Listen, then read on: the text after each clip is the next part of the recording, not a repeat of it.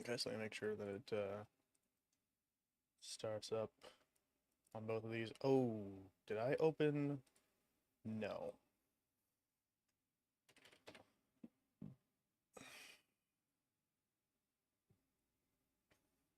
It did not ask me this last time, did it?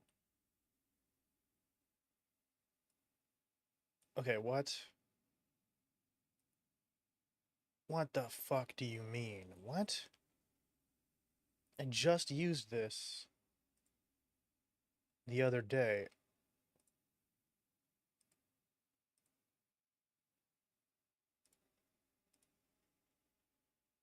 Okay. Move that over here.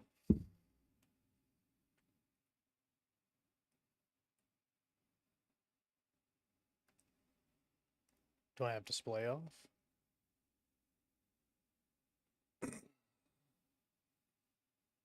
Oh, okay, I see, I see. Alright, so let's see if I can't find this, because that's gonna be really annoying. It should be in here. Yeah. Main OBS. Oh, because I gotta do a new WebSocket, don't I? Yeah, I have to change the password. Okay.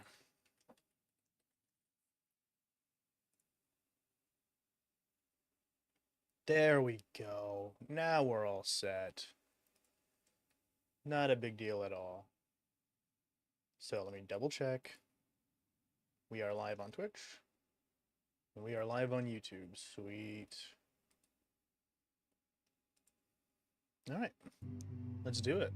So I haven't actually played Civ 7 and let's see, I guess my last quick save was in May.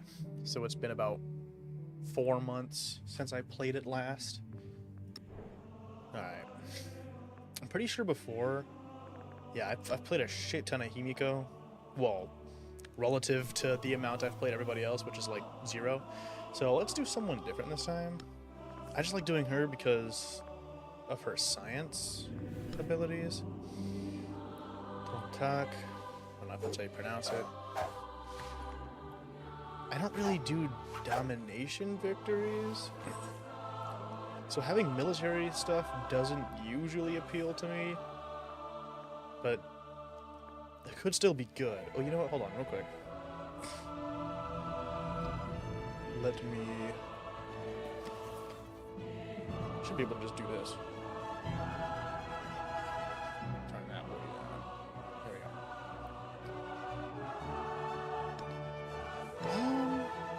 100 gold per age every time you discover a natural wonder. This is doubled if the natural wonder is lands. Interesting.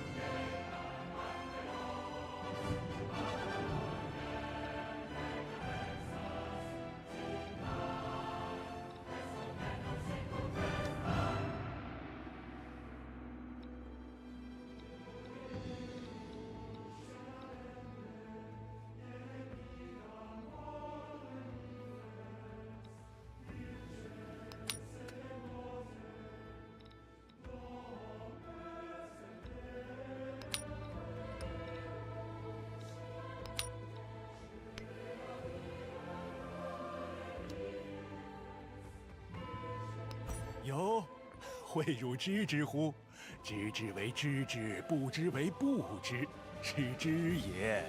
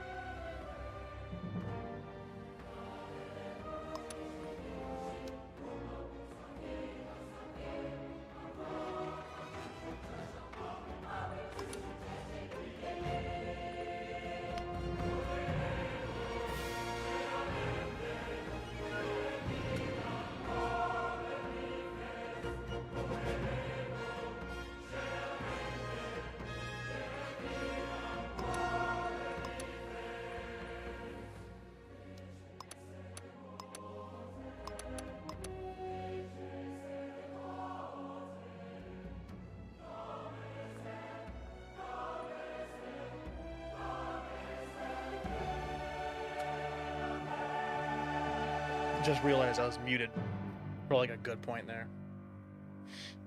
I was trying to think of like it's been a while since I played, and I wasn't really that good when I played, so I'm just a little.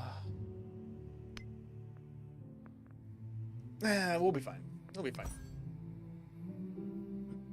I plan on doing like an entire run in this one sitting. We'll see though. I have a tendency to do that, but whether or not I'll actually do that remains to be seen.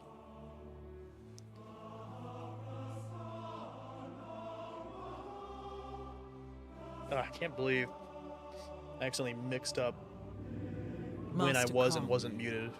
You gave And I was guidance talking to into the rulers when void they for a were minute there. lost. Now, Damn, it is wise hot in one, here, by the way. the world is again And in AC need not of your turning on. guidance. Help us to temper duty with benevolence. Help us to see with wisdom and propriety. Where the darkness of ignorance falls, lead us in the righteous path. Forged from I the feel like- legacies of the militaristic Qin and the cultured Zhao, the feel Han like, dynasty of China rules with righteousness. I know, tempered I with realized I was benevolence, muted with earlier. wisdom, Damn, is my stream informed that far by back? tradition. 'Cause Han I unmuted, engineers like, transformed the 5 land. minutes ago.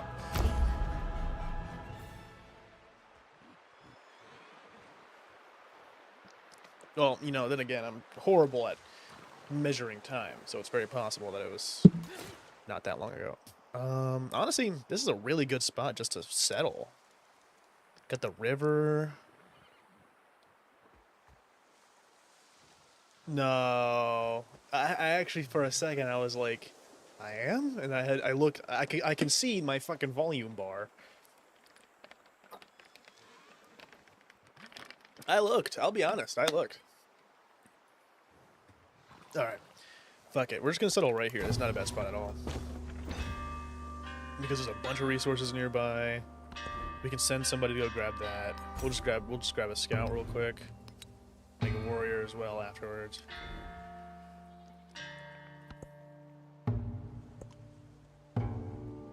The problem with that question is it relies on the idea that I thought that far ahead, which I guarantee you I did not. You said you're still muted, and I went, man, I'm so used to having technical difficulties. That's possible.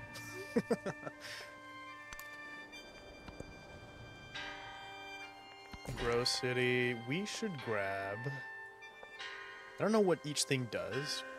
Happiness and culture. Production.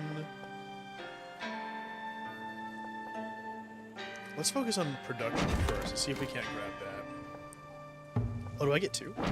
Ooh, I get two. Sweet. The disconnected subjects of a departed lord have disturbed this tomb. They haul out the riches buried with him, tribute stolen from their own chopped hands.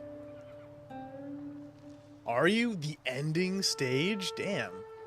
It went really quickly from I'm still stuck on what to do to I'm about done. That's crazy. I'm glad to hear it though. Just give me culture, fuck it.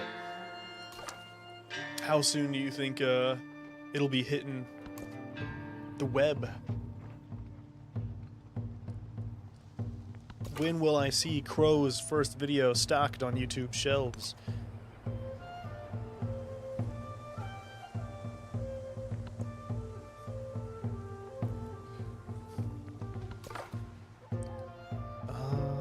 Yeah, we actually settled in a really good spot because we're right by the shore too. All things considered, we just gotta make sure that no dickheads come from this way. Work on a granary. We'll just put it. We'll put it there.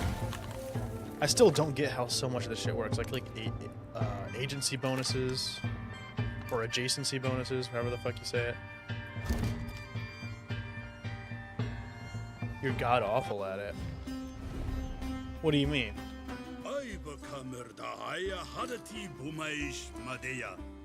Oh, I misread what you said. I thought you said the ending stage. You said editing stage. Okay. I see. Well, I mean, how fancy are you trying to get with it?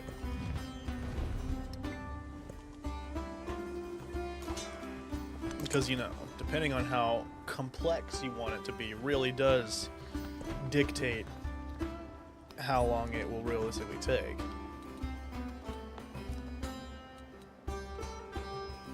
Ideally, that guy's not gonna try and kill me right away. You know what? Fuck it. We'll do this. Discipline. And we'll do despotism just because I want science. Nice, here we go. Inside a collapsed stronghold, workers have unearthed a ceremonial dagger engraved with the sigil of a once mighty commander. The find would be invaluable to its original heirs, but a rival house could probably name a price.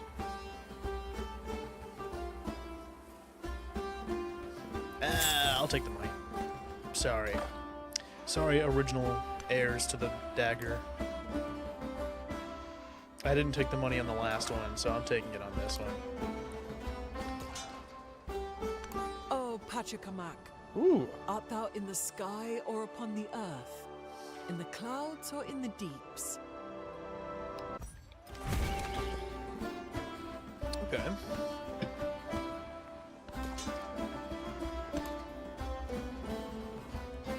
I did have a vision in my mind of how I want things to be, and the perfectionist in me refuses to move forward until it's right. Fuck, I feel like I'm sneezing. I need to...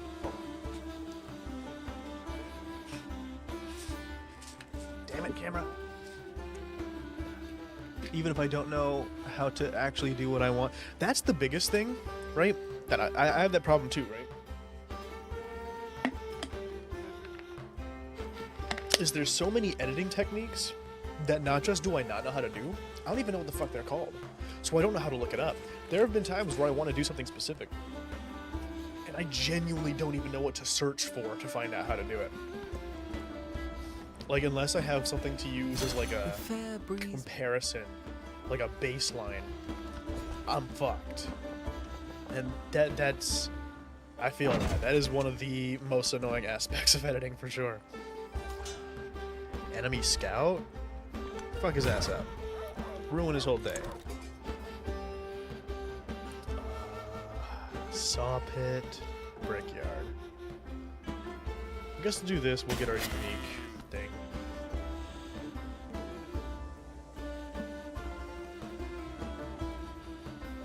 It also doesn't help that, like, some things, because you're editing in DaVinci, if I remember correctly, so I guess I can't really speak on it, but I know with, I use Adobe products, and there's a lot of things that, like, you kind of need to outsource to something other than Premiere. So, like, there's certain effects that are very hard to achieve in Premiere, so you are expected to do them in After Effects, which I have After Effects, but After Effects it takes a much larger toll on my computer than you know, Premiere, so I don't really like using it that much, and at this point I only really use it for small little animations, like when I'm animating little Twitch assets, like the chibi art that I got commissioned on Fiverr, and then I animated it. It's like simple shit like that. Because when I used to do complex shit, I think that's exactly why my MacBook is just fucked now. I pushed that MacBook to its very fucking limits. I'm about to train a settler, so this might be easier to do. Yeah, let's just do that. Because I don't even think I can build one library yet.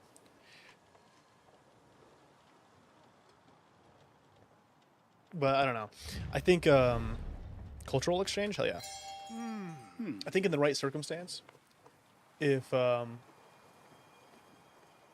that thing was struggling for air and you really forced it back into the mines, yep, literally, that poor fucking thing.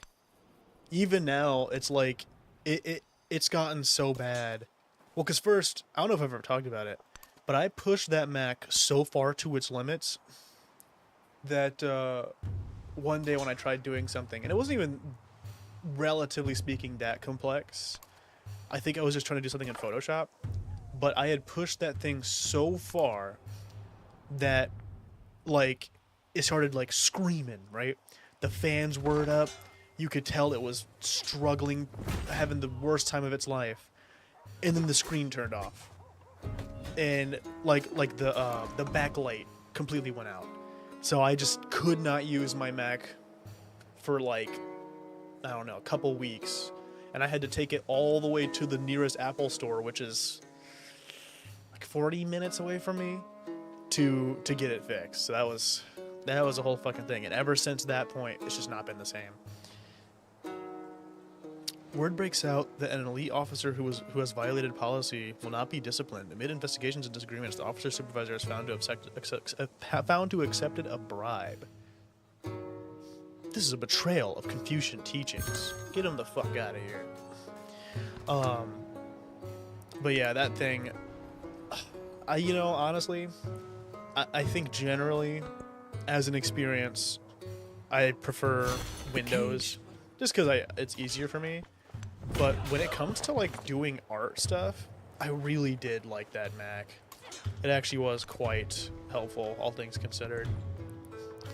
Because as long as you're not doing anything like if you use a Mac with one particular goal in mind, and you just learn how to use it for that much, like, for that extent, it's pretty simple, pretty streamlined. It's only once you want to make it like your everyday PC that you're like, God, I hate using this fucking thing. There's so many things that I can do on Windows that I can't do on Mac. But in Mac, it's like Windows is vice versa. It's great versatility, so I can do just about anything I want. But the drawback is that for individual things, I kind of just don't like it. Like, I don't know, something about editing in Premiere and shit, or, like, using Photoshop on this computer doesn't feel the same. I don't know why. Maybe one day I'll get another Mac, but we'll see. Because another aspect about them is that Apple loves to fucking overprice their shit.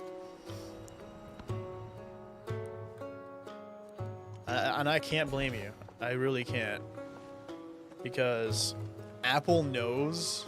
Apple has done such a good job at turning themselves into, like, the bougie brand, where it's like, you know, only fucking people with wealthy families were able to get iPhones, and so it was like a status symbol to have an iPhone. Now everyone has iPhones, but that was the point. It was basically mass peer pressure to get people to adopt the iPhone, and it fucking worked. Hook, line, and sinker. So they can charge about as much as they fucking want for these phones, and no one's gonna stop them.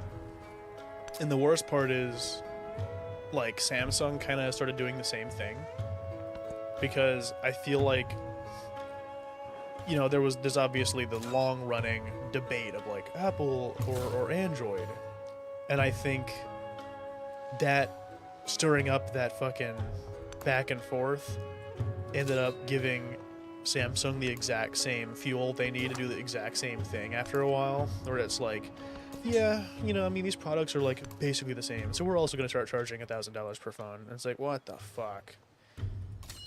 And, like, in fairness, I like the phones, so, like, I'm going to keep using Samsung products. If my phone ever broke, I'd probably get another Samsung, but that shit is still annoying. I'm certainly not one of the people who's going to buy, like, fucking every time a new one comes out, buy the newest model. That shit's especially fucking stupid. Ooh, there's a dude right here I didn't even notice. Maybe let's just try and settle, like, right over here. I'm trying to think. I don't think there's a single product that comes out, like, annually that I actually get every year. Like, when you look at games, fucking like the 2Ks and fucking FIFAs and all that shit. Genuinely, what the fuck are you doing if you're buying one every year? Why? What is so different between games that you need to buy it, other than everyone else does it, and so you're gonna do it essentially just kind of like fit in with the mold? And same thing with physical products. I don't think there's a single thing that I actually like buy every year. I'm trying to is there? Let the animals roam, get 50 happiness, 45 science attack. Yeah, you can take some damage. You're not even fighting, so you'll be fine.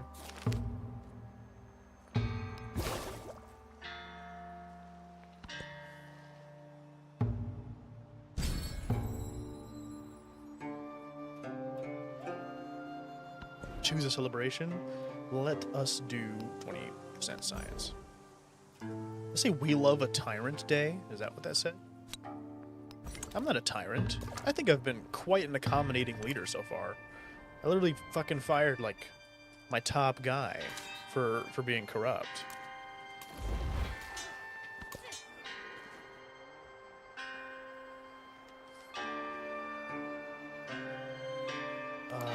My career used to actually interest me, but I don't think they put out... Oh, that's true. Oh, you know what? Oh, fucking camera. I don't know why it's been doing that. Like, for some reason, it just can't fathom. If I turn my head away for like 3 seconds, it just can't fathom where I am. It used to not do that. I forgot about the career modes, because the WWE 2K games had those too. But like you said, when is the last time they put out a story that's actually even worth fucking giving a damn about? Because I know the WWE ones, we talked about it the other day. Ass, man. They've gotten so bad. It's been so long since there's been a good, fun WWE game. To get knowledge. Damn it. Hold on.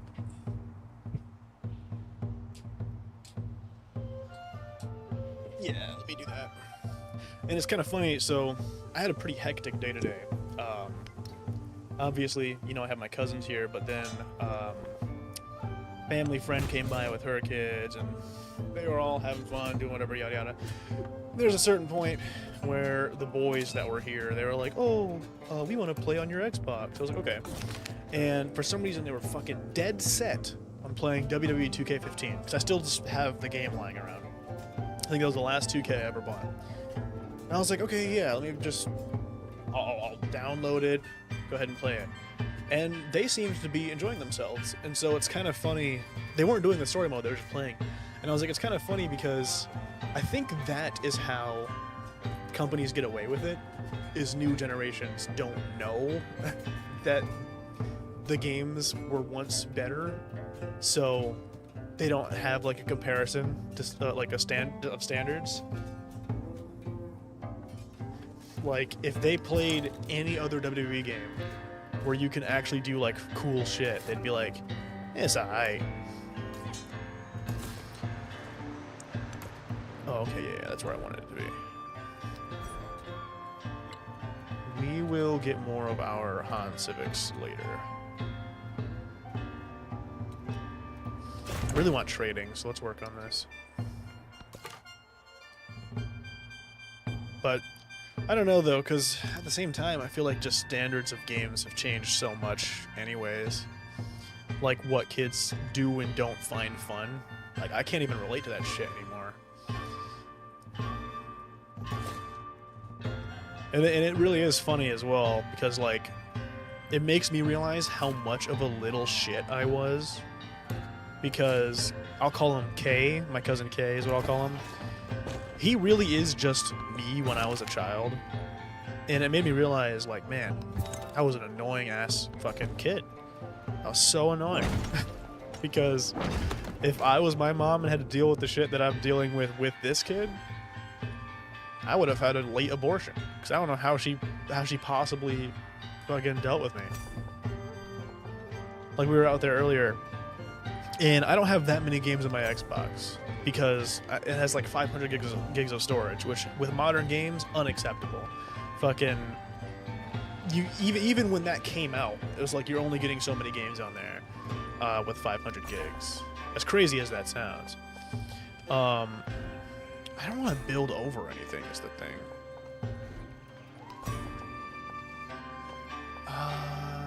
Okay, yeah, let's do this.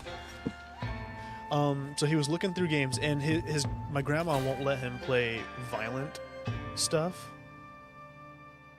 Trying to figure out a way to wash you with my phone at 1%. I mean, can't you just put it on the charger?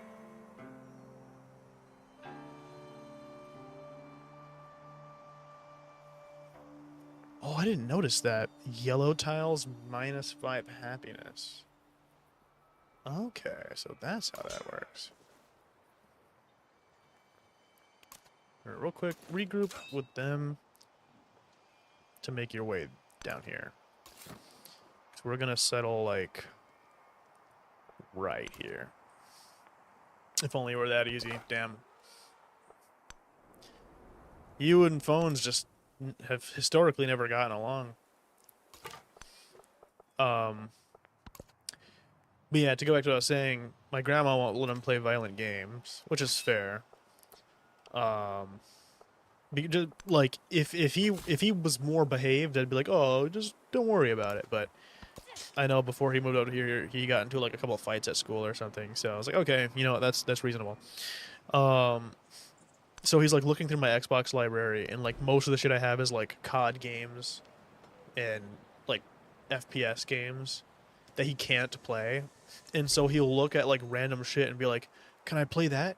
And it'll be like a fucking game that I did like a trial for back in like 2014 that's no longer online, so you can't play it anymore. Like there was some Marvel game that was on there. I don't even remember ever seeing it in my life. And he was like, can I play that? And I was like, okay, you're gonna have to download it. So we let it downloads for fucking hours. He tries opening it, and one, pretty sure it didn't have servers anymore, but two, it wanted me to get Xbox Live. Fuck no, I'm not paying for Xbox Live. You got me fucked up. I don't play Xbox.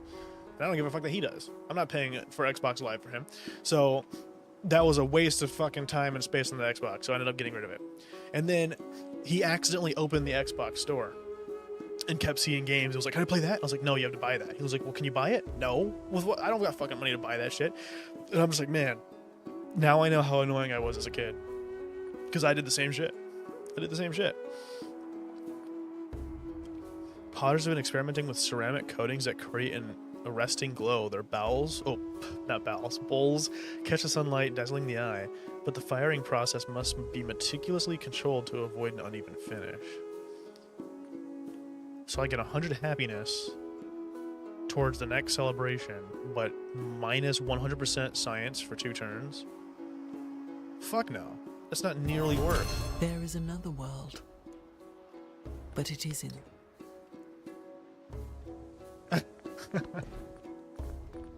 Yeah, it's like, dude, because what was the game? Oh, it showed Dying Light on there, the new one that came out, which is like $70. And it's like, dude, even if I had a job right now and was making money, I'm not buying you that.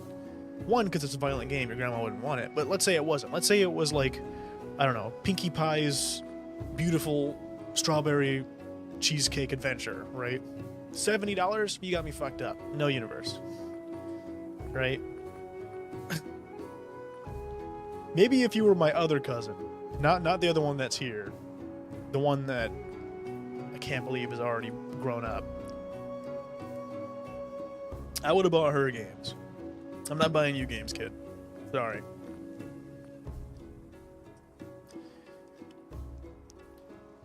$100 10% production towards training settlers in cities with an altar.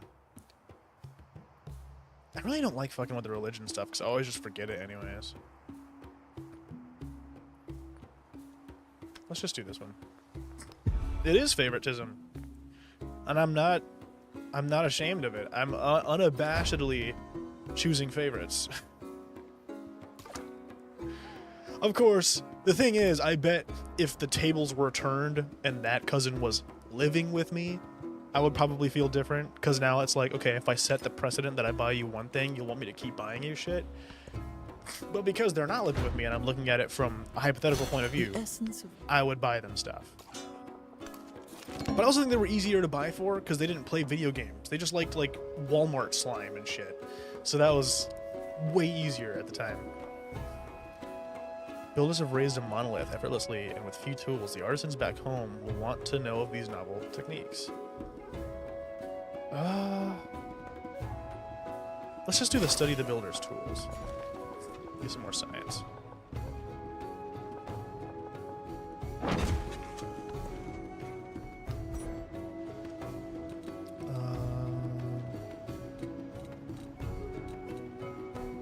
Yeah, we can do the library now. Okay. I think we're making pretty good progress. Get the fuck out of here because you're gonna get killed. Get you over here. Protect this guy. Fucking defenseless settlement. Defenseless my ass. I got a swordsman waiting right here. He is not afraid to bear arms if that fucking guy tries anything at all. And you know what? Speaking of which, pop this dude out. Oh, there's a mountain in the way. That's fine. Whatever. As long as that guy can't get to my settler, then I don't care. What do I get for this? Just 20% gold towards purchasing buildings. Purchasing and upgrading units. Okay, fuck that. Buildings. Okay, well, we get both. Alright. But, yeah, today was a really fucking hectic day. Because I didn't wake up until about noon. But, like, as soon as I woke up, it was like I had to wake up, get out there. Because we had to drive, like, 30 minutes to the family friend's house. Because we were picking up a... Oh, no, not that. No. We were picking up a roll of fence, chain link fence, and, like, you know, the poles and shit that go with it. Because they just had this area of fencing that they just didn't want anymore, and we've been wanting to get, like, start fencing the yard so that, my dog can roam around without needing the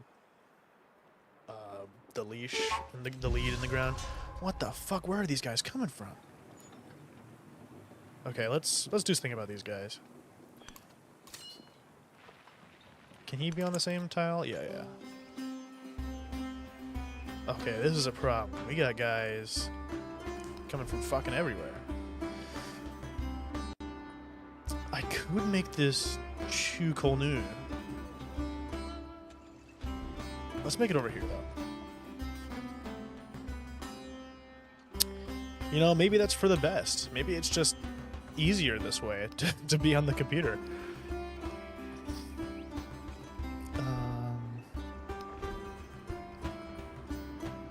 Wait, why can't I buy it now? Oh, I can. I just can't buy it on the other one for some reason. Okay, just buy this. Fuck it. Yeah. I know. We're gonna fucking kill them. It's fine. Where are they coming from, actually? Because we need to just take out their base. I guess that's what my scout's fucking job is. Come on, scout, get over here. But yeah, so we drove like 30 minutes to get to the family friend's place. Then we, you know, had to lug around the fucking pieces of fence to get it into the back of a pickup truck. And take it all the way back to my house. And then when we got here, of course, we just had guests. So that was a whole extra deal.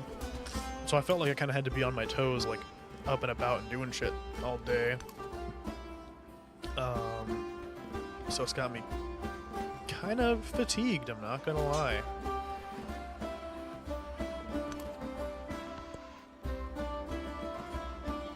I had like the biggest fucking headache for a while.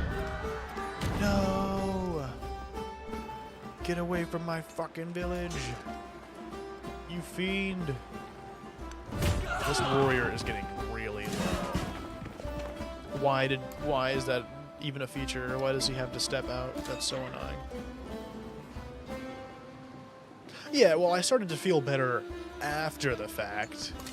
It was just, for a good portion of the day, I had like this massive fucking headache. Because you gotta think, man, I was around like screaming kids all day and having to do like physical labor. Now I feel fine. I was drinking energy drinks and shit, which doesn't necessarily help with headaches, but I was doing it anyways. So I've just kind of got my fair share of energy now. Damn, why is this taking so long? Let's make... No, it should be okay. It should be okay. But yeah, so like now I'm feeling okay, especially because I don't think I have anything I need to worry about tomorrow. So I kind of just want to Spoken word. see how long I can have this Civ match go for. Like that is the plan. That's what I'm saying, man. Screaming kids and they're not even mine. Like what the hell? It's annoying. But it's just how it is. Honestly, it was still kind of like a blessing in its own right because there was kids there to distract the other kids. So it was less stuff for me to worry about, but I was still just anxious throughout the day and on my toes because what I was really wanting to avoid was the boys getting mad at each other and fighting. Because Kay is very young, the other boy is like a bit older, right? But they're both, in general, young. They're not very patient. I knew all it could take is like one disagreement about what game to play for shit to go cattywampus. So I was like trying to like kind of, you know, hover around every once in a while to be like, they're not fighting, are they? They're getting along. Because I knew if they fucking argued or something, then I would have no freedom for the rest of the day. So it'd be a whole fucking thing. Ah, these fucking guys. Take this guy the fuck out.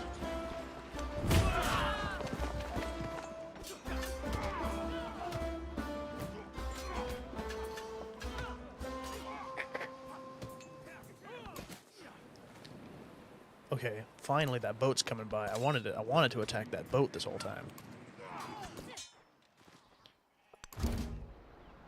Oh, we met another place. We met Napoleon, right? Yeah, Napoleon. Hey, what's going on, man? Je suis Napoléon, sur cette terre pour déterminer le sort du monde.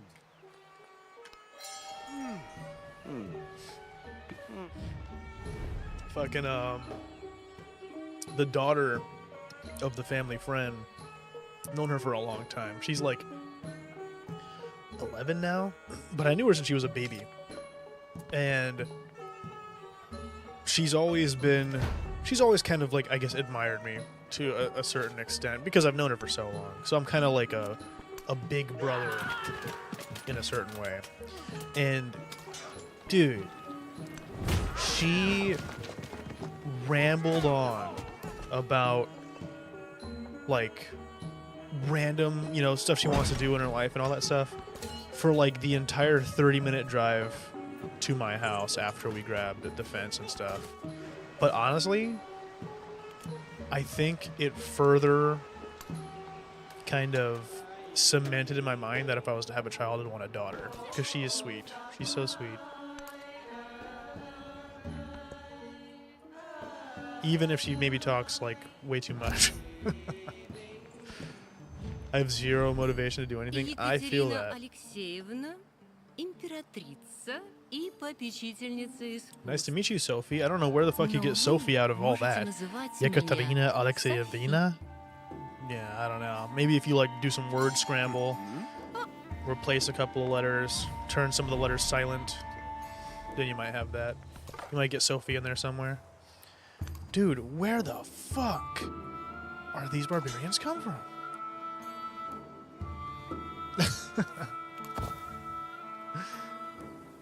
Which, I mean, I get you.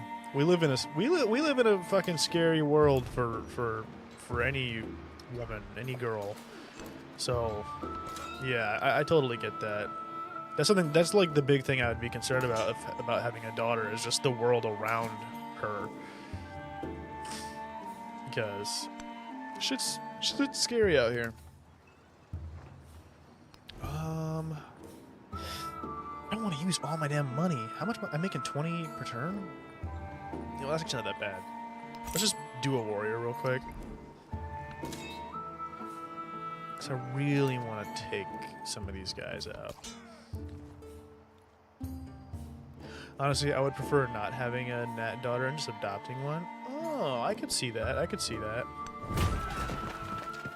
Yeah, I mean, knowing you, right? Considering that you're trying to fill up your ranks like it's the fucking military, right? With the amount of kids you want to have, I guess that would make sense, right? You have like the first 4 or 5 kids, and you're like, all right, so we're pretty close to having a full roster here. So let's just go ahead and adopt a girl.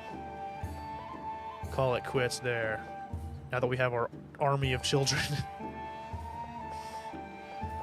It's like some fucking punk hazard shit. Without the horrible experiments, of course. At least I would hope.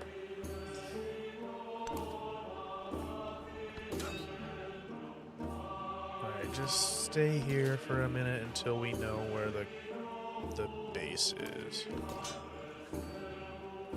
Honestly, just keep sniping that fucking bastard. Repair that. It's only 16 gold. I should be repairing shit in here too, when I think about it.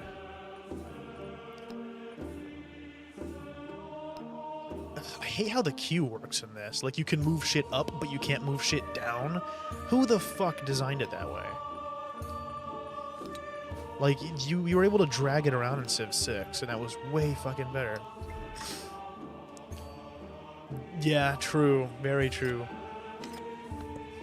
The only fear I have with adoption is, like, when did the child go into foster care? Because I feel like, I don't know, I mean, I guess if you're ready to undertake the responsibility of being a parent, it probably isn't a big deal. But the very concept of trying to help someone kind of overcome what is essentially like abandonment in a way would be very hard. Because if you're talking about someone who was put up for foster care as like a baby, they wouldn't have any attachment or anything to their original parents.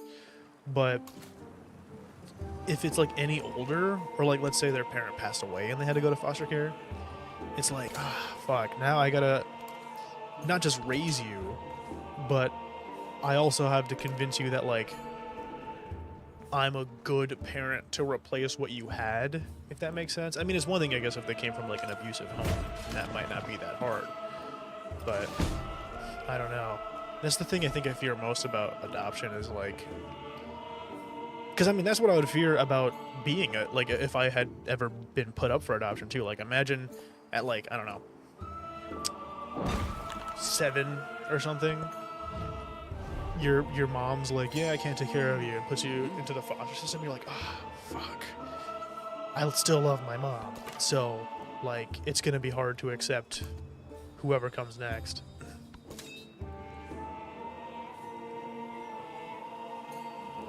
Yeah, I mean, that's true. Maybe in some ways it would be, like, a bit easier, I guess. I don't know. We've talked about it before, but just the foster system in general has a lot of its own flaws that really need fixed. Because, I don't know, the amount of stories you hear of kids having it really rough in the foster system is just a problem, you know? You think, like, someone would want to do something about that. A lot sooner than it seems to be done. Blood ties unravel. On their coming of age day, a young citizen stands conflicted at the threshold of home, wringing hands, calloused by duty. Family is sacred, a unified household divine. What if somewhere out there in the world a new life awaits just for them?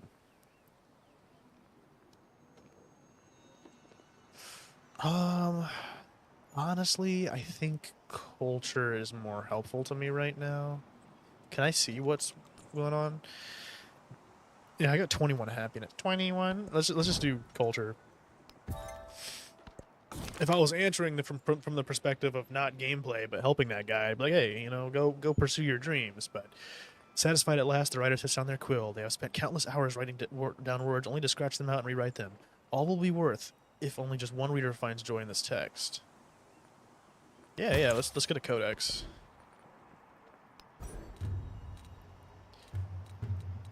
Grab this real quick.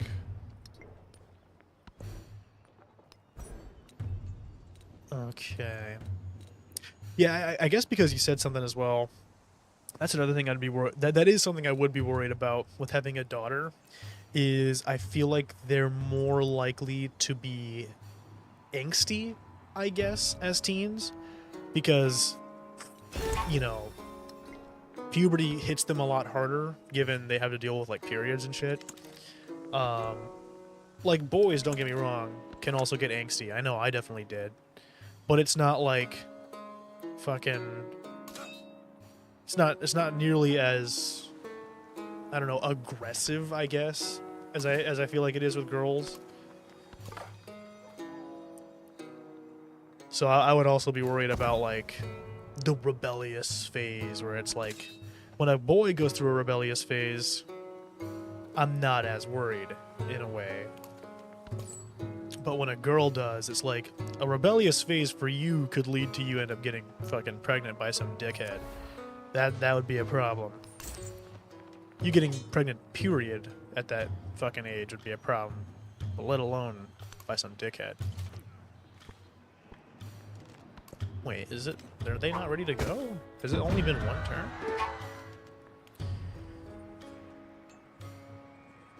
Oh, get over it. We'll take this fucking boat out. Nowhere to display the codex? That just simply can't be true. Don't I have a library?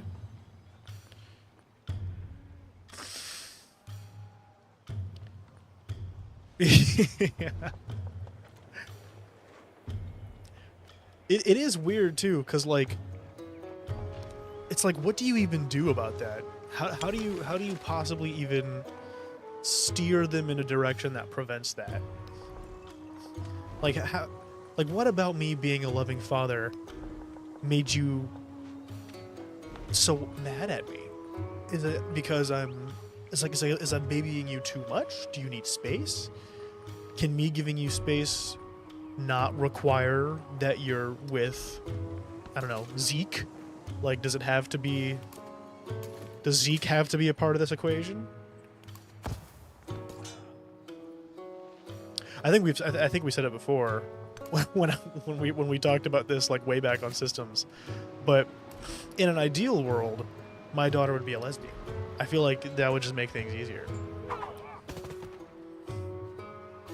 Especially because like if they're bringing boys home, I gotta do the whole like, you know, the whole routine of like, you know, what are your intentions with my daughter? If it's a girl, I'm sure they're fine. That's not always true, but I would be more confident. You're not going to get her pregnant, at least. Ideally. I guess that's not impossible, but ideally.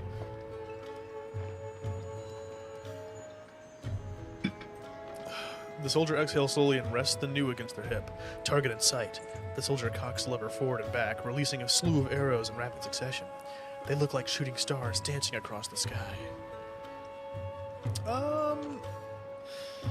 Now that settlement down here is being civilized, I don't really need that many guys. I get any natural girls, I'm raising them on lesbian values.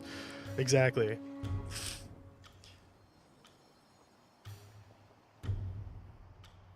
She'd have to come out the closet. Yeah, it would be interesting, right? You know, you have all these like fucking complete psychopaths that think that the media is putting like subliminal messaging to make kids gay, which is completely asinine.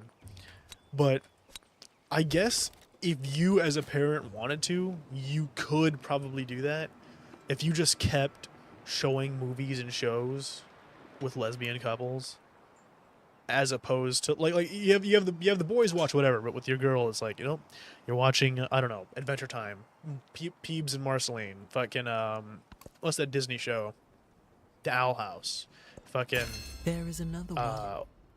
what are some other, I think She-Ra had like lesbian couples. I never watched She-Ra, so I don't know. But yeah, just you know, kind of subliminal messaging. Also, I completely forgot, I can just befriend these guys. I should have been trying that way sooner. But then again, I'm not getting that much influence per turn. I'm only getting 12. Just not ideal. What do I get for this? Influence on science buildings and influence on the palace. Honestly, let's do that real quick. Let's check that out. Settlement under threat? No, it's fine. It's fine. Settlement's fine. Honor the Hapuda. Whatever the fuck that is. We're just gonna call it Andhra Puda. Shouldn't be too aggressive with us for too long. So you go ahead and rest. I really hope they don't fuck up my merchant. He was the first to That would be a problem. That'll be like, fuck becoming your friend. I'm gonna have to kill you. Yeah, let's do this. One thing I've thought about is like, so here we meet. So, Oh, she speaks English, so I don't have to. and I gotta ask myself, you gonna be my friend or my foe? I do love that they put Harriet Tubman in this game. I think that's such a like cool, unexpected Civ leader. It does suck that, of course, just because it's a black woman, you had people tweaking the fuck out over her introduction. But I think it's cool. I won't have my eldest sons. I won't until my eldest sons are older, but I do want to adopt those who have been in the system too long, those that's been hopping around from home to home, the trouble ones. Yeah, I think actually that makes a lot of sense. Wait until your kids are a bit older and then do it, because I feel like that would be very frustrating from the perspective of maybe both sides, maybe both your biological children and the adopted children. If, like, imagine you're like, I don't know, 9, maybe even younger, like 6, and one day some like 14-year-old just starts living at your house. You would be so confused and distraught and be like, why the fuck, why are we feeding this guy? So it would make more sense, yeah, let your natural children kind of grow up more first, or at least like the eldest of them, so that way the transition can be smoother. We're gonna do gold in all settlements. Ooh, hello, Catherine. I don't have 60. Fuck. Okay. I'm sorry, Catherine. I would love to have done more. Something I've considered recently.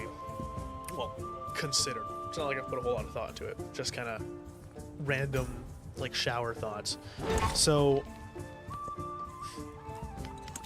with me,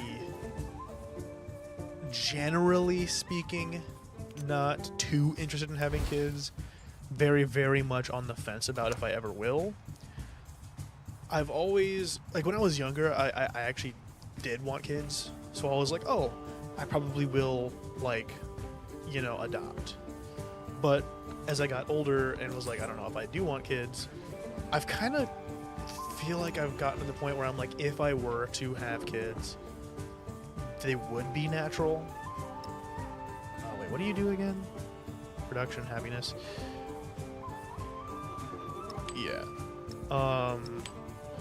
Just because, like, I guess there's a part of me that's like, if I'm in love with someone so much, and they make me feel so confident in my life situation that I'm even willing to have a kid, then I'm probably gonna put a baby into them, right? But something I just never really considered until recently is, what if my partner doesn't have a pussy, right? Because that's a pussy isn't like a necessity for me. So if they have a dick and then they want kids and I'm so deeply in love with them that I'm like, yeah, I can give you kids, He was the first I guess I'd have to adopt at that point. But I think if I'm dating someone who biologically can have kids, I would rather just biologically have kids than to adopt. Just because, like, I don't know. I guess if you've worn me down to the point where I'm actually breaking and being like, fine, let's have kids, then that means I love you enough to put a baby into you.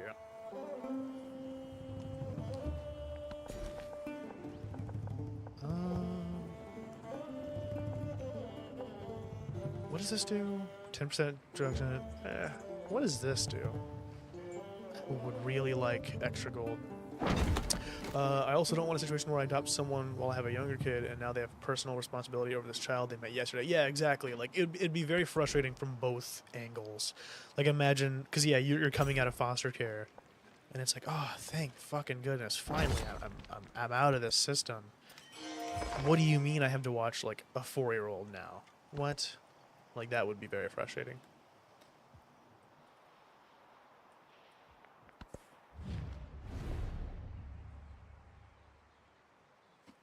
Xerxes, I would love an alliance with you. You know, you've been very kind to me since the beginning of the game. Got a diplomatic point. Let's do influence. My happiness has been fine, so we'll just keep working on influence. Duty to one another is duty to the self. Oh, that's telling me that I got... An ally is at war? Xerxes, man, why didn't you tell me this? Why didn't you not tell me that you were at war first? I would have said no. Because I'm really not trying to get involved in a war right now. I don't want to make enemies this early on. I have 3 settlements. Like, this is not going to work out. I fucking hate when that happens. Because I'm pretty sure if I stay neutral, our alliance not just ends, but he likes me less. And so then he could become an enemy. Damn, that fucking sucks. I'm not about to turn on anybody right now, though. That's just a problem. That's a problem. This early on, that's a problem. I want to see if I can't get another settler up here so I can get this natural wonder into my civilization. Into my civilization 7.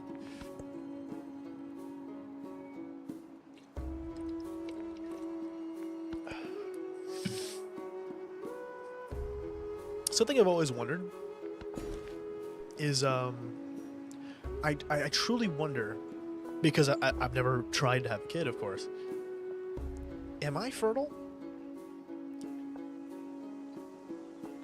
Like, it would be really unfortunate if I finally decide, you know what, I do want to have a child. And I put all that effort in, and then it's like, bro, you can't have When babies. I was young, I thought That would money suck was so the most bad. important That would be like thing the in most life. ironic thing ever. I need to succeed. Like, I need to win at life. I have to. For my dreams of having a big family, of being able to take care of them, and adopt troubled children in a home that has the resources to care for them. For my type of family and dream, I can't merely just pass by. I get that. I totally get that. And I agree. I mean, like, in my case, that isn't, like, necessarily a specific goal for me, but it is, like, a prerequisite. If I'm going to start a family, being a regular guy is not enough. I don't know. I totally get what you mean. And for what it's worth, you know, I really do hope, not to sound like a downer, I guess. I don't want to accidentally put any bad juju in the air. But Name I do now our hope that names. as the years go by, you know, we'll always be tight. The 4 of us, at least. Because, I really want to help everybody succeed. The very concept of, like, going far in life and not bringing my friends with me, just, that doesn't sit right with me. And so, as time goes on, I really want to make sure that we can all kind of achieve great things together as friends. Help lift each other up wherever we can. What's here?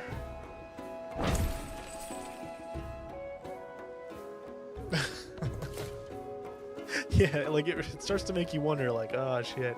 I mean, I do think it's something that you can get tested for.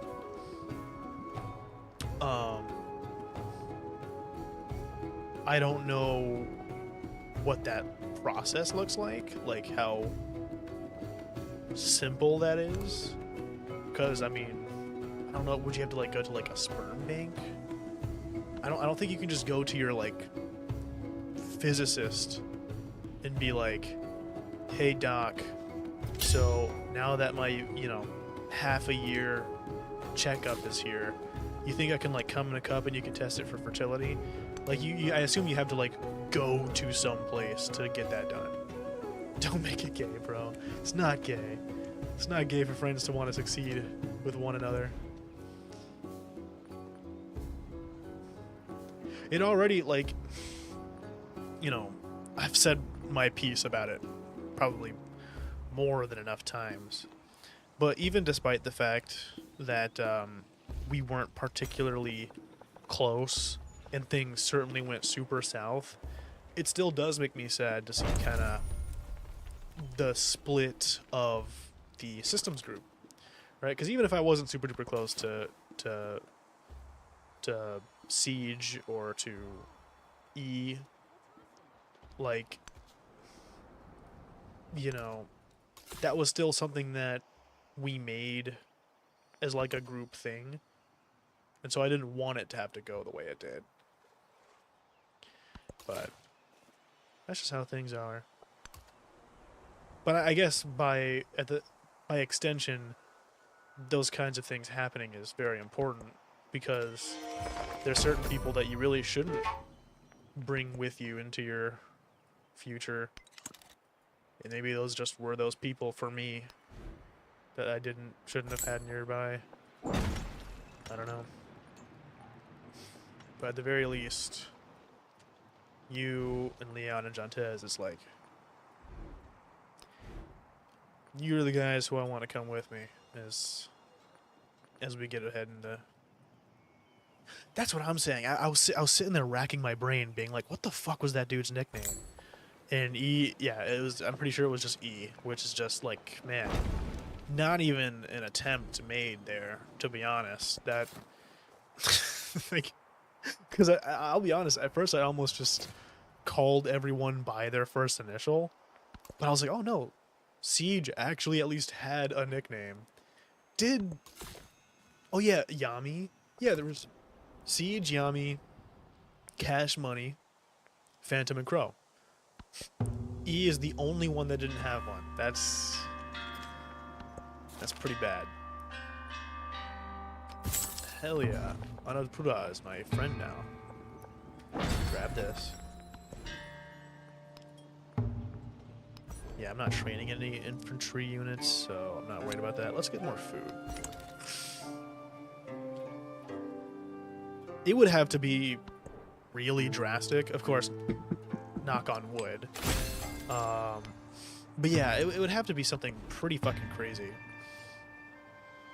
Or, I guess it doesn't actually need to be something crazy. It could honestly be something as simple as everybody moving really far apart, where it's one of those things where it's like, it's not us splitting up out of malice, but just out of necessity. I guess there's that. But yeah, otherwise, it would have to be something pretty wild. Let's make a brickyard. Just put it right there. So, unfortunately, I don't really have anywhere good to settle next to this fucking wonder. So you know what? I'm gonna bring this guy down here to settle. Maybe?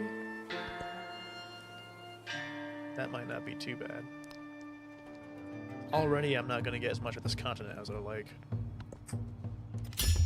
It's split up between like fucking 4 An countries eye for already.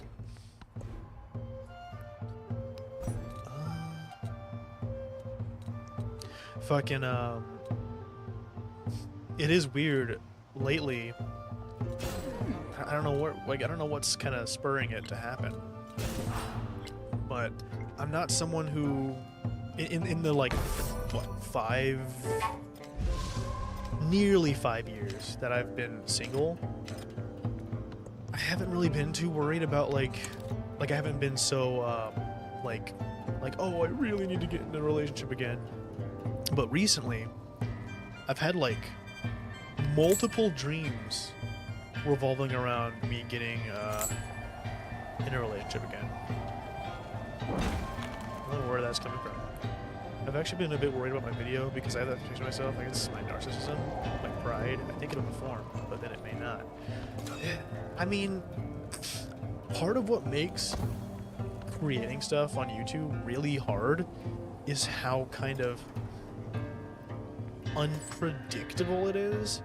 Because, I mean, I don't know. It's kind of hard for me to comment on because, like, obviously I've done YouTube a long time, but I'm not really a expert or anything by any means. I clearly don't know what the fuck I'm doing, or else I'd have much more engagement and subscribers and stuff. But a big kind of thing about it is that it can be kind of fickle. Like, you can definitely just there are some things that you can like objectively do right, but I feel like there's some people that can make fantastic videos and still like not be noticed for like a long time at least.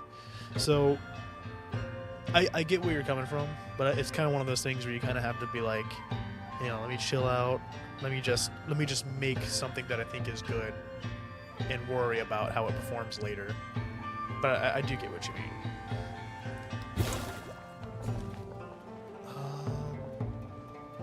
Okay, let's start working towards the shore more. Yeah, if I just do that one, I think. Oh, not quite. Hello, that's Dinsey, is it not? It's been a while since I've seen your YouTube username, but I'm pretty sure that's Dinsey. Phosphophyllite, right? I think that's Dinsey. Oh yeah, I finally have a setup on OBS now that like I can properly see both chats at the same time. It's like way easier. Oh, Dinsey, it makes me so happy to see you. I hope you're doing well. I hope you're doing beautifully on this Sunday morning for you. Yeah, well, it's Sunday morning for me too, but way earlier in the morning for me. Yeah, Dinsey's in the YouTube chat. Crow says hi, by the way, Dinsey. It has been so long. I hope things have been going well for you. You know, I worry about you guys that those of you who I don't actually get to like see every once in a while. I you know, I wonder about you. Like Ame just started. Yeah, I'm streaming on both. Ame just started her art school, and so it's like I've been kind of trying to keep tabs on that and be like, hey, I hope things are going well. I hope things are going well with you. Dinsey says hi, Crow.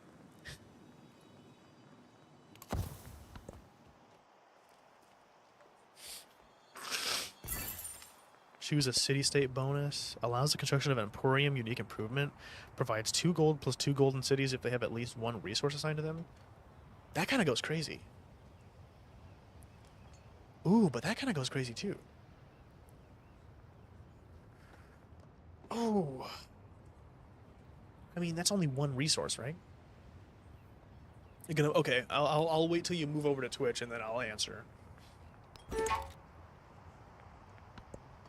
Surplus influence. Holy fuck! Yeah, I actually do have a lot of influence. I didn't even realize. Once you move over to Twitch, I'll talk about it a bit more. I don't want to like start talking and then you got to move over and then, you know, I have to like reiterate stuff.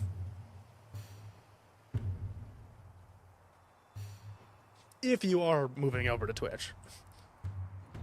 If you decide to stay here on YouTube, that's perfectly fine. I don't think you get ads if you watch it on YouTube. Just putting that out there. If you want to watch it on YouTube so you don't get ads, that's perfectly fine. It's not like I'm making much from getting ads on Twitch anyways.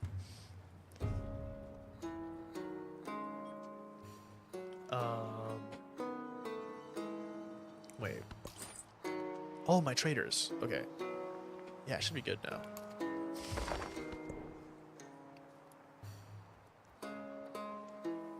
I forgot. Okay. Well, then for now, I will speak as though with the assumption that you'll be watching on YouTube. So first I'll answer both tabs. There's only one tabs, Dinsey. Even though my username is 89 tabs, ignore that.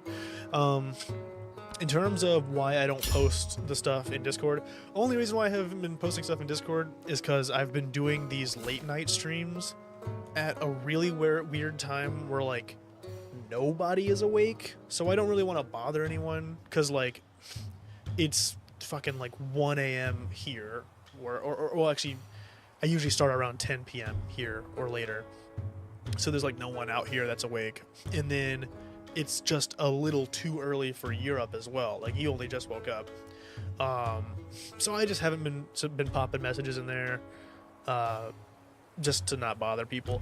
If I was doing like a proper stream that like I had set up a time for, then I would, but I just haven't really, I guess, took the time to do a proper stream. I do want to do one soon because Script Welder made another Deep Sleep game, so I want to play it because it looks fantastic. It looks like his magnum opus. But yeah, I guess that's the perfect chance to segue into your other question about, you know, what about me? How have I been? Life's been hectic. I would be lying if I said shit was simple. It's been fucking rough. One expansionist attribute slot. Select this option will begin a quest. Okay. Start 4 diplomatic endeavors. Easy. I can do that right the fuck now. We'll do farmer's market for you. Research collaboration with you. Wait, does it have to be specifically endeavors? Yeah, fuck. Yeah, I mean, life has just been kind of rough. Because, I don't think I've talked about it on stream yet, but, my grandma and my little cousins have moved in with my mother and I. Which has just been kind of a whole, you know, can of worms trying to get everything situated there.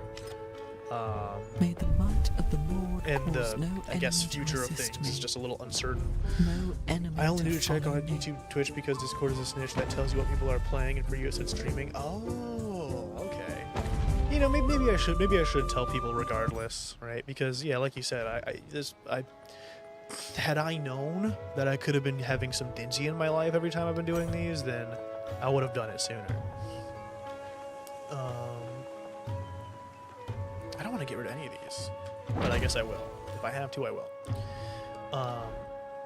But yeah, I don't want to bore you with the details. Basically, things have been stressful. Just been trying to get stuff sorted out because I really need to get my shit together. Cousins, very young cousins, like 6 and 7 years old or something.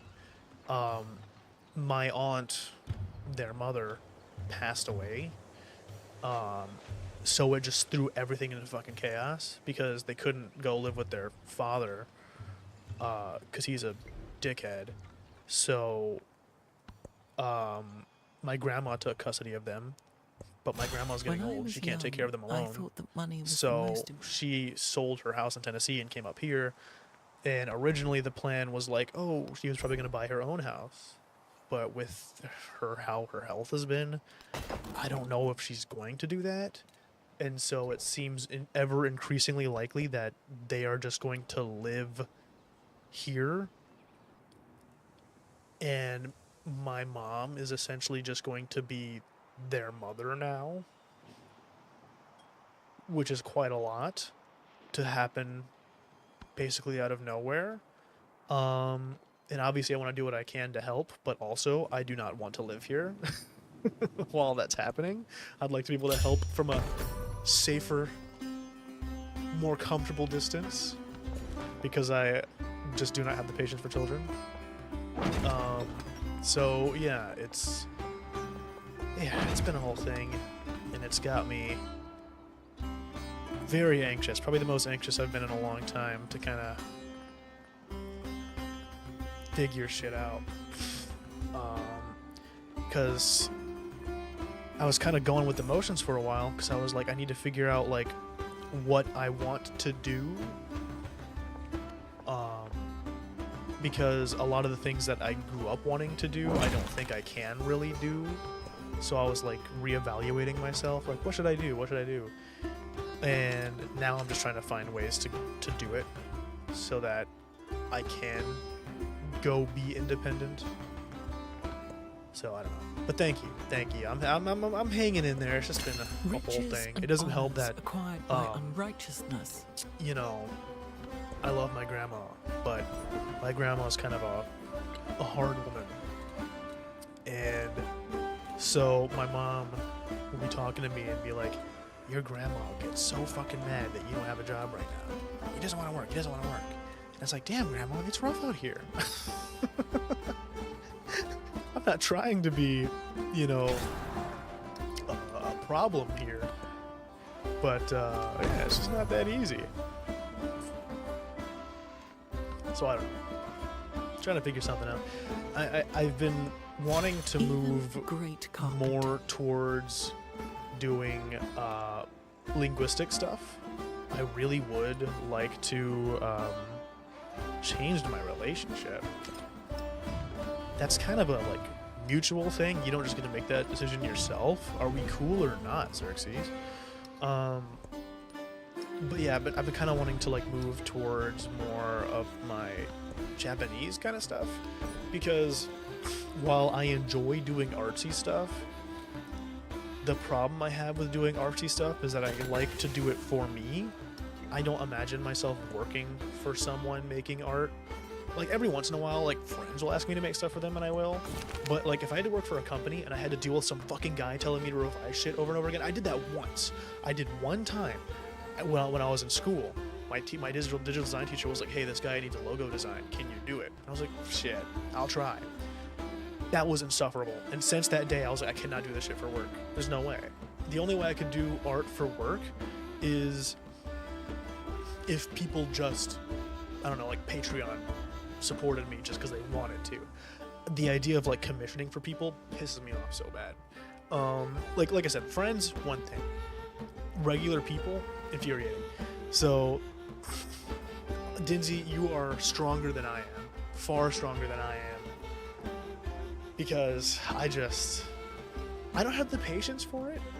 And, you know, I like to, I make something and I'm like, I think this looks good. Sometimes people will ask me to make something and obviously I'm making it for them, but I'm making what I think looks good. Because I'm the fucking guy making it. So, if I make something that I think looks ugly, I wouldn't want to give it to them. So, yeah, making art for other people, big no. So I was like, okay, that's crossing that off the list. YouTube, super volatile. Whether or not this would ever work out, I don't know. I've been doing it for 11 years, technically longer. Not something I can rely on. Cross it off. And then driving related stuff, I got my CDL. I spent quite a bit of time studying for it. I spent quite a bit of money getting it. Problem is, at least where I live, getting good jobs with your CDL is ass. Horrible. Actual donkey nuts. And I didn't know that before I got it. Cross that bitch off too.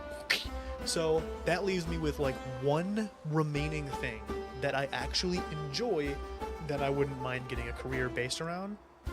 And that's linguistics. I want to continue learning Japanese, and so I've been kind of thinking about going that direction, but I don't know. Especially because I want to learn more beyond Japanese too, so I don't know.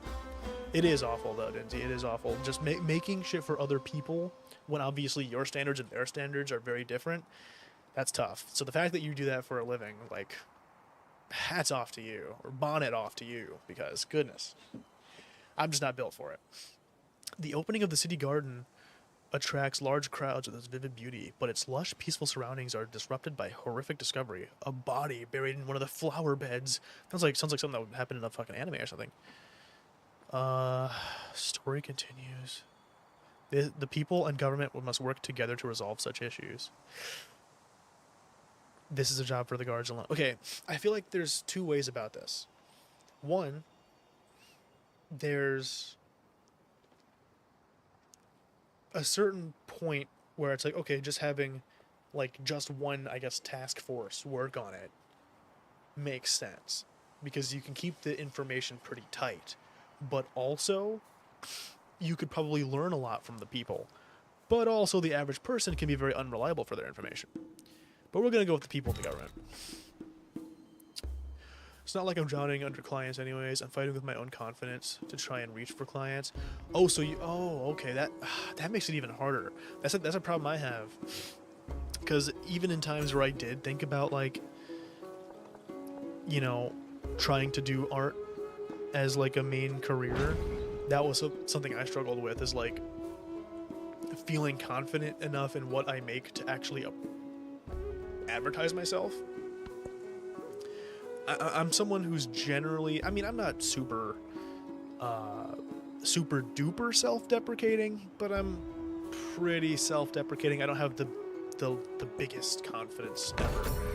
So just about anything I make, I assume is not good enough to make money. Whether that's YouTube videos, whether it's streaming, art, I just always assume that it's not good enough for that, so I just don't do it, and that's a really hard kind of thing to fight. Now,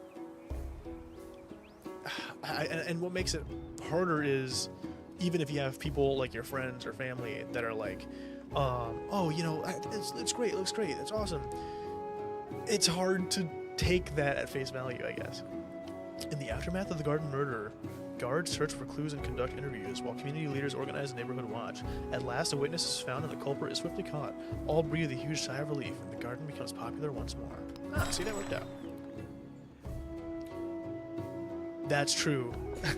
There are times where I see someone who has achieved a lot doing something, and I'm like, man, if they can do it, I can. I think the big problem there, though, is that sometimes people get where they are not even necessarily because they are good, but just because they know how the system works.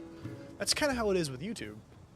There are YouTube channels that I see that I'm like, man, this is kind of donkey nuts, but that person just knows how to use, like, how to kind of appease the algorithm in ways that I would never think of. So it leaves me in the situation where it's like, damn, they game the system, and I'm not intelligent enough to game the system.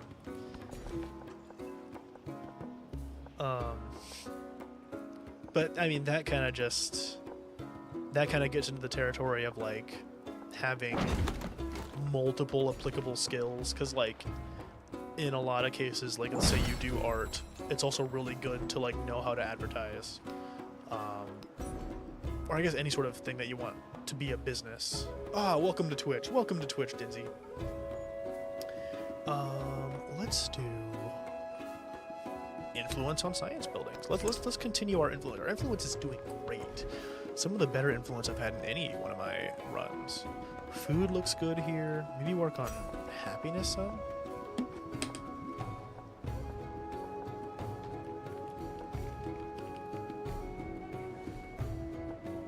Good point. Good point. If you're actually actively logging in, Twitch won't keep logging you out. That does make sense. I apologize that I have allowed Twitch to do that to you. Okay, 2 more turns remaining on your thing. I don't have one running for you, I guess. What? I could have sworn I did. Wait, what? Am I taken? I could have sworn we had an endeavor running.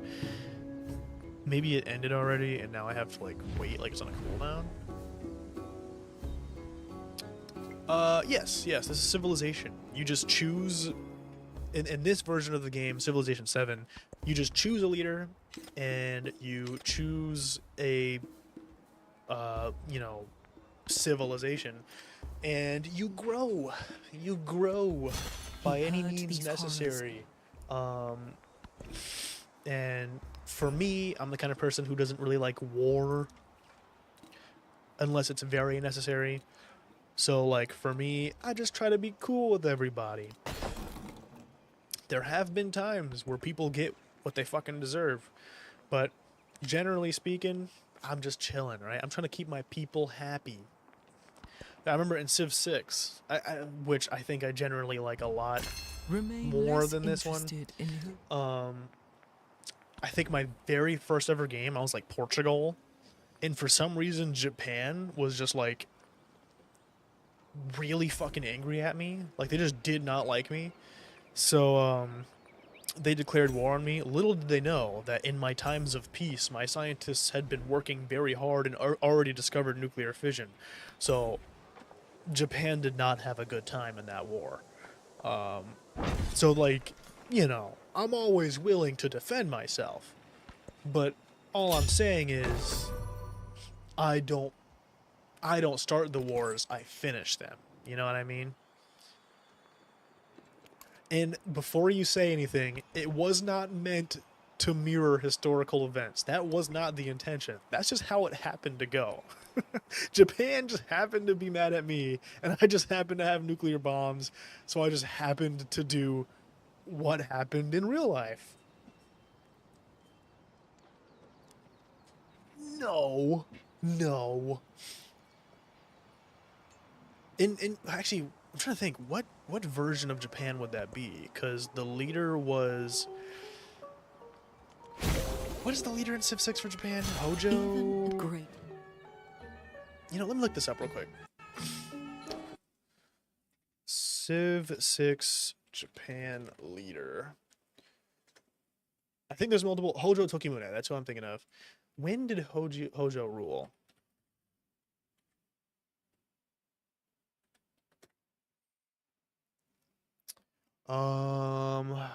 He ruled as the Shiken of the Kamakura Shogunate from 1268 to 1284.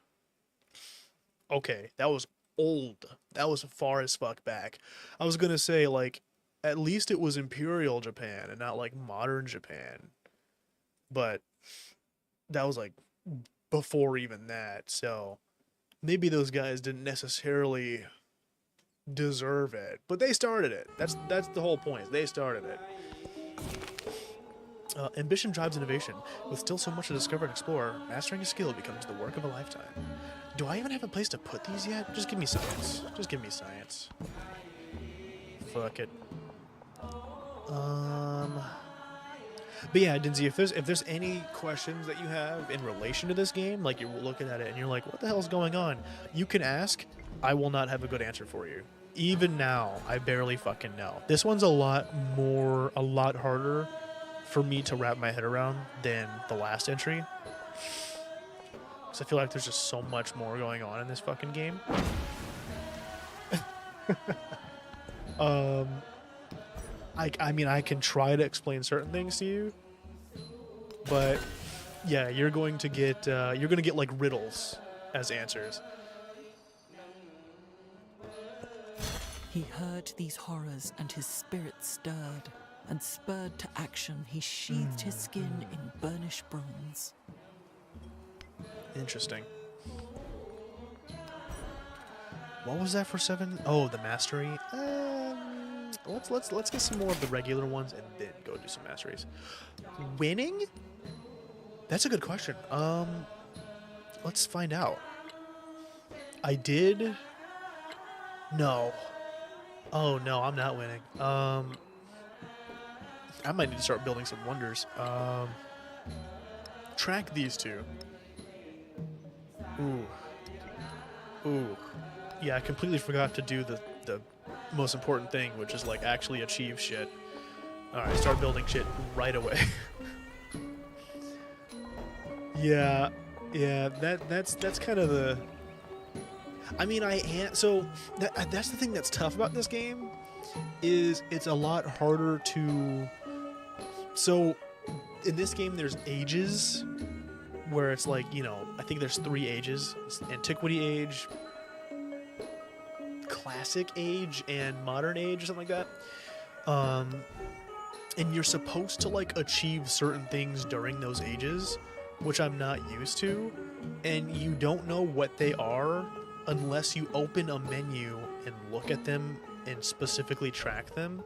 And if you hadn't said something, I would not have thought to look. So I just kind of zoned out and played it like it was Civ 6, where all you have to do is just run your civilization as you would. But I also, if I'm being honest, I also just have been yapping a lot. So maybe I just haven't been paying nearly enough attention.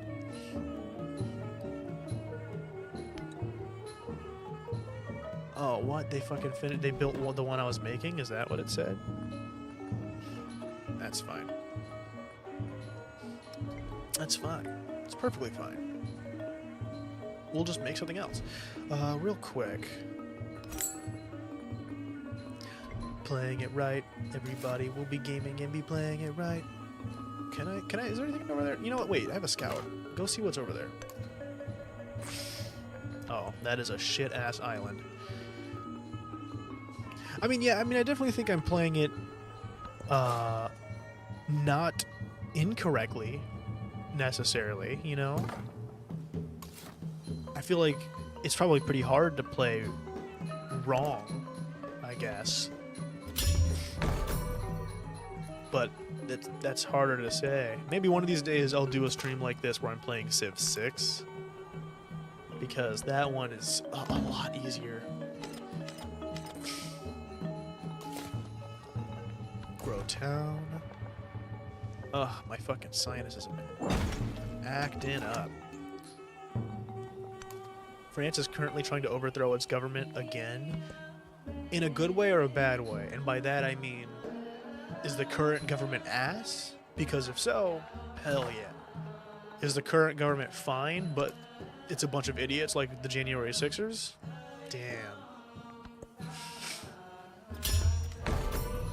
Because I can only agree with certain rebellions. Okay, then I wish everybody luck. Do your part, if you were, however you may be able to. Alright, everybody here is pissed off because they don't have fresh water, which, I mean, they're going to get over it, but... Oh. Okay. Fair enough. I get that. I feel that. It is crazy. We're living in such strange times right now, where it's like a lot of the big players, a lot of the biggest countries in the world are experiencing so much unrest.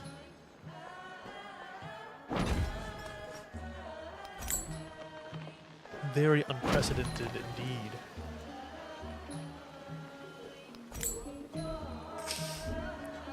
Damn. I think the thing that's like most unfortunate is like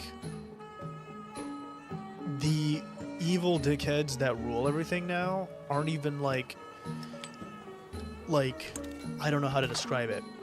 Calculated evil dickheads. They're truly dumbasses. It's just they manage to convince people that are even bigger dumbasses to follow them, which is just like, fuck. How is that even possible? Like, when I see the stuff that the administration in this country does, it blows my fucking mind that people are able to be convinced. Like Kesh Patel, the current like head of the FBI, had the nerve, the gall, to be like, you know what? I was looking at the documents. I don't think there's any proof that there even are Epstein files. I don't think there was an Epstein Island. It's not real. Like, are you serious? And you expect me to believe this? Yeah, of course, I was just trying to make sure that everyone's happy over here. And then a giant fucking snowstorm completely cripples everything on the island.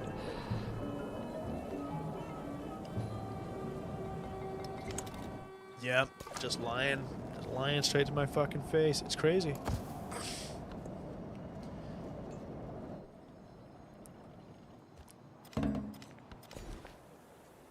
And then there's this whole thing with like the like fake sympathy that's going on with Charlie Kirk. And now let me specify, because you know, I know like someone like Crow, big supporter of him. Specifically what I mean is the administration itself. I don't think anyone in the administration, like at least like Trump, actually cares, but they're using his death to try and like create a war between sides. And that's fucked. That's super fucked. That would be fucked no matter which side it was happening on. Let's say, I don't know, fucking... What's a good left-wing comparison? I don't really follow many political people. Fuck,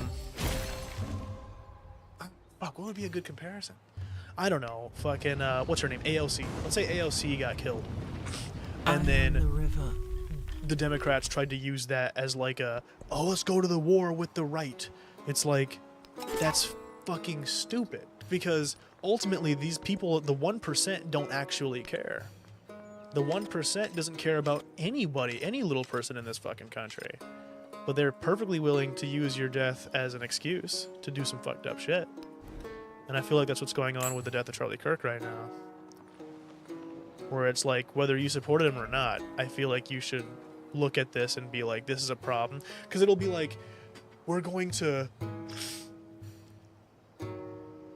They're like, we're going to posthumously give this man a Medal of Honor, and we're going to make September, what was it, 24th, National Charlie Kirk Day. And then meanwhile, Donald Trump was like golfing during his fucking like funeral or whatever. It's like, yeah, okay, I'm sure you guys care. It's fucking stupid. Yeah, wait, all of my apologies. I guess I misunderstood your allegiance, I guess, to Charlie Kirk. Allegiance isn't the right word either, but I couldn't think of a better word.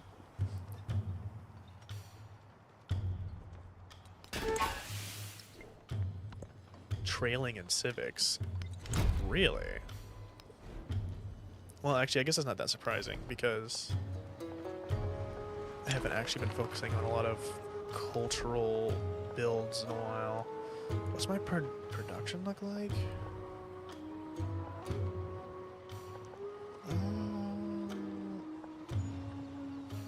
1 and 2. Let's just do this one. See if we can't get some fucking culture up. And then I kind of want to turn this place into a city. I had to make a flyer for a strike or whatnot, and it was, as you said, lots of people having opinions and ruining my work.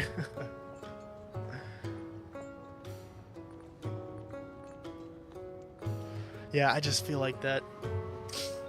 Ah, God.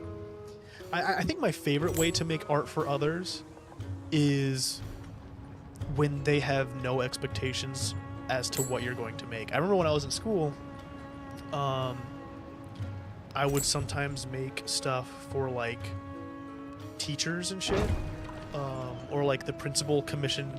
I didn't get fucking paid, but he had me like make shirts for him for the school and shit. And I feel like doing that when they don't really have their own idea in mind of what it's going to be makes it so much easier, because you could just make whatever and be like, well, I'm kind of the expert here, so this is my vision. This is what it should be. It's like I make something and it's 9 out of 10 and here comes the... Oh, fucking Christ, yes, it's true. It's like, dude, you think you have an eye for art, but you actually have pink eye. That's why you can't fucking see that this is actually brilliant. Get the fuck out of my face and just take the art. And not for guys getting Call of Duty executed in front of their families. That's fair, though. That is fair. Sometime after we had originally talked about it, I had actually seen the video for myself, because I hadn't seen it before. I had just seen the headline. And I was, like, surprised, because I just looked up, like, Charlie Kirk death on YouTube, and it was there. And I was like, fuck. That was crazy. I think that's the first time I've ever... I don't know. I feel like I've seen videos of people getting shot before, but, like, that was crystal clear fucking HD, because it was, like, an event that was being streamed and shit. And I was like, God damn, that was crazy. So yeah, that's I do feel bad for his fucking family.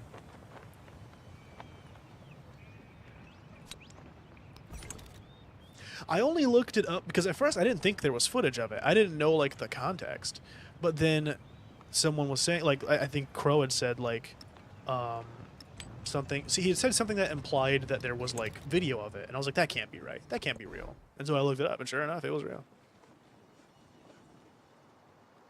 Yeah, it's insane. And it's all the more insulting the fact that the guy turns out to be like a furry redditor or something. He like put like "ooh notices your bulge" and shit on the casings. Like, what the fuck? At least the CEO killer had some class. And I say the CEO killer because there's no actual proof it was Luigi. There's no actual proof, as far as I know.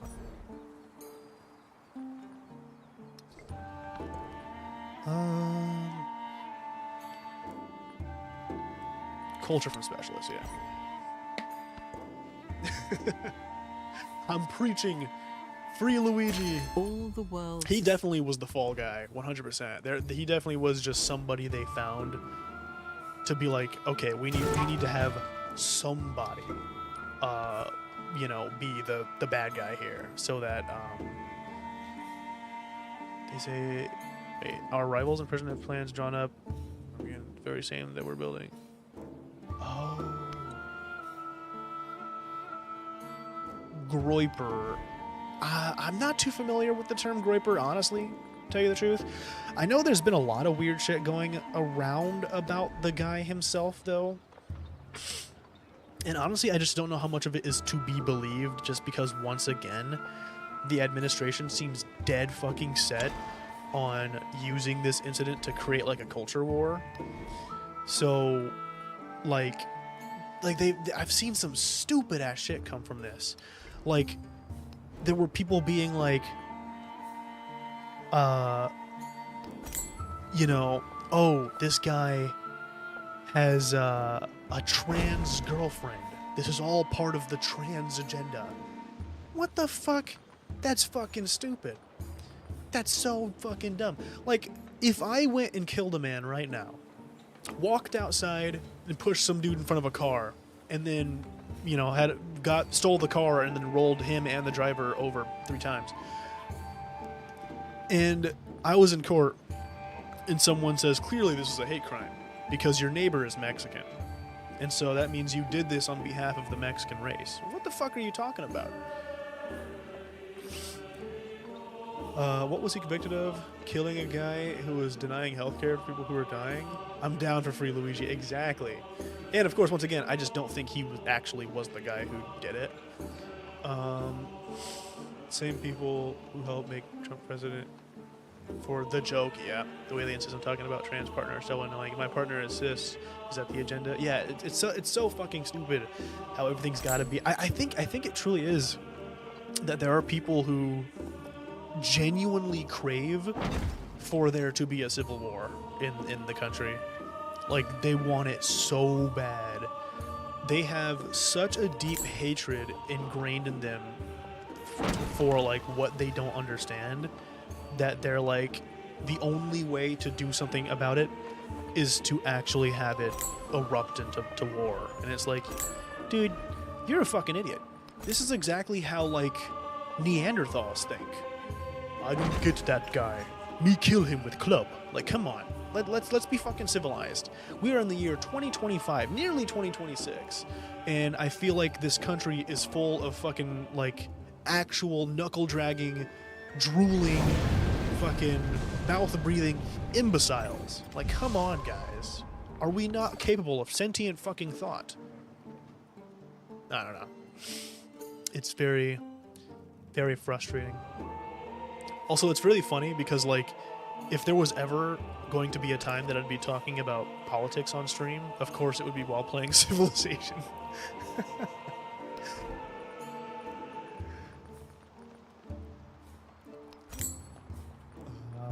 Yeah, yeah, let's get another settler and work his way over here. Because this whole, like, island is just untouched. Let's befriend this independent as well. Since I have a plethora of influence right now. And we'll even add some, just in case. It's embarrassing to be ruled by Dumb and Dumber, and yet we struggle to get them out. Yeah, I don't know, it's just insane. I remember growing up, because obviously you grow up with so much propaganda about your country. No matter where you live, your schools are going to, make your country sound like the best place ever. So growing up, I was like, man, America must be like one of the most educated countries ever to do all the shit that we do. And then you grow up to learn we have so many dumbasses. Like, it's so genuinely bad how stupid this country is in a lot of ways. The colored tiles. So, honestly, you can get a lot of information from the colored tiles. It really depends on what I'm doing. So, like, let's say I am getting a settler, so I can make a new settlement, but like a city or a town. The tiles will tell me what is and isn't a good place to settle. So, like, there are some tiles that don't have access to fresh water, so I can settle there, but my people won't be as happy because water will be harder to get. If I settle somewhere with fresh water, that's like perfect, best spot ever. And red is generally like, do not settle there. If you settle there, you're actually stupid. So, yeah, very rarely have I ever actually had to settle on red tiles. And yeah, you get different colors with either with all kinds of different things. What? A minor outbreak? Ah, fuck! I forgot the crisis is happening right now. So I got people getting fucking like measles and shit. Yeah, let's do this cultural exchange. Oh fuck! I forgot I need to be doing these. I need to do 2 more. Research and farmers market. So I finally finished that quest, right? Many empires welcome the envoys of Confucius, grateful that he is chosen to aid their growth rather than exploit their goodwill. You know I don't be exploiting goodwill. To be honest, both the left and right have been pissing me off with the shit. Oh, a leftist killed clerk. See, I told you, they are barbarians. Oh, he actually worked Donald Trump Halloween costume when he was 12. So he's been right from all along. We always knew you were savages. Like it's a schoolyard, middle school. Yeah, it really is. It really fucking is.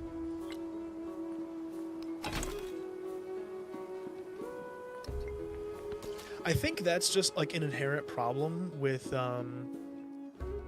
the political spectrum in America, because to call it a spectrum is honestly being far more generous than I should be, because it really is black and white, right? You have 2 options, red or blue here, which makes it harder for people to have complex kind of opinions on things, because it's always just that side bad or that side bad. And to there's no room for like in-betweens, no shades of gray, which really does suck.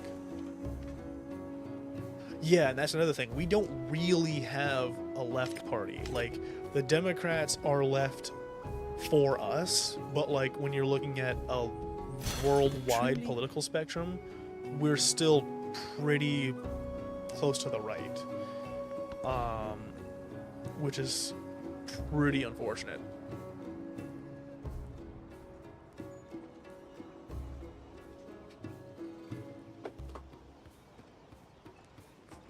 I mean, I'm really no expert when it comes to political stuff. Obviously, I try to stay like enough in the know, because this is, you know, my life in the country I live in that I have to worry about. So like, but like, I guess I think I know like enough, but I couldn't tell you a whole lot like what truly would be the best way to kind of shift further to the left, if that's even possible for this country at this point. But I don't know, or even necessarily how it would benefit this country. If it's like, is it just too far gone at this point to even possibly like kind of actually leave the right-centric kind of area? I don't know.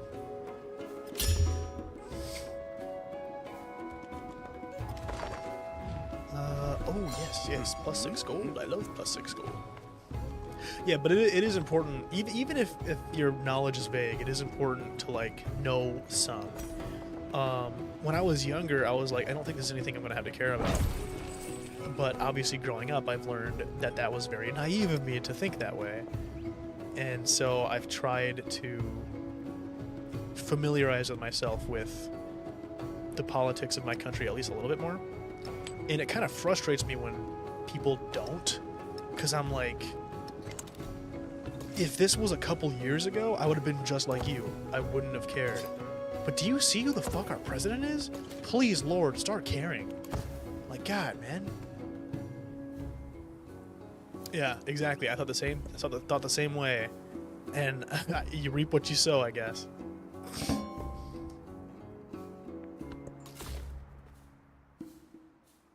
One day you're the carefree person, and now you're the most caring person about it all.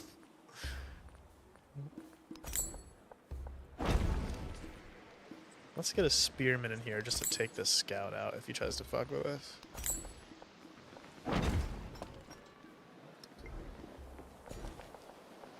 We can place that and that. I was just earlier, there's an old friend from school, well, more like an acquaintance, but I would have liked to have been closer to them. But they made an Instagram story about, I don't remember the exact thing, but it was just like, you know, life is stressful. And I was like, yeah, like, dude, I just want to be whimsical and have fun. I'm not made for this world. I'm not made to be some tough, fucking, hard-working, fucking, like, rootin' tootin' guy. Nah, man. I like to chill. I want to be like the fucking artists of the old, like, Renaissance era. I want to just sit there, like, eating grapes and doing what I enjoy. Have bread be like 2 cents so that I don't have to worry about not making money. Just be happy. But instead, I have to work. This sucks ass. Responsibilities? Fuck. The houses of healing, normally places of quiet whispers and muffled footfalls, overflow. The sick and dying stumble or are carried towards already overcrowded halls. Eventually, the healers seal the doors. Some new evil grips the land. Goodness gracious. This is fucking, it's coronavirus spreading throughout my fucking civilization. Can't believe this.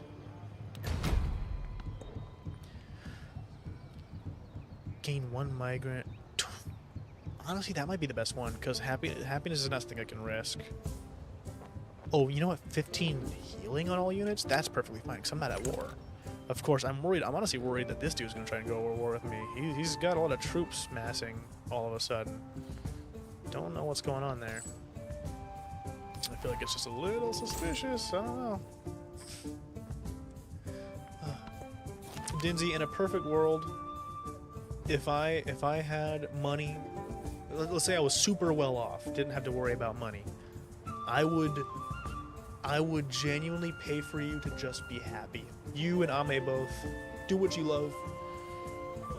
The calamity has swept through, leaving wood and clay splintered, charred and broken. Some have escaped, others were not so lucky. Let's just do science. I do find the Charlie Kirk thing intriguing. It is very interesting. Because I do wonder, like, how did the guy who did it, how did he get led to doing that specifically, you know? What happened that was like, I need to go take this guy out? That is kind of intriguing in its own right. An army fuck, is they a managed to cut this miniature of the society which produces it. Yeah, I mean, I think both sides are pushing each other so much that we're getting to a point where it's like each side's just gonna be like, I don't know what else to do other than kill each other. It's like, fuck. Does it have to be this way? Can we not like sing Kumbaya? Because I've said it to my friends before. If a civil war breaks out, I don't want to fight for either side. I would just want to leave. I don't give a fuck about either political party enough to put my life on the line for it. Like, you know what? You fucking chuckle nuts want to kill yourselves over this shit. Be my guest, but don't get me involved. I don't want nothing to do with you fucking guys. Let me add some influence. See if I can't take this before anybody else does. I got 3 turns for that. I still got 397 on influence as well. Hell yeah. Oh, did it work? Yeah, Arna is friendly with me. Or no. Not like actually under me yet though. Okay.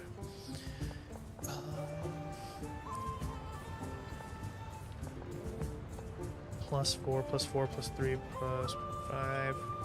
Let's do this, +2.5. Like it sucks, but if it's people in place of power, I don't feel guilty or that guilty. These people are evil to me, but then some things don't add up. That's true. I mean, I do think in a way, like political assassinations, like of actual leaders and shit, is probably always going to happen throughout history, no matter how peaceful things are, or no matter how liked a particular guy is. It's still extremely likely for someone out there to just be like, I don't like this guy, I'm gonna kill him. So I think that might be something that's kind of just inherent to civilization. No matter who you are, no matter how good you do, there's gonna be someone who's like, I don't like that guy. Man, my capital's making no fucking money. What's going on, guys? Why's everybody so broke over there? But then killer is from a Trumpist Mormon family, not very into politics. May or may not have a trans partner. This part isn't even clear. Yeah, I know a lot of people are thinking that he's like a fall guy as well. Of course, that's kind of hard to comment on just because I don't fucking know the guy. So it's really hard to say like whether or not his motivations would add up. But like I said, I have been wondering like what led him to even decide that Charlie Kirk should be somebody that has to go. You know, it does feel kind of suspicious. Like, because if you're gonna take the time to assassinate somebody, why was it him? I guess that is weird.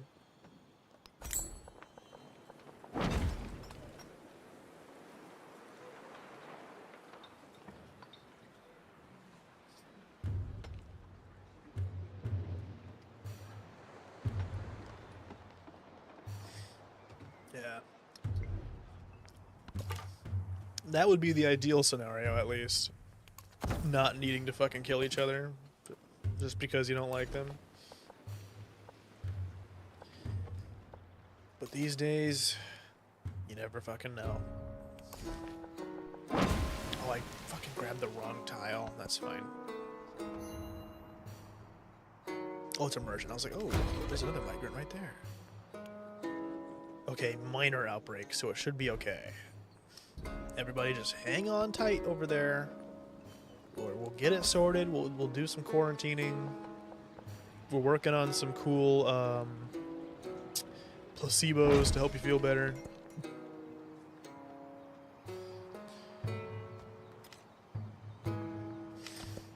Alright. Hey, hell yeah, I'll take that. And then in 5 more turns, then they become my suzerain. Or I become suzerain of them, rather. Sweet.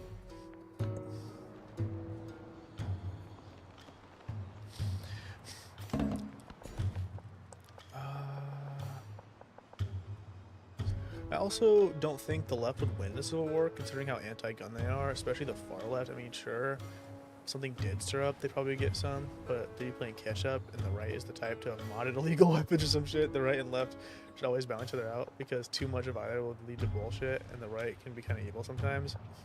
I think one thing that I've kind of thought about a lot with, like, if there's another civil war in America is, so you have to think, right? If we look at the Civil War of olden times, right, the old 1800 Civil War, that very much was America versus a different country, right? It still had like a lot of left versus right motifs in a sense, because obviously like what they believed in, but that was still very much a separatist movement, whole different country. They wanted a whole different shit. If we had a civil war now, I feel like the actual makeup of our government wouldn't break down as much, if that makes sense. Like I don't think we would organize into like a separate country. I don't think it'd be like the left is now the United States of, I don't know, fun and happiness, right? I don't think they would do that. It would just be rebellions within the country. Now the reason why I bring that up, the reason why I say that, is because if it was the former, if one side was to actually secede from America, dude, whichever side does gets fucking stomped. Because this isn't the days of fucking gunpowders and cannons. Dude, you're gonna get drone striked easily, immediately. If a civil war is about to break out and you're not on the side of the government, you're fucked right away. Like, we're at a point in time where the idea of rebelling against America is nigh impossible.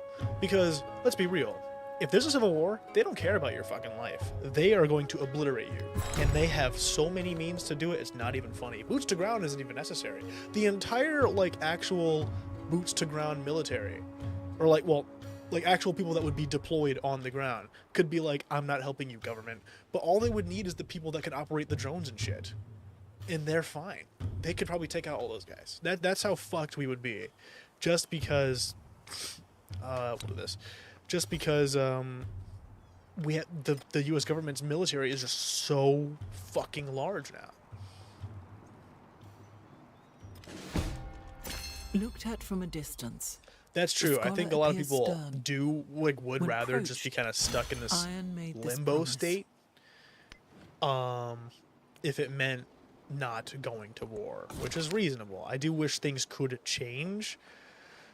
But at the same time, it's like, yeah, I mean, there's only if you're going to make a push, there's a good chance that all the dominoes will start falling, no matter which way you're pushing. So it's kind of, I don't know. It's hard to kind of come up with like a solution that doesn't lead to people just getting even angrier at each other. But you never know.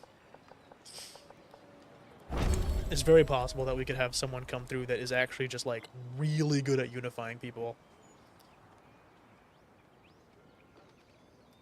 I mean, I certainly don't want a civil war either. Like I said, if there is one, I'm not fucking helping anybody. Get me the fuck out of here. As soon as there are signs that one is happening, fuck all of my debts. Fuck like anything that I might have to worry about out here, I'm gone. By any means necessary, I'm getting the fuck out of here.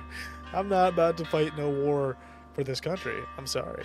No, I'm not. I'm not sorry at all. I don't think there's a single country on earth that I'd fight a war for.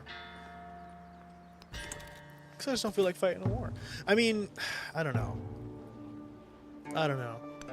Maybe if like a very specific circumstance were to happen, I'd fight a war. But otherwise, I'm just trying to chill. As long as me and my loved ones are good, I'm alright.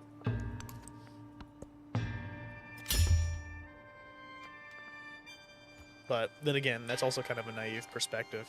Because if there is cause for war, then it should ideally be something that's worth fighting for. But I don't know. Not easy to say. Let's just do lapis lazuli.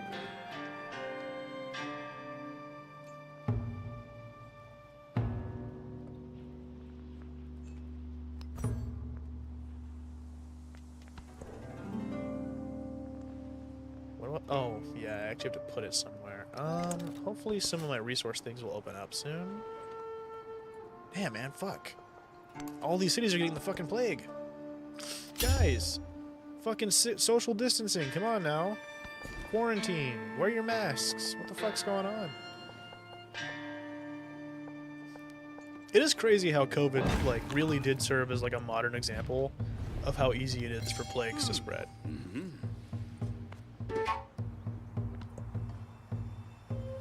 Don't worry, Tobias, we're not gonna fight. Happy debate.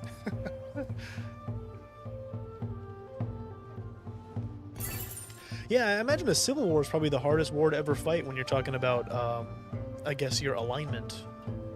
Because, yeah, you're fighting other fellow countrymen. I don't think I really need the megalith. Maybe just 2+ culture for every city-state you're choosing right now? Free civic? How many codex do I have? I don't think I have any. Oh, that's my social things. 4? So I have more than I thought. Let's do that. That's gonna have a higher yield overall. Let's make a bath, since the bath increases our food. Don't know why. Maybe they're eating, maybe it's like, you know, plankton and shit out of the water. Filter feeding. Except you're filter feeding like little tiny turd particles or something. Here we go. Oh, I guess this city doesn't really need it. Where's that other migrant at? Yeah, he's going there. Go up to Lingzhou. Alright. One thing that has been bothering me in France specifically, I don't know about everyone else, although I suspect we all have the same issue, is that words have lost their meaning. People don't know what left and right mean. They know what... yeah, that's true. I will say, it's something that's kind of hard to grasp sometimes, because the political spectrum definitely... After the assembly It definitely gathered, relies the elder- on... or... not relies on... What's a good way to put it? Do you have an ad? Okay, then I'll wait. Actually, it's perfect because I have to pee. I'll be right back.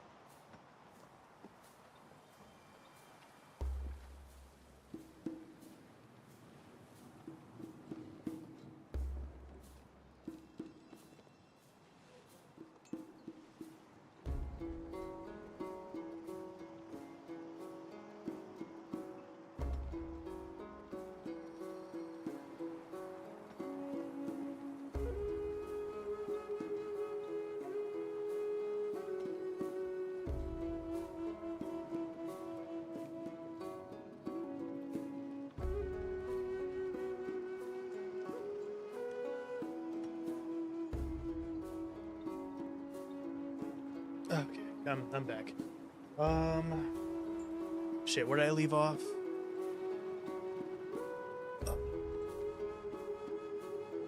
You know what's funny, Dinzy?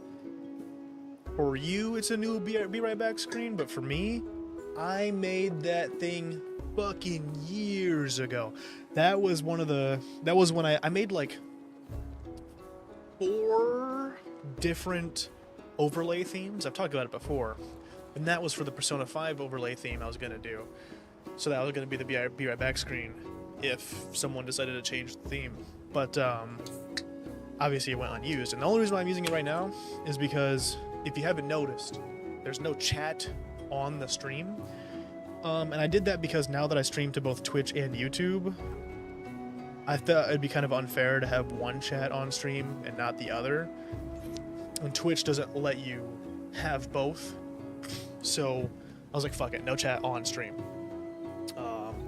Problem was, in my Be Right Back screen, for some reason I hard baked the chat background into the video, so I couldn't fucking remove it, so I just changed the Be Right Back screen to one that I happen to already have. So yeah, that's the backstory there. The left tended to forget what the country was founded on, what it was made for, what our ancestors died for.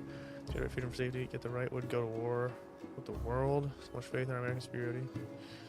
I see a lot of American political discourse, and I don't think the American left forgot what the country was founded on. They know exactly what it's founded on. It wasn't good things, sadly. We said about France and the UK, mind you. All these countries are founded on the oppression of other countries. Allegiance to the wrongdoings is not the way some of us want to go. It's okay to like your country, but recognize that it fucked up shit in the past. Interesting, I disagree. I think the core idea of the country, the United States, is freedom against tyranny. The execution should have been better. Even I can agree on that, but that doesn't take away its core values. Just bad follow through. See, something I was gonna say earlier, but then I trailed off because I had to pee, was the problem with political alignment is obviously that we look at it from such a linear perspective, right? We think left and right, and even if you have like a more complex chart, like there's that one that has like the 4 squares. I can't remember what it was. It's like left, right. I can't remember what each thing is, that like what measurement is for each direction. But even that is like very, very linear, all things considered. I'll do this. So it's very hard to put into words why I feel like that. I don't know. Like, okay, I'm left leaning, but I'm also. Is liberal the right word? Well, basically, I believe in progress, and I believe that we should have the freedom to progress in the world. I don't like the idea of being so, like, conservative and not willing to do anything and being like, no, nothing should change. And I feel like that is inherently, I don't like that feels like aspects of different sides all crammed into one. Like, conservatism is usually attributed to the right, and I feel like that's weird to me in some ways, because like you said, there's a lot of people on the right who will be like, I'll fight for my fucking country, but you won't make the bare minimum effort to change things. You want things to remain the same forever. What the fuck are you even fighting for? Like, you're fighting for basically nothing at that point. I feel like when people say, like, I'll fight for my fucking country, what are you really fighting for most of the time? And that's not so much necessarily a poke at, like, saying, oh, the right is hollow in their beliefs, but more so, I think a lot of people follow their beliefs in a hollow way. Like, especially in America, there's a lot of, it's just like with religion, where you have people be like, I'm Christian. No, you aren't. You can say you are, but no, you aren't. You don't fucking practice it. I feel the same way about political alignments. A lot of people do that. In order to have this debate, to identify the core idea of the country, we need more rigorous in our thinking. I don't have all the historical knowledge to get into it, so I don't know if I can. Left and the right are historical parties. You can't, like, dissociate them from that. Yeah, it's just, it's so annoying, because it's so complex and also linear, so it's hard to, like, I don't know. Like, I see myself as very much someone who's left leaning because I'm very. Like, okay. So, one good comparison I've heard, right, is environmentalism is often considered a conservative trait because you're wanting to keep the environment the same, right? You're not wanting to raise things to build in that kind of place.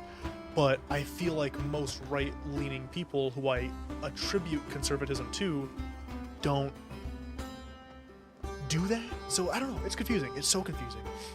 I feel like the political alignment as we know it is just... yeah. It's over time with capitalism shit got blurry and everyone's confused now. That could be true. It's just the different, like... Just countries are run in so many ways. It's just like how we consider democracy, or like the Democrats left, because that's our perception of it, but everywhere else in the world you're like, no, that's like center right. So it's very strange. A cheer goes up at the first sail, crowning the horizons. By the time the ship comes in, the crowd is dense, with little ones on shoulders, all eager for a glimpse of the future world, and it's good. The port becomes... let's do Merchant's Domain. Let's keep making that money. 3,000 gold right now. Yeah, we're human. To try and attribute logic to some of this stuff is just really nigh impossible, honestly. There's so many things that we give ourselves responsibility for, but realistically, A vast we are tomb lies kind over of me in Halicarnassus. overflawed. Of such So there's just some stuff where it's like, of such exquisite there's always beauty going to be cracks as and there's no always other going to be shade failure. can boast.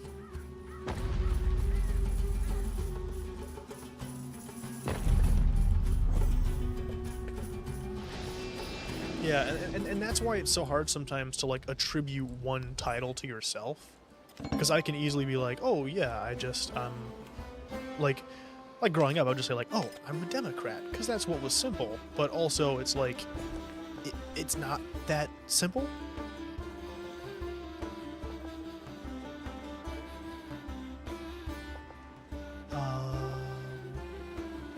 Let's see if I can't get this iron up here. What is this? Pelts? Hides. Basically the same thing. No, let's try and get the iron. I don't know if I can go up there.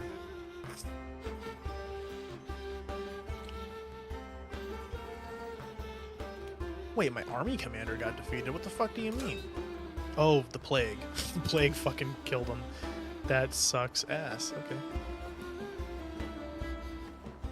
That's true. Yeah, it's the whole idea of like pitting the people against each other so that they can keep getting away with what the fuck? I still have a Stream Elements bot that does this? I didn't even realize I still had that. Damn, that caught me off guard.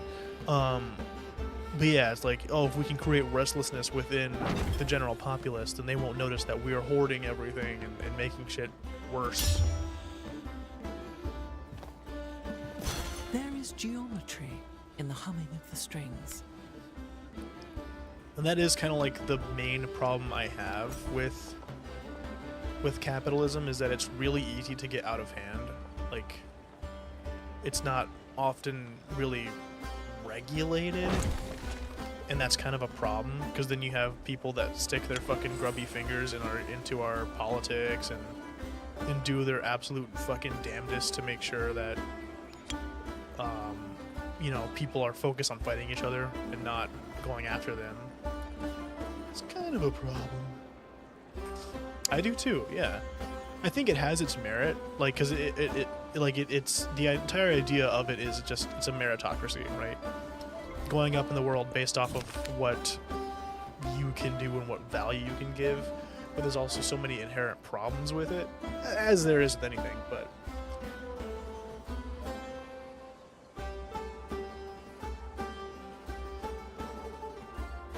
Well, yeah, I mean, like, in theory, it's a meritocracy, because it's supposed to be like, oh, you worked your way to the top.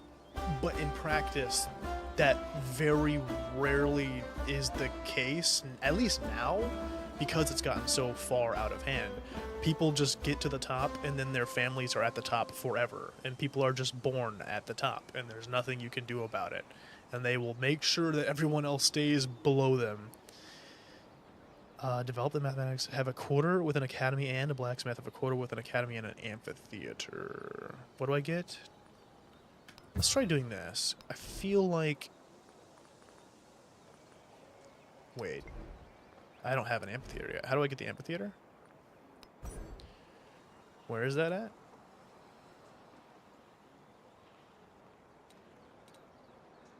Hey, where the fuck's the amphitheater?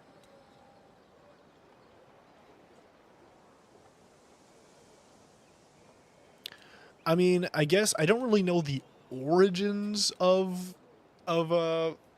capitalism, so I can't really say if that was the intention. That's just always what I figured they were going for. Because whenever someone tells you like defends capitalism, it's always like, oh, people, you know, get to have this stuff because they earned it, right? That's the argument they use. And I'm like, I totally get that. And when someone does earn their wealth, I can applaud that. But like, there's just so many people that I feel like don't. And there's so many people that I feel like even if you do, if you're enough of a dickhead, I don't care if you fucking earned it. Fuck you. Like, yeah, sure, you earned your wealth, but it does not mean you earned my adoration, you fucking asshole. Because a lot of rich people are pieces of shit.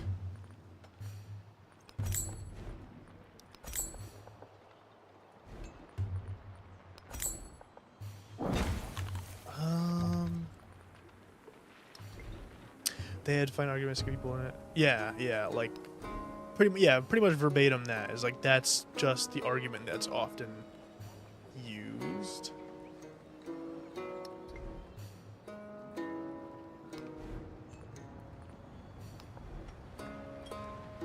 But I guess that's the point, is that while there are people who definitely do, like, I think it would be way too much of an overgeneralization to say that nobody in a capitalist society has ever earned their way to the top. I feel like there are plenty of people who definitely have, but it's a system that is very easily manipulated to be like you get people defending people that definitely didn't earn their way to the top by using meritocracy as their excuse. Because once again, to go back to what we were saying earlier, a lot of people get tricked into defending like the wrong guys. So you'll have people glazing somebody who was like a Nepo baby, being like, they earned it. No, the fuck they didn't. All they had to do was be born.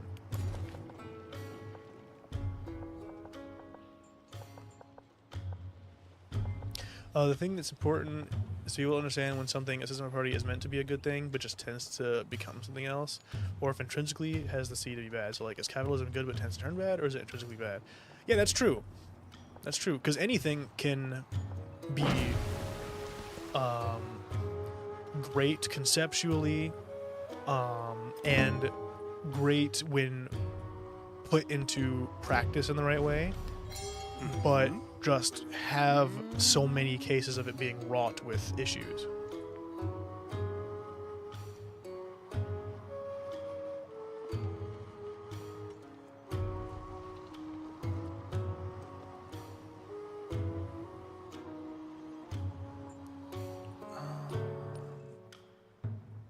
Fuck, I'm really fucked, I think, for this first age. What do I need to do for this? Wait, is it that fucking simple? Have I just been not... Wait, does it say that here? I thought I did this. Slot 20 resources?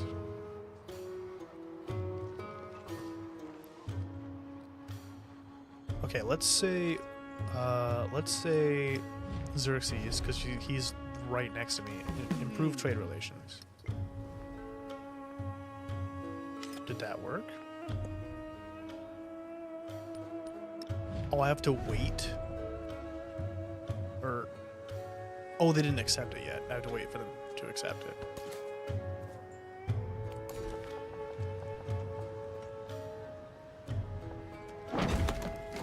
Okay.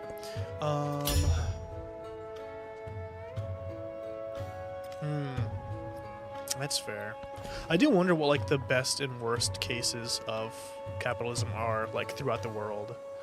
Like, what are the best, most successful capitalist societies, and what are the worst?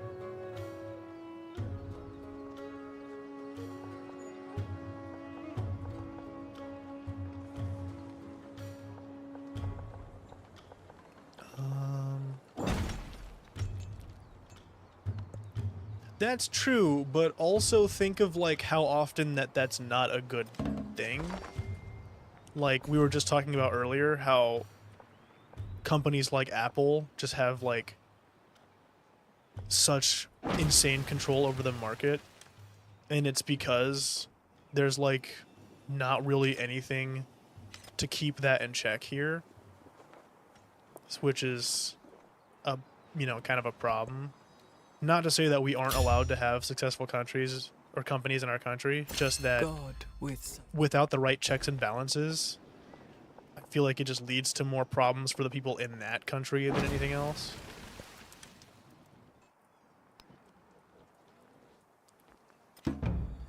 Ah, fuck. We might be fucked for this age. What else do I need to do? Slot 7 resources.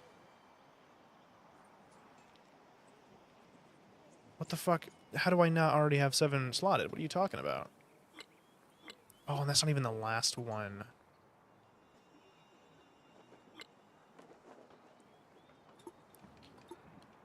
Oh, I've been misconstruing this the whole time. Oh, we're so fucked. We are so fucked.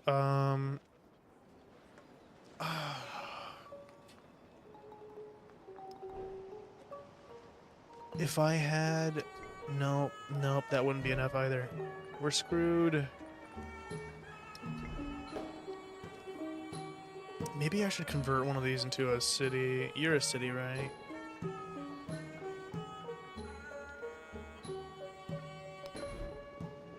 You're in unrest, so I can't even fuck with you. Let's just turn this into a city real quick.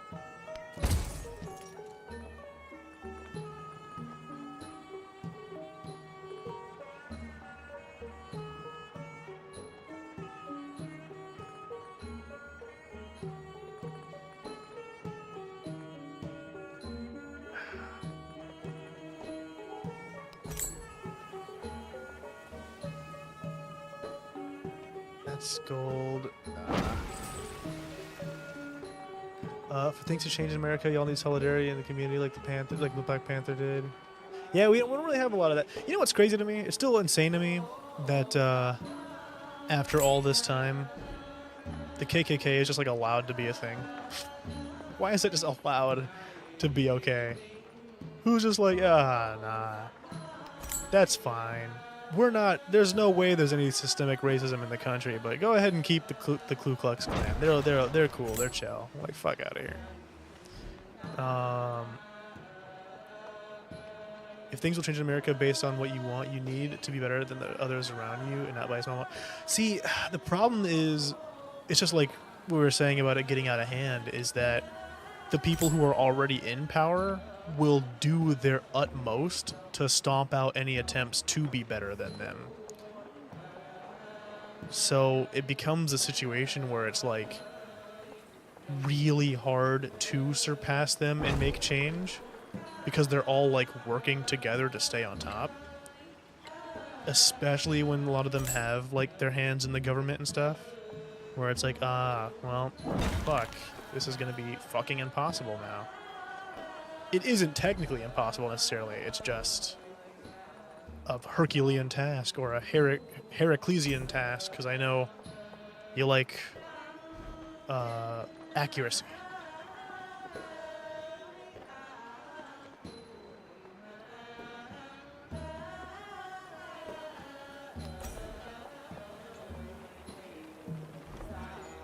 Amphitheater. Wait, do I have the academy yet? Well, it's gonna take 10 turns anyway. We're fucked. We're so fucked. We're so cooked. Oh, wait, wait, wait. Okay, I can actually put these in.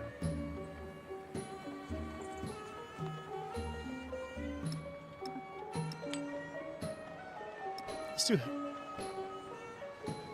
Wait, no. Let's do science.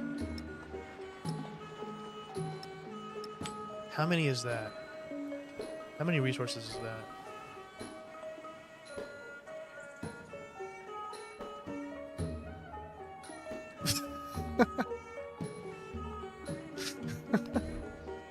That is quite the observation.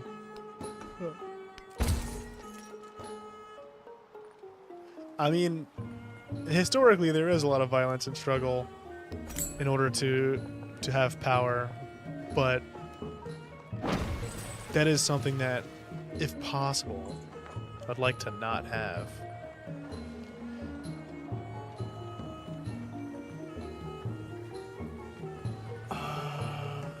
Let's just make an arena somewhere, because these guys are not having a good time on this island, which I don't get it, right? Who doesn't want to live on a freezing cold island? Sounds fun to me. Library. Library. Academy. Wait, fuck all that. Put some resources in there. That's what's important. Happiness. Production. And then I guess training units. No, wait, no. Switch these out. Oh, I can't. Interesting. I could have sworn you could put those in cities. So I got, well, which one was that I just got?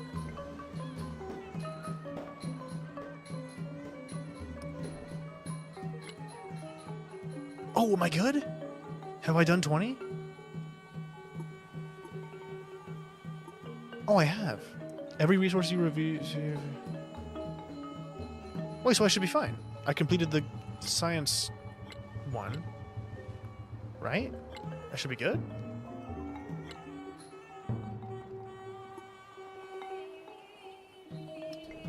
I feel like it's not displaying my progress correctly. I don't know. Power through adversity. Power always corrupt and always have negative effects. However, it is always better to be stronger than weaker. Just how it is. Solidarity in community is just another form of power. But I feel like there's an inherent... I feel like there's inherently a problem there, because I think the point we're trying to illustrate is that when you have a capitalist society go to the lengths that ours has, you have people trying so hard to actively prevent there from being community because they don't want the average person to be able to topple the 1%. Happiness in all settlements might be really good right now. The concepts of solidarity and community are opposed to the concept of community power for yourself and crushing others. Yeah, that's what I was saying. Like, I feel like it...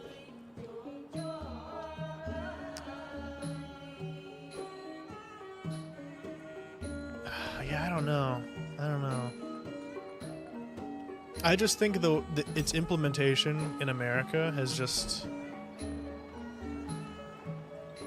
not worked out very well. I don't know.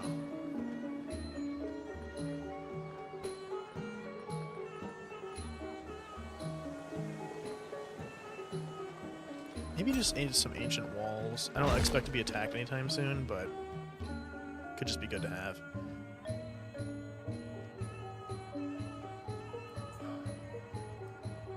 Wait, so which of these places has an academy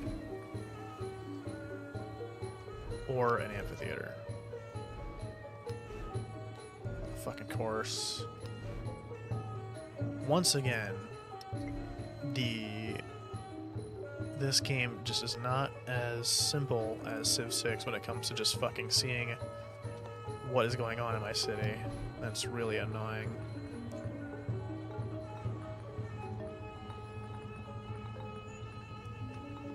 don't even see an option for... Okay, we'll just do a fishing quay. Chubo quay.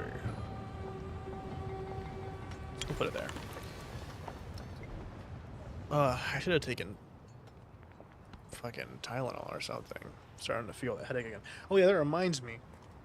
So, my when my grandma and my cousins came up, they brought a bunch of the shit they had at their house down there, including food, and they brought some white cheddar Cheez-Its. Now, I like Cheez-Its, but I've never really been historically a fan of white cheddar. I'm gonna try them though. Maybe I'll think of them differently, because I just want something to snack on.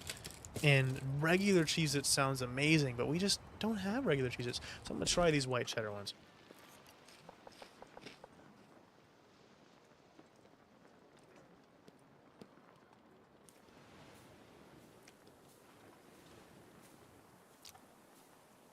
I'm getting a lot of mixed signals with this first bite.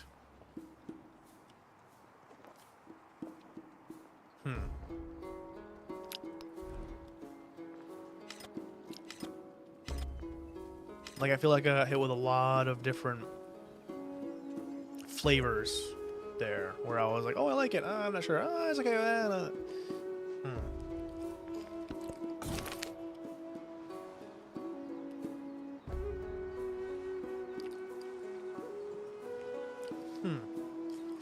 The survivors cluster, their eyes filled with memories of what has been lost, but also what remains. Empty lands demand new owners. In fallow fields, new plowings.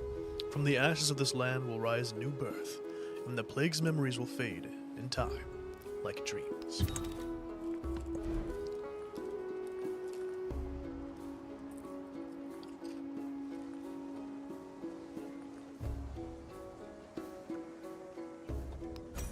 Are you kidding me? Oh, I should have done that way sooner.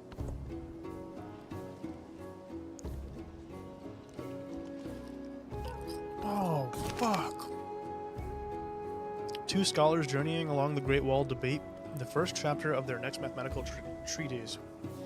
One declares that the relation between circles' circumference and diameter is their most remarkable discovery. His friend pushes back, arguing the negative numbers have more important implications.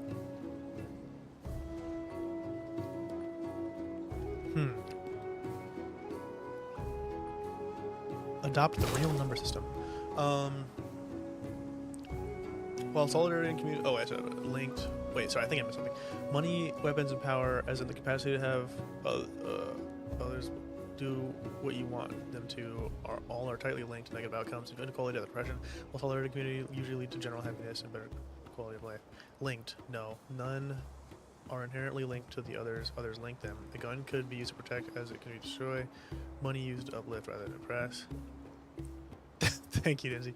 I guess what do you mean? Do not put morality on tools, because at the end of the day, so they are tools. The gun doesn't harm you. The shooter does. I feel like the problem, because I think both are right and wrong. Because like, wait, what does this guy do? Activate on the palace. That's kind of butt cheeks. What? No wonder I didn't fucking build any of these guys. Well, then again, I guess had I done it sooner, it still could have been good. I can agree and disagree with that sentiment, because like, I think by saying it was that not just a road of silk.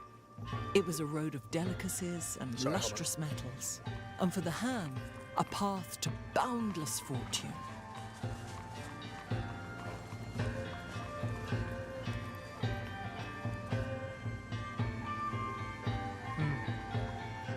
I really like this art.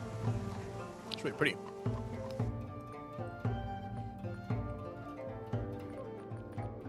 Do I click on these?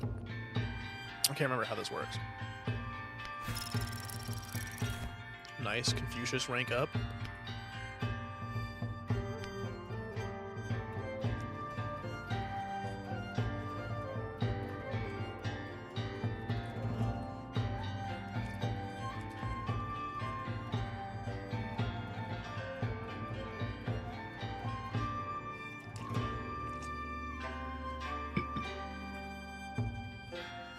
Maybe economic scientific? The Ming? Diplomatic economic? No, let's do the Ming. Okay. Sorry. I got super sidetracked. Some people need to die, do they not? Does everyone deserve to live? Meaning Can the death bright, beautiful, not be or used to shining. protect? Death itself is not The evil. Ming dynasty radiates I guess at the that's true. heart of the I world. feel like A vast society with scholars and bureaucrats, farmers, Having and this- kings.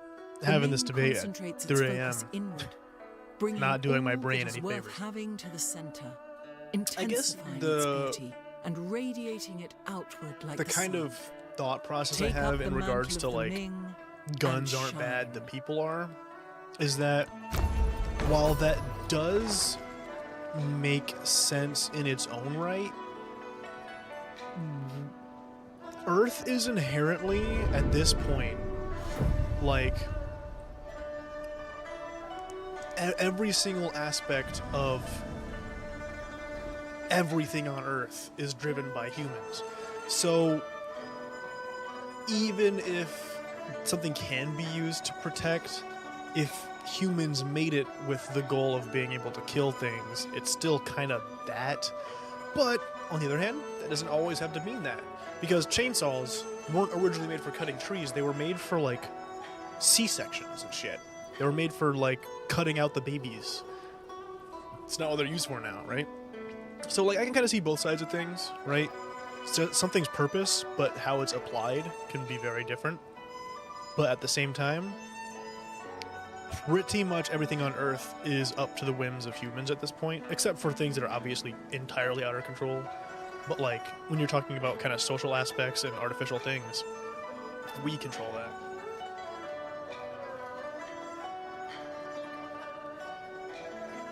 All of your cities from the previous age remain cities. +5 gold for every.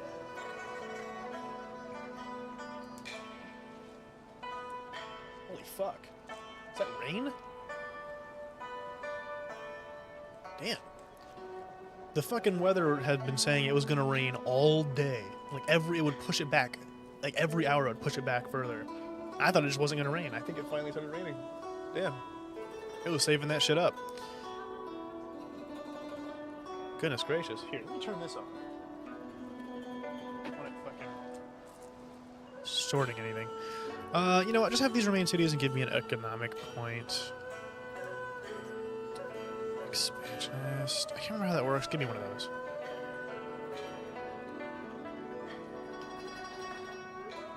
That could have been really good. Fuck it. Doesn't matter anymore. That's what we're gonna do. Okay. Bazaar. I don't remember what the fuck. What was the Bazaar and Skyward Sword called? It might have just been called Bazaar. Oh. Yeah. I have a lot of influence. Shut up. Bada bing, bada boom, bada boom, bada bing, bada boom. That's what we'll do for now. Yeah, sorry. So to get back to the topic at hand, like when it comes to like the Second Amendment in America, this could be just because I've been propagandized growing up, but I've always actually liked the Second Amendment as kind of a concept. But I feel about the Second Amendment how I feel about a lot of things, honestly, where it's like ideally no one should need a gun, right? So to have that option is nice, but we should be able to live in a society where people don't need to have like no one should have to feel the need to have one, I guess, if that makes sense. Like that's just a very unfortunate aspect of having it. I feel like if we just did more, like if this was a safer country, having the Second Amendment I don't think would matter that much. But unfortunately, it's not that safe, and so it kind of creates a necessity for it. But I feel like that's also I don't know. That'd be like, you know what? We're not going to have we're not going to tighten up security at schools to stop school shootings. We'll just give the kids guns. It's like, I feel like we should just do more. The government should just do more to protect its people, so they don't need to protect themselves. But at the same time, that inherently goes against the whole federal government having too much power thing that a lot of people on the right fear. So I do get that. I don't think I'm going to be doing too many wonders. Well, getting rid of a tool for human errors, waste of resources. Britain doesn't have guns for normal people, so highwaymen cut people with big ass knife machetes. Getting rid of a tool just puts a band-aid on a wound. Doesn't solve the issue. If people are the problem, then all our strength should go into fixing the people. But healthcare, yeah, I agree. I agree on that regard. Like, we have so much power to do really good things, but we just kind of focus on the wrong shit.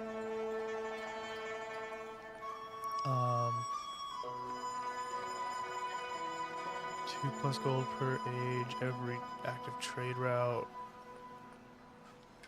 Oh, I like that one. That one's really good.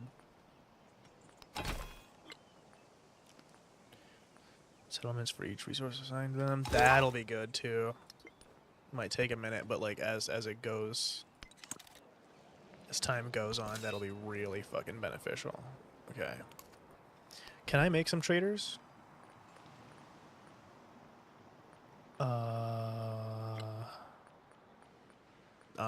Wait, is that what this is? Yes. Make some traders.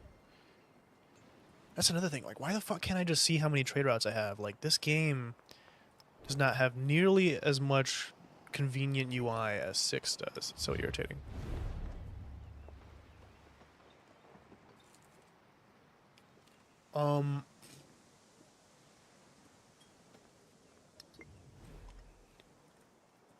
I will say, in America, a big problem, once again... Oh, no. I just dropped my box of fucking Cheez-Its. Fuck! Fuck! So many fucking Cheez-Its on the floor. And you know what? An inherent problem in America is that. My fucking Cheez-Its are all over the place. Fuck! Ah, fuck! Damn it. They're not even like really good, so I'm not like super mad. And there's still a bunch in here, but like, fuck, I just got a bunch of cheeses on my floor. Oh, good thing I don't have carpet. If I had carpet, this would suck.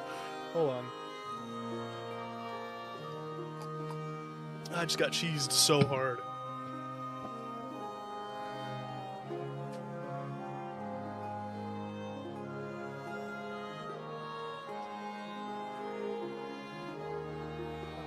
Regardless of how I feel about them, I still feel bad that I wasted so many by accident.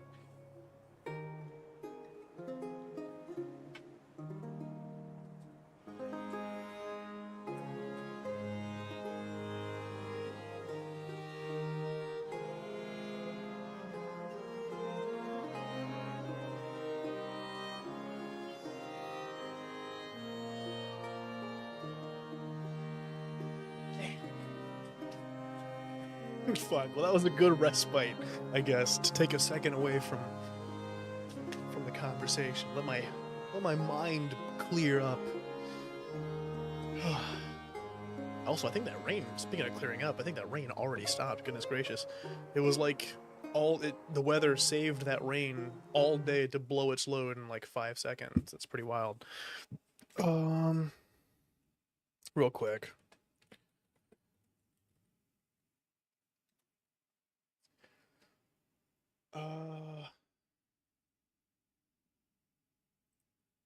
Yeah, I was gonna say. What was I gonna say?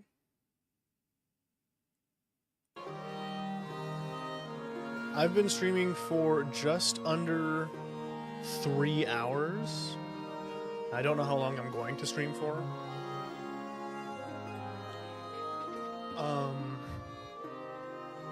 Class scholarly bureaucrats anxiously await the results of their civil service exams. The dread is palpable, after all. They studied long and hard in order to one day serve their government, assign the top talents to economics, direct the best graduates towards science, easily.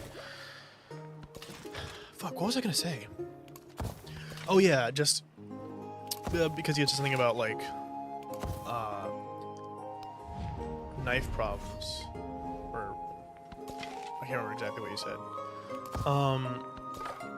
I think an inherent problem as well is I think America has just fostered a pretty violent culture, which also makes the idea of having a Second Amendment scary to a lot of people, because like, you know, everyone makes jokes whenever something comes up about the Second Amendment. People are like, fine, go to the UK where you'll just get stabbed to death. But I'm pretty sure America has a higher rate of stabbing related deaths than the UK. Just no one ever notices because they're too busy talking about the gun related deaths here. So it's like, it's one of those things where it's like, I think we're just very, very violent here. And once again, if we could do something about all of that, then ideally the Second Amendment wouldn't be a problem. People could still be enthusiasts of weapons and have something for protection if necessary, without it being like this big thing, I guess. I think is important that all forms of power are not equal. So we should avoid to lean on, though. Oh, that's true. Absolutely. I'm very much... I really want a very forward-thinking country, and it sucks that it seems like we have kind of moved away from that so much in recent years.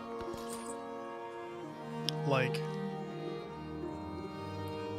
even if it's something that you, as a person, have trouble wrapping your head around, it's still important for that thing to exist purely for us to progress as a people, trying to understand it. And sometimes that thing might even mold around its surroundings and become something that's easier for you to stomach. Like, the idea that there are still people who care so much about, like, homosexual relationships is crazy to me.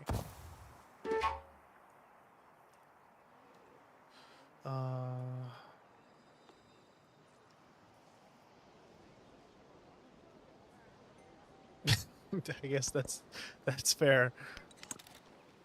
Oh, fuck, I'm gonna have all these fucking guys trying to go to war with me all of a sudden. Good thing I have a shit ton of troops. Are these melee troops? I think they're hybrid. Damn.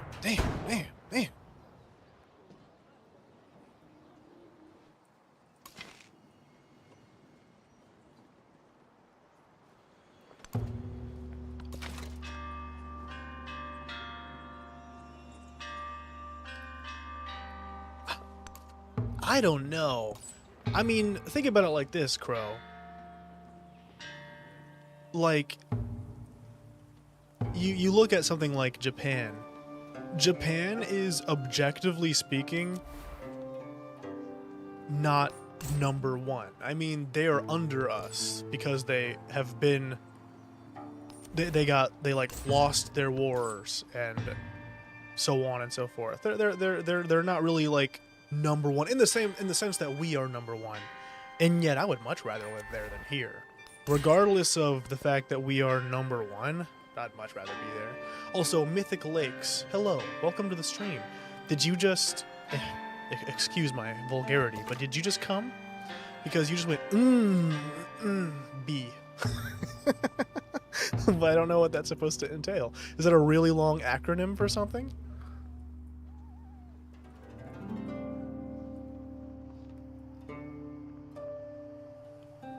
Pet the dog. Did not know that was a feature. I'm gonna just send this dude up here. I'm so sorry that you had to hear that. I just gotta make sure. I need to know what's going on with Mythic Lakes, who you can't even see because they're in the YouTube chat. There exists. No, it doesn't count if I was acting. I was acting what they did. So if anything, they assaulted me. If you're wondering who I'm talking to, Mythic Lakes, I promise I don't have schizophrenia. I'm looking at both the Twitch and YouTube chat, which is just not on screen because it's against Twitch's TOS. So you'll just have to deal with me talking to the voices in my head for a little bit. That's how it goes. That's the nature of things. Welcome to my channel. Yeah, this guy should go down. We're in the year 430 CE and bro's still trying to fight me with regular swords. Insane.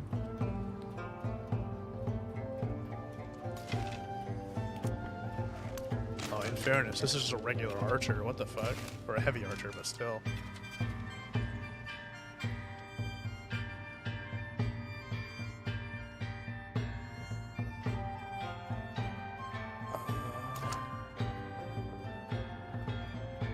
A red one? A red what, sorry? Kinsey? It's like if you had a 30-year-old computer that only works when plugged in, but only if the cable is at 45 degrees and you have a fan blowing on it and standing on a book, and maybe the computer's dead, maybe it's shit. Maybe you should stop trying to run Civilization on it. Maybe you should get another computer or a console. I could set this here.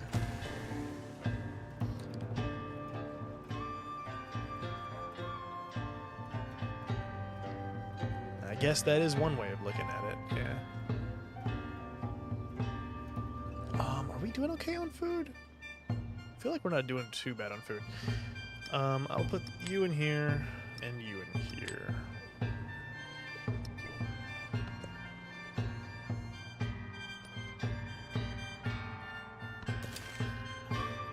But anyways, you get my point though, right? Is the idea, I mean, obviously every country has their own problems, but I think to say the ends justify the means as a way to like write off the many problems that a country has is a little, it's just, I don't know, that's a little too dismissive for me. Especially because that assumes that you've seen the end. But we don't know what the true end of this country is. Like, sure, it might actually live on and prosper like this forever, or prosper like this forever. But that's realistically not a guarantee. One day, this civilization will probably fall,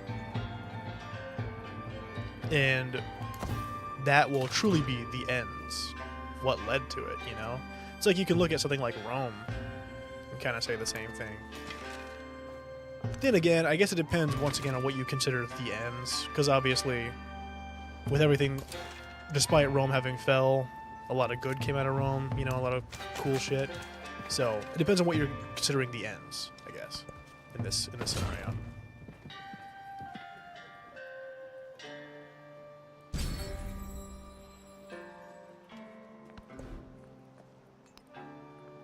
I'm with you there, Dinzy. I gotta agree. My dog needs to shit. Yeah, take your dog out. Let him go poop.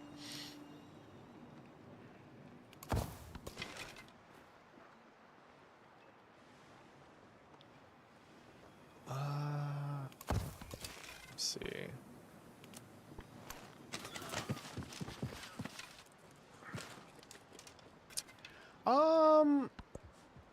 Yeah, I guess, kind of. At that point, it becomes more of an argument around institutions, because obviously, like, you can be, as compared to other countries, well off, but like if you can barely afford food in your country, does that status really matter?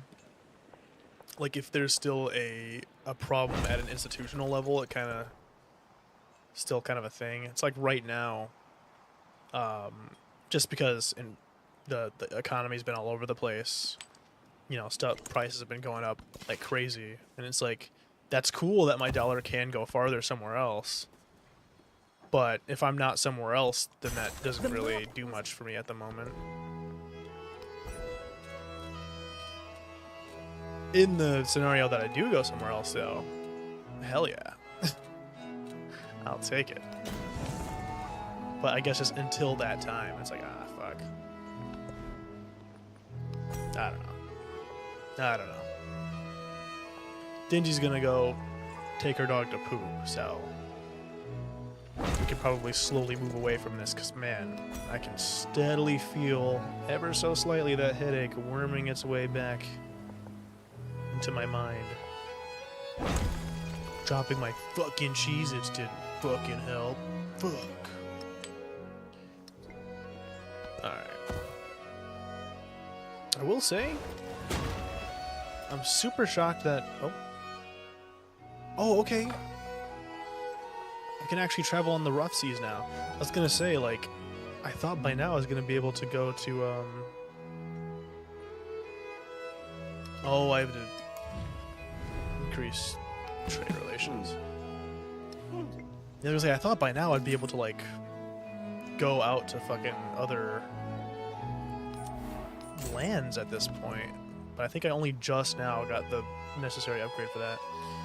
Let's do this.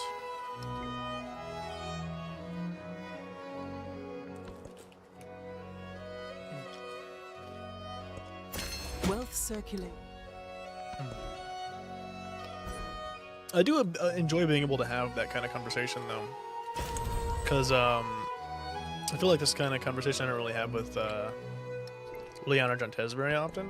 Especially not Jontez. Jontez is the kind of person where it's like, I love him, but he is far too naive about the government and like, country he lives in and how important a lot of the stuff is that he should know. I worked. And with Leon, I just feel like we agree too much on certain shit. There's not really a whole lot of room for, like, different perspectives.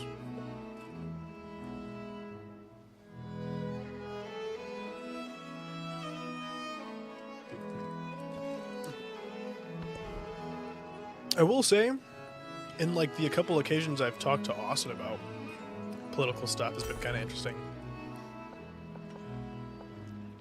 Simply because, while I think he's a bit more, like, kind of moderate, maybe left-leaning, I mean, I haven't talked to him so much that I can really tell. He's just knows so many people of so many different walks of life that regardless of his particular...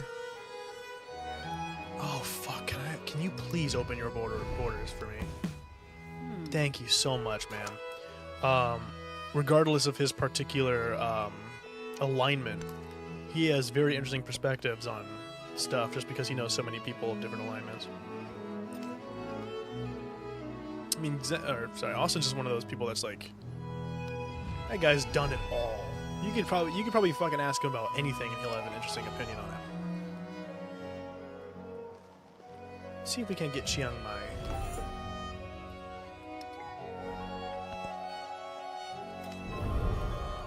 It is kind of funny. Our creators sang to us That in scared the them. wind That and like the jump water, scared me because the game went boom and then showed me this. in children's laughter, and taught us music.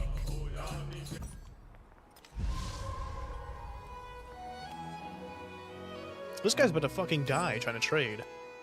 Be careful, man. Oh, I need to improve trade relations again. Fuck.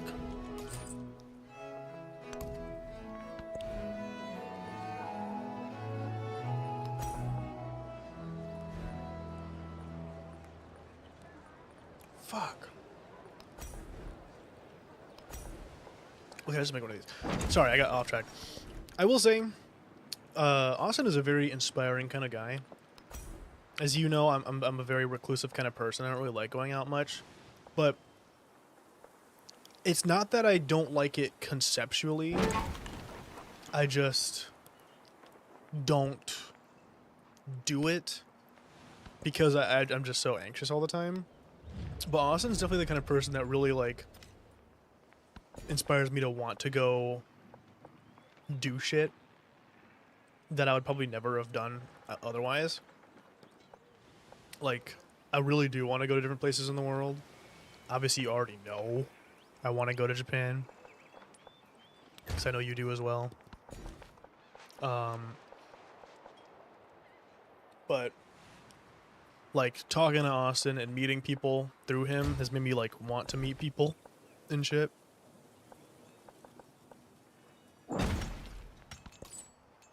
Because it is through meeting people that you also get different perspectives, like he has. Yeah, it's like you said, surrounding yourself with people of differing opinions. The king established all his...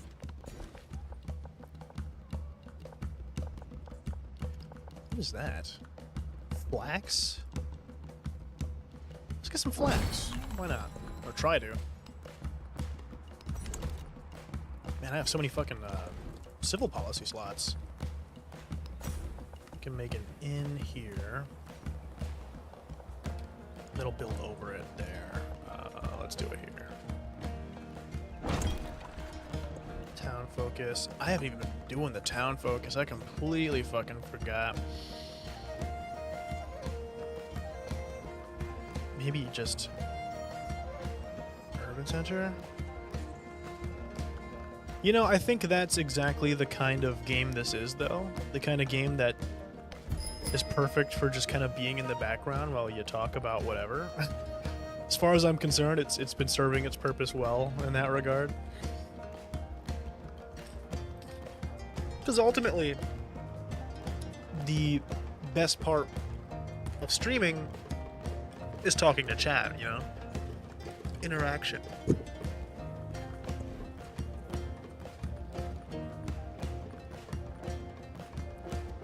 Like, obviously I have locked in a couple of times and like zoned way the fuck out. Just because I don't want to, like, drag my feet too much in this.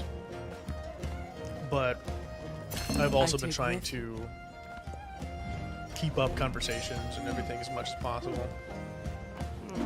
Especially since it's our first time having Dingy here in so long. Right? Whenever we have someone come back after a while, it's like, it's a big deal. You can't just not talk to them.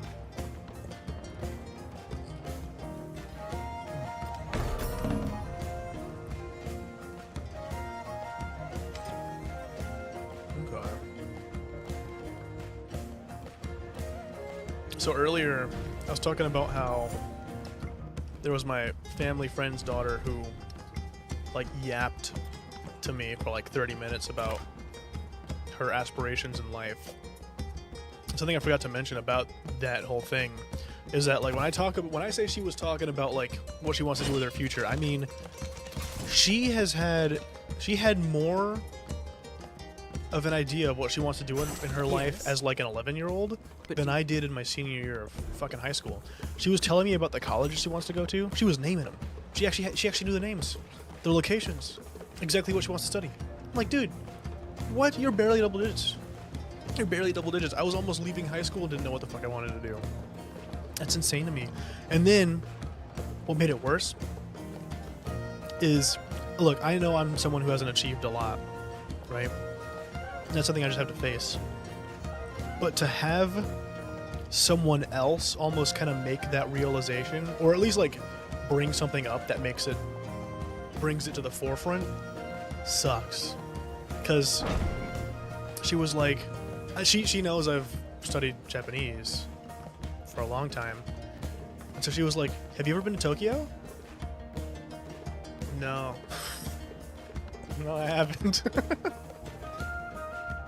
Dude, that little girl is going places, man. She knows so much shit. She was telling me about, like, endangered species and shit. And she was like, yeah, I did some research, and it turns out that around 2030 or so many people will have left the field of marine biology that it'll be easier for me to get a job because everyone else is just giving up. I'm like, where did you look into that to find that information out? How are you finding this? Where did you get that information? Is that true? I don't know. Like, dude, what? She is crazy smart. She's like, I don't know. It's mind-boggling.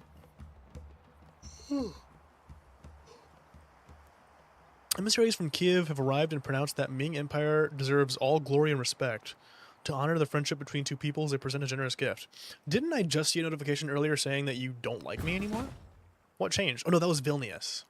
Okay, but me and Kiev are cool. Sweet. Dude, genuinely. Like, we were having conversations about stuff where it would be like, oh, endangered species, yada, yada, yada. And it's like, dude, you're telling me shit that I didn't know. Or, like, I would try to bring something up to be like, oh, she probably doesn't know this. It'll be mind blowing. And she'll be like, oh yeah, I know all about that. Did you know that? Blah blah blah blah blah blah. And I'm like, oh my god, I'm stupid. You know, it's like the are you smarter than a fifth grader? Well, she's a sixth grader. But the answer is no. The answer is no, I'm not. Apparently. Because, yeah, I don't know. I wish I had my life figured out. Or, like what I wanted to do figured out that fucking early on. We Man, at that take age, the I was probably golden still like, road to I want to Samarkand. be an astronaut or something, just random. And she's like, oh, yeah, no, marine biologist. I want to go to UCLA. If not that, I want to go to the certain, Miami State. If not that, I want to go to a college in Australia. And I'm like, what the fuck? Why, like, I would not have been able to even tell you the name of a college when I was that age. Let alone have 3 different options for which ones I want to go to. Like, that's crazy. I do too, because, like, you look at, like, the questions and you're like, what? How the fuck is that, like, something that was being taught in 5th grade? You'd think I'd remember that, but then again, I guess not. Because it'll be like, I don't know, some shit like, you know, how does nuclear fission affect the cells in a 500 meter radius? And it's like, I don't fucking know. What? You're telling me a 5th grader knows this? That's bullshit. That can't be true. You gotta be making that up. This has to be like, I don't know, a 5th grade test for like the smartest 5th graders in the country. Because like what is the control group here? It can't be the average 5th grader. There's no fucking way. Oh yeah, let me check the goals again. Treasure resource. Track the progress in this. Relics. Just track all of these. Fuck it.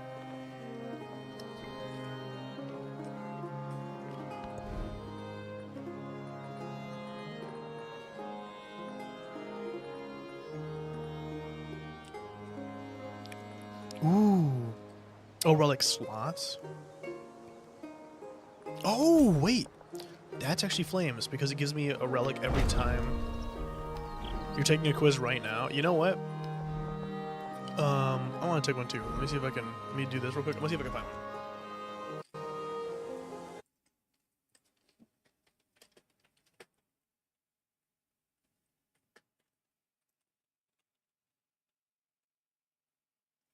Okay. Which one are you using? Do you know? Yeah, like, what's the website? Oh, thank you.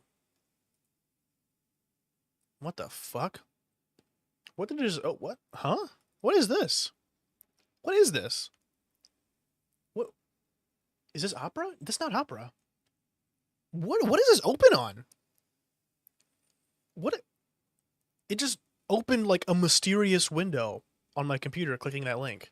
Is this safe? What the fuck just happened?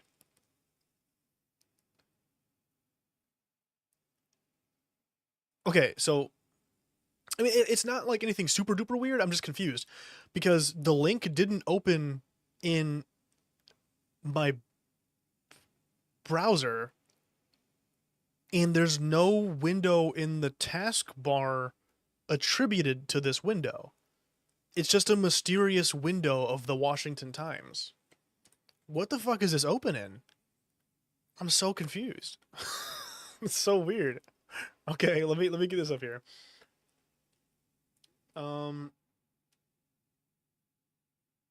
Window capture. There we go.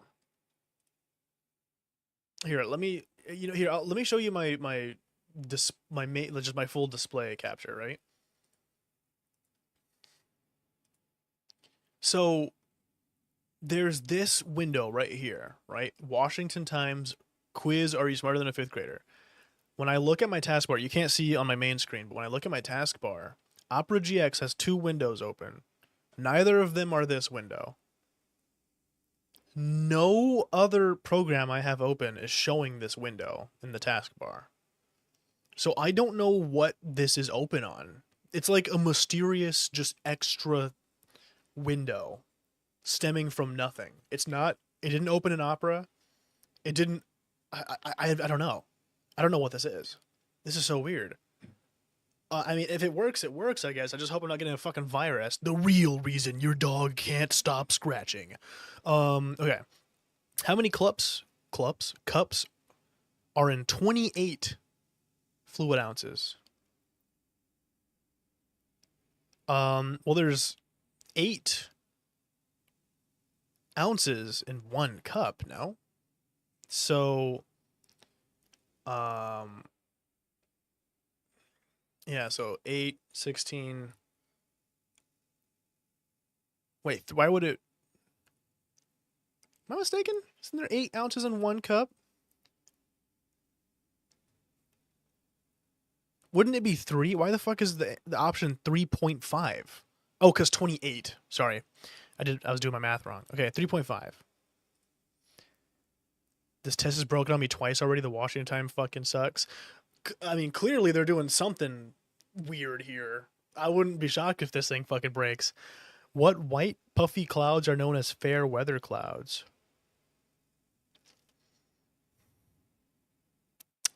I think stratus is like you're getting close to the point of storm, right? Cumulus. Yeah, okay. Between 1455 and 1485, the War of the Roses took place in what country? That sounds French as fuck. Okay, well, fair enough. Fair enough. That's what I get for assuming. This isn't even a question. This is just an ad. A common type of radio wave is referred to as VHF. What do the letters VHF stand for? Variable high frequency. No shot. What fucking scientist was like, very high frequency? Like, come on, that's lame. That's so lame. That doesn't sound cool enough. Come on now. That'd be like if DNA was like the little thing inside your body. Like, that's fucking stupid. It should be that. Never mind. Okay, next question. If Tres is facing north and turns 90 degrees to his right, what direction is he now facing? He's facing north. So if we're looking at this on a map, facing north, 90 degrees, he should be looking east. I feel like these questions, the difference in these questions is kind of wild.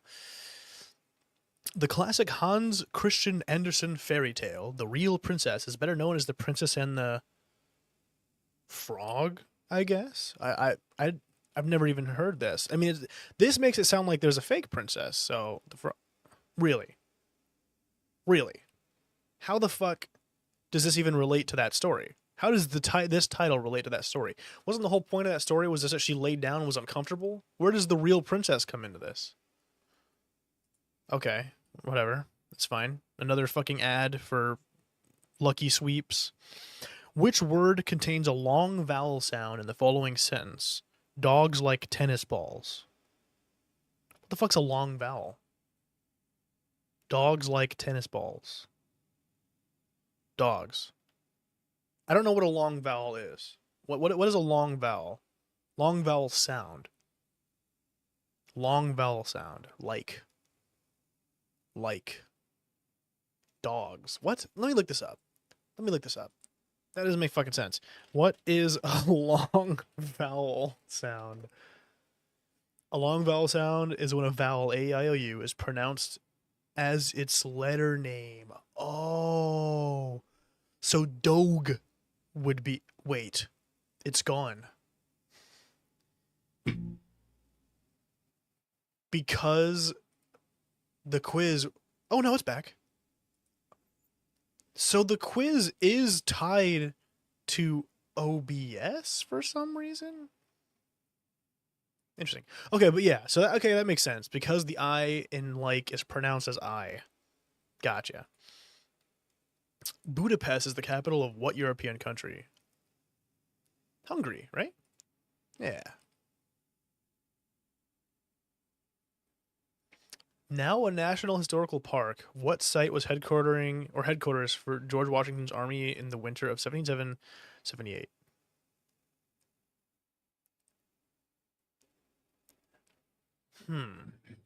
I feel like Bunker Hill sounds too obvious, you know what I mean?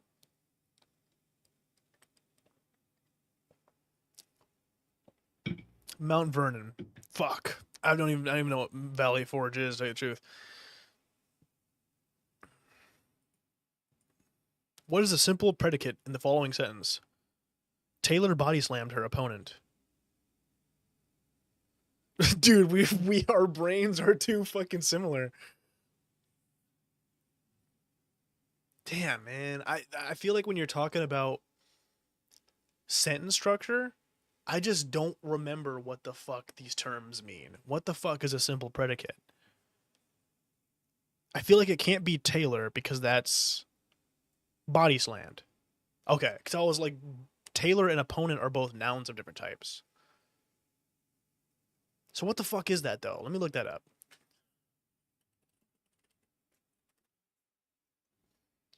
A simple predicate is the main verb or verb phrase in a sentence that tells what the subject does or is, and it does not include any subject, objects, or modifiers. So it's a verb. It's a verb. Okay, gotcha.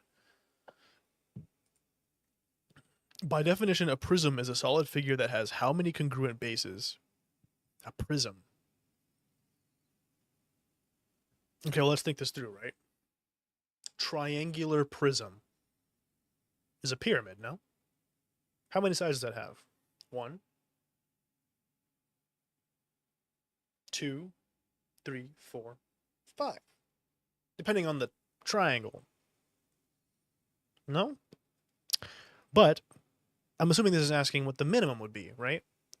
So let's say you take a cylinder. That's 3-dimensional.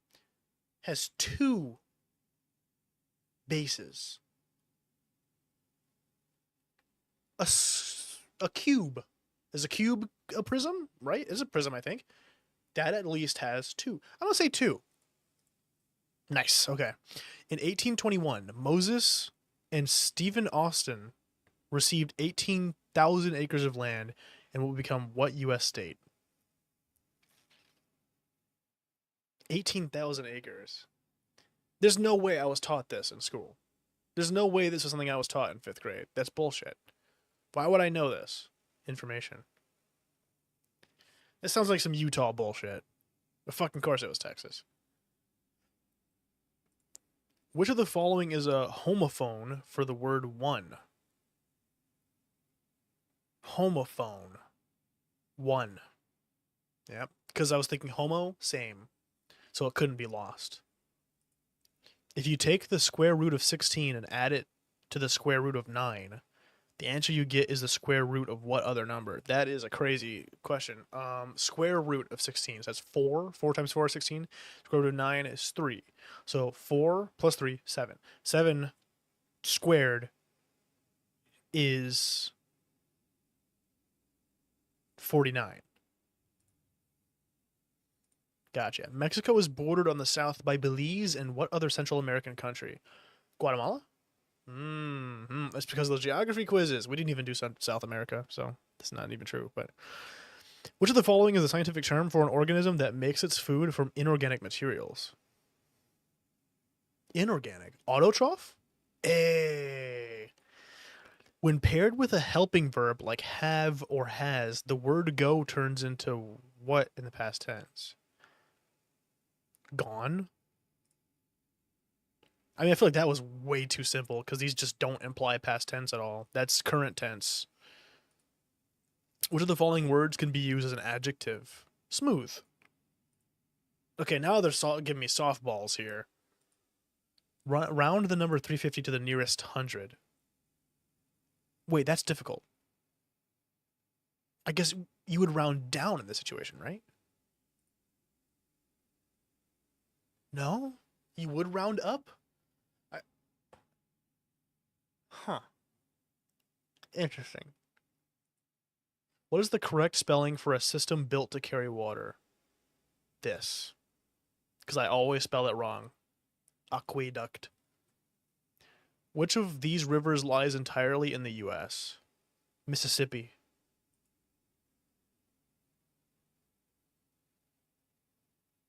I guess that makes sense. Dude, look at this. They're giving me fucking like feet massage ads. Come on. If Kevin plans on visiting the 3 tallest mountains in the world, what continent will he be visiting? Asia. Because Mount Everest is in Nepal or something like that. What month is named for the Roman god of war? March? Okay. I was trying to think it was just the closest to April, which I feel like is often associated with it. Okay, finish. Finish. Give me my fucking score. Finish. Finish. Finish. What the fuck? I want my score. Listen here, you fucking bastard. Give me my score. Okay, let me click on an ad. That worked. Why the fuck? This is some bullshit. That's so fucking stupid. What? Inspect this bitch. Inspect element. Is there really not even a link tied to this fucking thing? What? You've got to be fucking kidding me. Washington Post, bro. What's going on? Or Washington Times. What the fuck's happening? How are you guys this washed that you can't even make a finish button work? That's insane. Hey, do you like my GG Mooding cursor? It's probably hard as fuck to see. It's so small on screen. That actually pisses me off so bad. I want my fucking score. Okay. I guess it's ambiguous. We will never know what my fucking score was. That's actually infuriating. If it stopped working midway through, I wouldn't care, but I got all the way to the end and then it stopped. That fucking sucks. Independent being lured away. Not on my watch. Oh. Oh no, you got that, man. I'm not about to use all my influence on that. You can have that. Oh, that's so infuriating. I really want to know what my score was. I could probably look at it like in post or something. Absolutely, absolutely. I think I did do like I think I did generally beat it, but like let's be honest, that was some bullshit. Those were definitely not 5th grade questions. Well, some of them weren't, or some of them were like they were basically trivia, like the I don't know. I feel like I just did not learn some of that shit. Because 1 second it'll be like, what is a nimbus cloud? And the next it'll be like, give me the fucking exact chemical makeup of like the shit out of your ass. It'll be like, that's fucking what? Get out of here with that. Forgism. That's gonna be the name of this religion. Forgism. There we go. Add new belief. Oh, man, that energy drink just basically did nothing.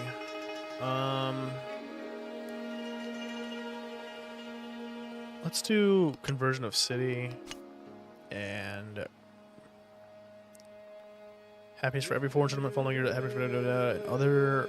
No. It's always other civilizations. Like, why the fuck can't I focus on my civilization for a bit? If you retain this belief, this...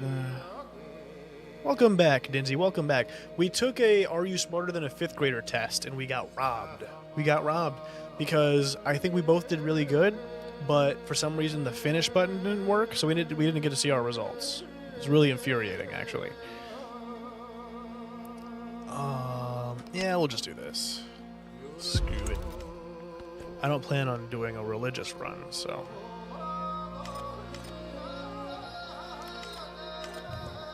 Yeah, you should have seen my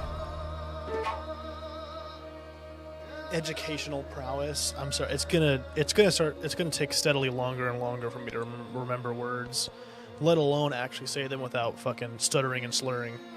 My mind is just all fucking over the place. Man, give me the fucking upgrade, Clob Nabbit. But did your dog poop okay? Is your dog doing good?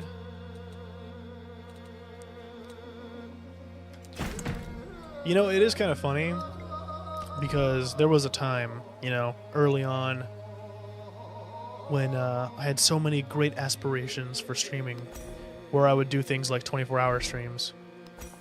Nah. Even if, let's say right now, fucking Kai Cenat rated my stream. I got like 2 million followers and they all actually stayed. You're not catching me doing a 24-hour stream again. You're not catching me doing a sleeping stream, none of that shit. No. Not happening. Shit's not fun. I don't enjoy it. Okay, I'm glad your dog's doing good. No, even if I were to be successful, randomly, my career would consist of streams like this. Old man streams. I'll get some fucking cheese and crackers.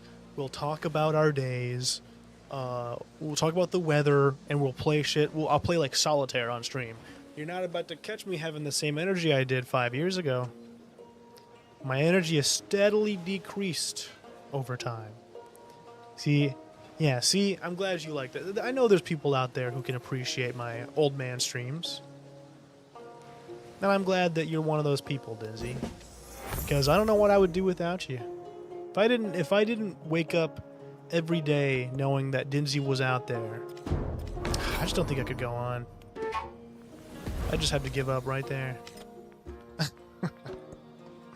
Trailing in technology, that's some bullshit. That can't possibly be true. I do feel like this entire run is just fucked, though. Progress marches on, driven by discovery. The people's thirst to know the workings of the world cannot be quenched. Yeah, give me that attribute point. That's what I like to see. We'll just mastery on shipbuilding. At this point, I'm just clicking shit, to tell you the truth. We'll do this. Reach level 7 with Confucius. Bro, me and Confucius, we aren't that serious about this. That's... You mind sharing what it is now? Now I'm kind of curious.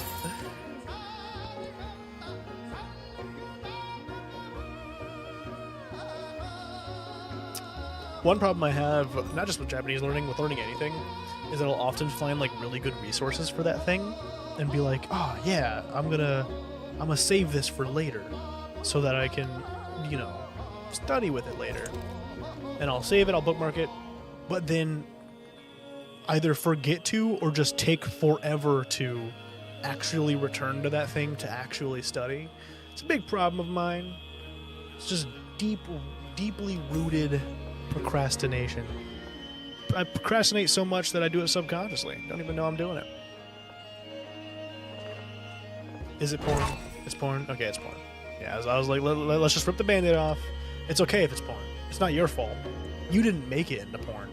Some other sick bastard said, you know what, fuck Let learning the rain languages. fall according Unless to you want to season. learn them through porn, I guess. And let the frogs I do wonder cry how out that in the happened. fields. Like, did they just buy the domain? Was it like JapaneseOral.com? Like, teaching you how to speak it, and then someone was like, JapaneseOral.com? I'm gonna buy that for my porn site. Like, I'm curious how that even managed to happen.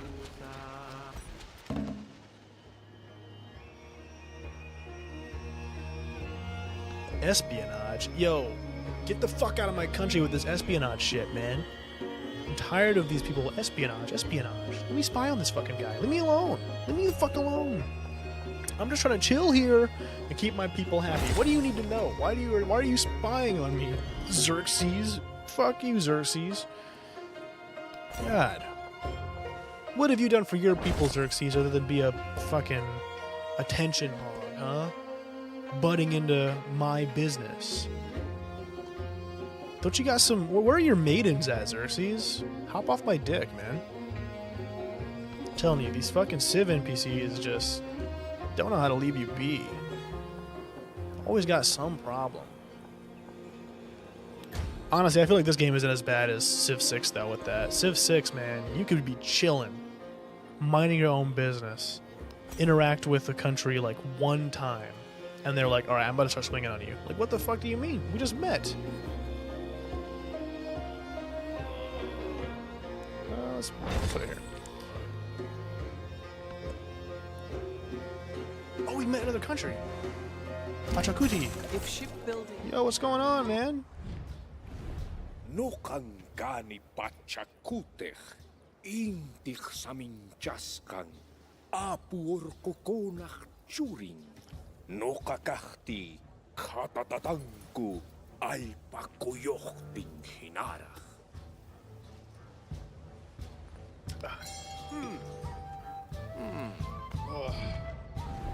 Oh no. That Pepsi's not hitting anymore. It's too watered down and warm. I need some more Cheez-Its. I'm starting to warm up to these, honestly. They're not awful.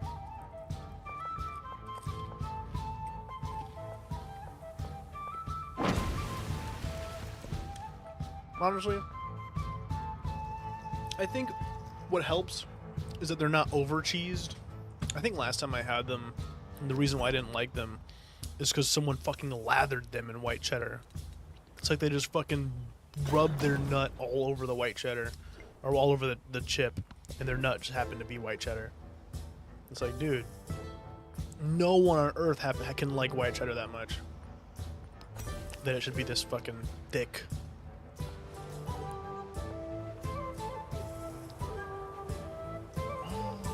Right here.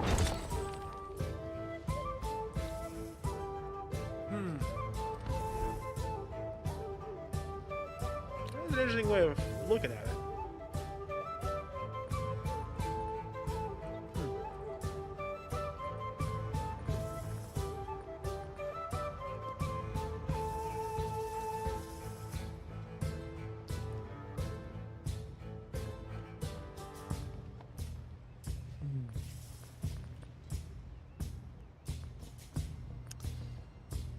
Now, do you think, though, that could be a situation of, like, I don't know how to describe it, but almost, what's the word? Not revisionism, but, like, I don't know. Like, could it be possible that there's certain things that at the time weren't considered, like, right? Fuck. Damn it. She got an ad right when I was about to start cooking. And when I say cooking, I mean I was about to throw some like ice cubes in the air fryer. There's no guarantee that what I was going to say was even going to make sense. Just, yeah, just tell me when you don't have the ad anymore, and I'll see if I can't make sense of what I was trying to say. She called me Tabs. Dinzy called me Tabs. I'm so happy. I've never been so happy in my life. Welcome back. Welcome back. I was gonna say, do you think it's possible though that when you're talking when in the topic of historical instances of like right or left, that it almost kind of serves as like a thing where like at that time those actions didn't seem like they were oriented towards any one side of a spectrum. It's only looking back at it in retrospect. Because, like, in America, I guess, like, the closest thing I can think of to compare that, like, what I'm trying to say to, is, like, how in America in the past, Democrats were historically the right-leaning party, and Republicans the left-leaning party, but then there was, like, the Great Change, or I can't remember what the fuck we call it, but, like, the point where in history where each kind of shifted, so Democrats had got so many people on the left and Republicans got so many people on the right that their alignments just kind of switched. Oh, whoops. So it's like, I wonder how many events through history could potentially kind of be a similar deal where it's like, to them, this was more of like a, you know, this is a very right-leaning action, and then in history later it's like no, these guys were clearly on the left. I guess it's hard to say because, you know, there's I'm just so like I lack so much knowledge on it, but I imagine there are some things that are very what's the word, like very much obvious, like you can't misconstrue that, like that is just how it is examples, but I don't know. Plus knowing the Democrat is still reading like about all that, I wonder if there really was a shift, you know what I mean? Yeah, it was more like, it was more just they just flipped. So yeah, they both remain on the right, it's just which one was further right flipped is all. So it wasn't anything like a huge change. It was just It basically, honestly, really, they basically just traded names, ultimately, in a way. Let's do a research.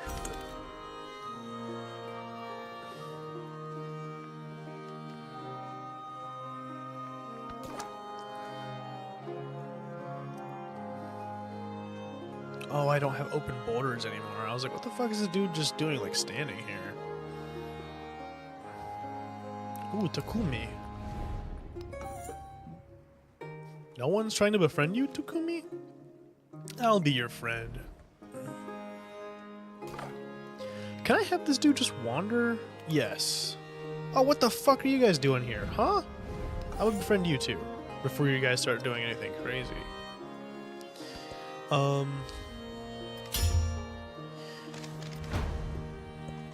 me, success is based on the right of freedom. If I have enough money to buy a town like Disney, I should be able to do it so long as I follow the laws of the land and my government is no longer fit. Right to bear arms. And the artillery to damage. The right to topple those above me. The freedom to try and fail. Yet freedom ain't free. We still live in a world where countries are trying to expand, to conquer others. On a country scale, success is the strength to protect our sovereignty, to protect those freedoms. So having the best companies, the biggest armies, and the larger guns. Those things like, oh, at first I really need something that helps you. Investing my own privileges or strategic system. Matsuyama Castle. The keep is higher than the autumn sky. Wait, can I make that? No, it's just a... Okay.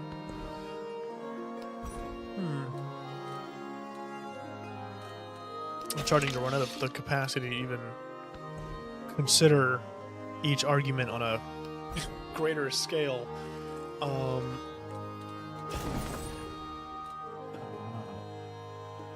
One relic would be nice. You know what? Yeah, let's go for society. Society.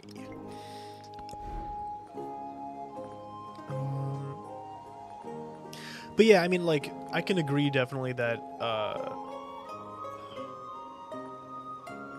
freedom, just in and of itself, is such a very valuable thing.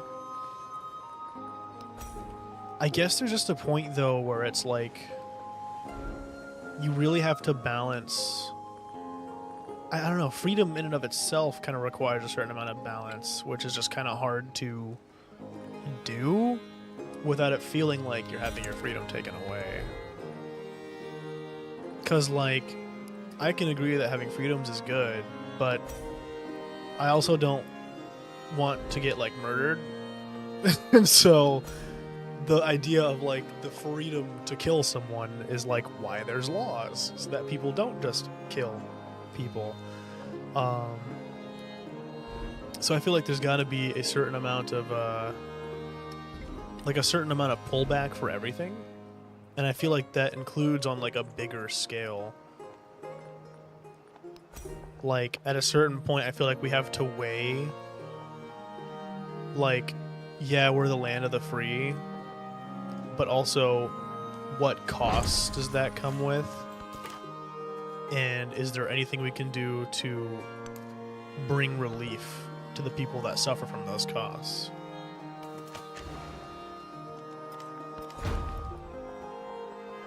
And that's another good point, is like, I guess, like the metric of freedom, because for some people freedom can be very different things.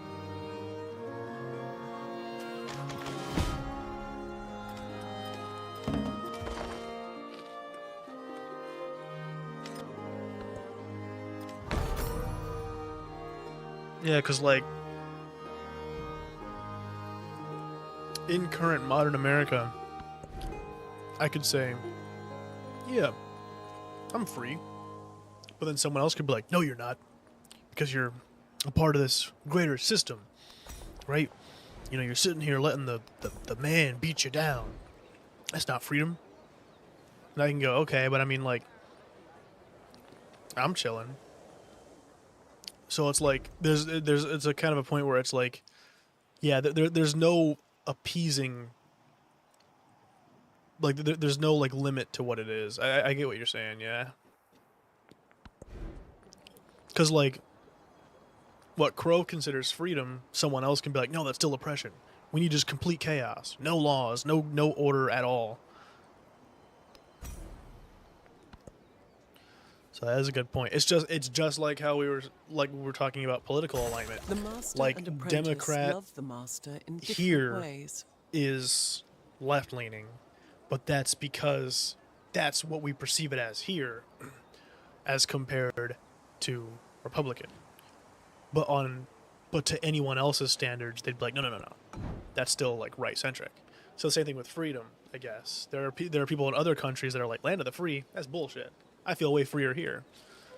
So it is, yeah, it is a very hard thing to kind of nail down like a exact, perfect kind of definition for.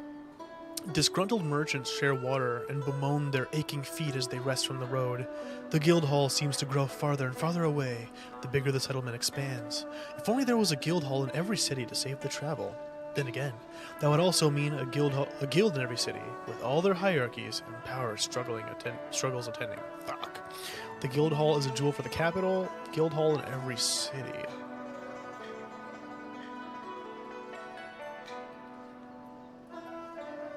We'll do, yeah, why not?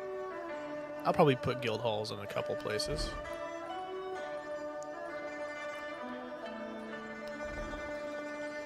Because I like to have gold. We've got to have more money. Which place was, hold on, one of these cities was like downright fucking broke.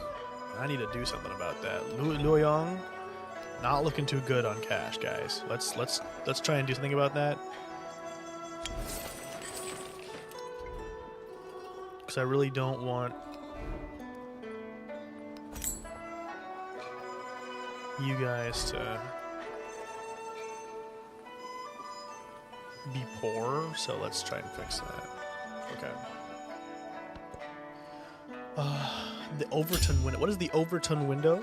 I don't think I've heard that. Freedom is a scale, just like most things. To say you either have freedom or you don't isn't accurate, but my examples above are freedom to me, that's why I gave them. Freedom to speak your mind, freedom of action against those who rule you, freedom to push yourself above those around you. The freedom to try and fail, and things I don't have anyplace else. I mean, kind of. Once again, I mean, even you say it yourself, like, you know, people just kind of have different metrics of what is freedom.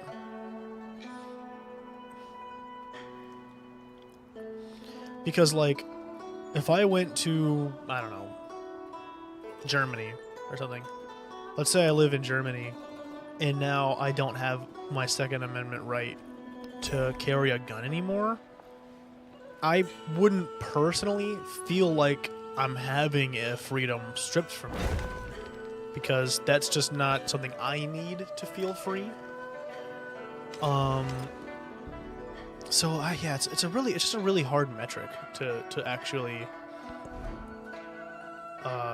talk about in a definitive sense, I guess.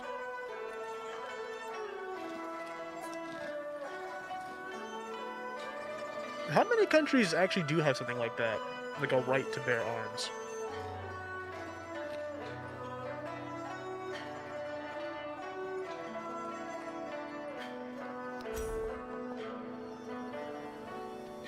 Alright, at this point, this farm's gotta fucking go. These chickens are not doing enough for me. I'm sorry, put a Great Wall there.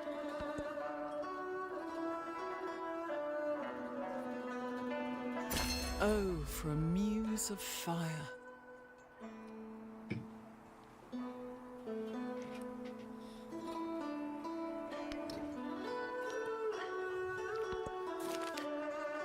Emissaries from Gogyong have arrived and pronounced that Ming Empire deserves all the glory and respect.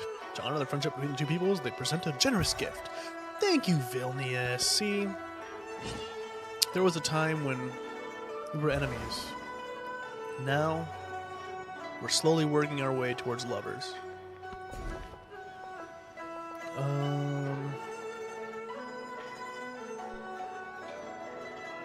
My happiness and food are pretty good. I just really want more gold. I guess I could do this one and minimize the amount of food loss a tiny bit. Yeah, that's fine.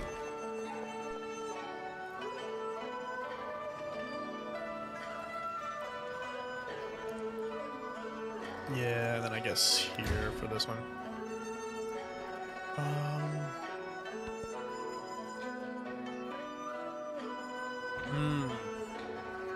I see what you're saying. The best investment for 1 year is to grow grains. The best investment. All parents want their children to grow up virtuous and wise, but there is much disagreement on the best way to raise them. Some children learn best through practical experience, while others insist rigorous study is the only way to prepare for the real world. If the destination is the same, does the path truly matter? Ooh. I feel like I usually have more specialists.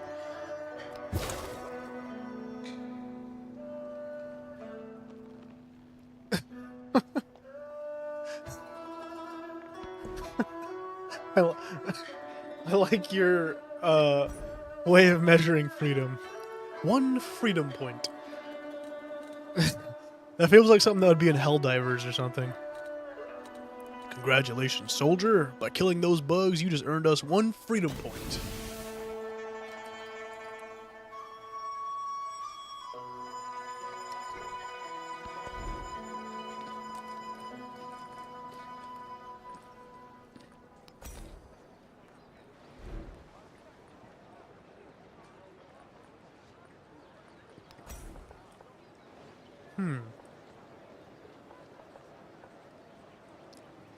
So some of these I actually... Wait. There were some tiles where putting them there... Putting an academy there or whatever would... lose me money, but for some reason it didn't there. That's interesting. Okay. I mean, I'm not gonna be mad. I'll be more than happy I'm not losing money.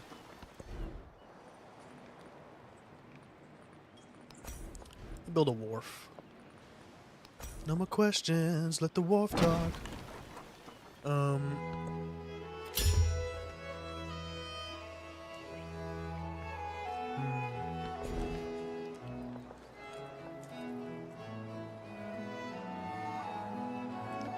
Okay. Here, okay, I have a question for you, Crow. That I feel like kind of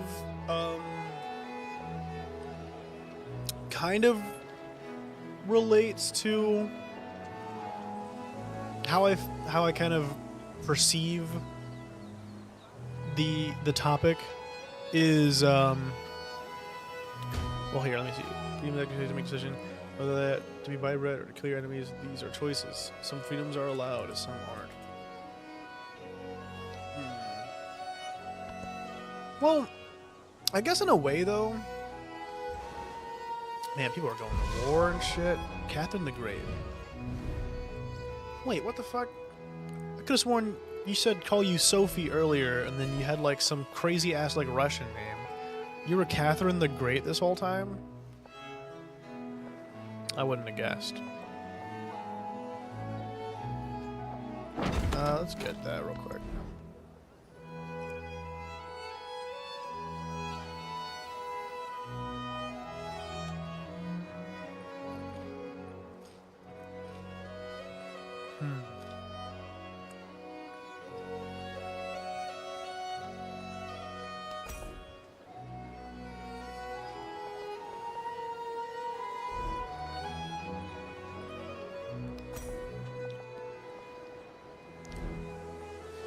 Man,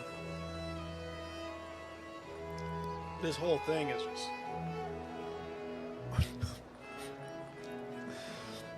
I feel like it's beyond my acumen at this point. I was gonna say, if I were to use like, I don't know. Well, I'll let this play out first before I kind of like shift away.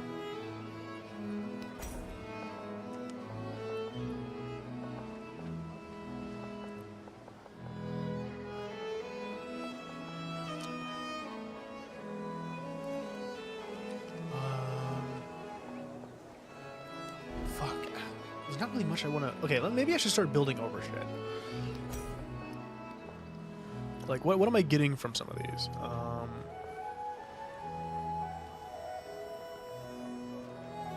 I feel like overbuilding is something that was not very well explained to me either.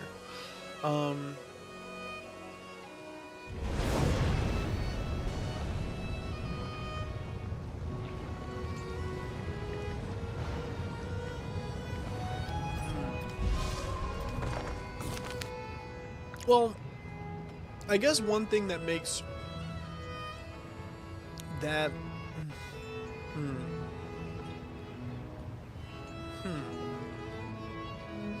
Okay, here's a question, right? Using One Piece as an example, I guess, right?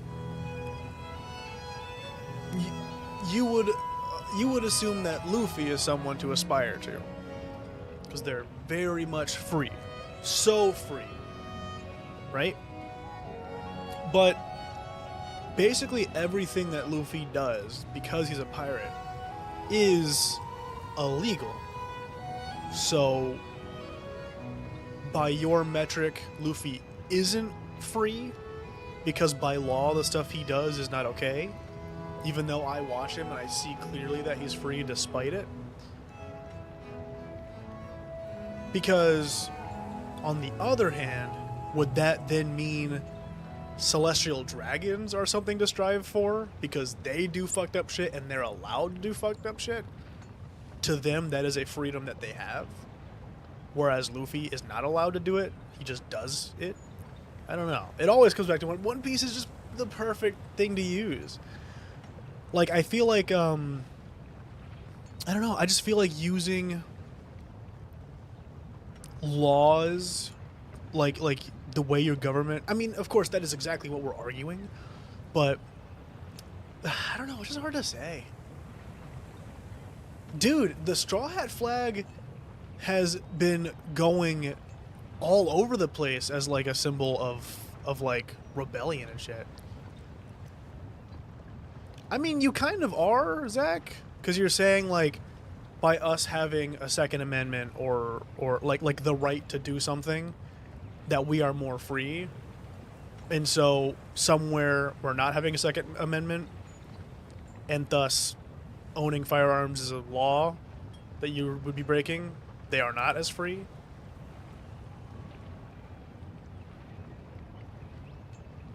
Yeah, I know. I'm just saying, like, why can someone not be as free as us somewhere else, I guess? You know what I mean? Like, I feel like using... Like, freedom is something that inherently is really hard to tie to the way a government is run.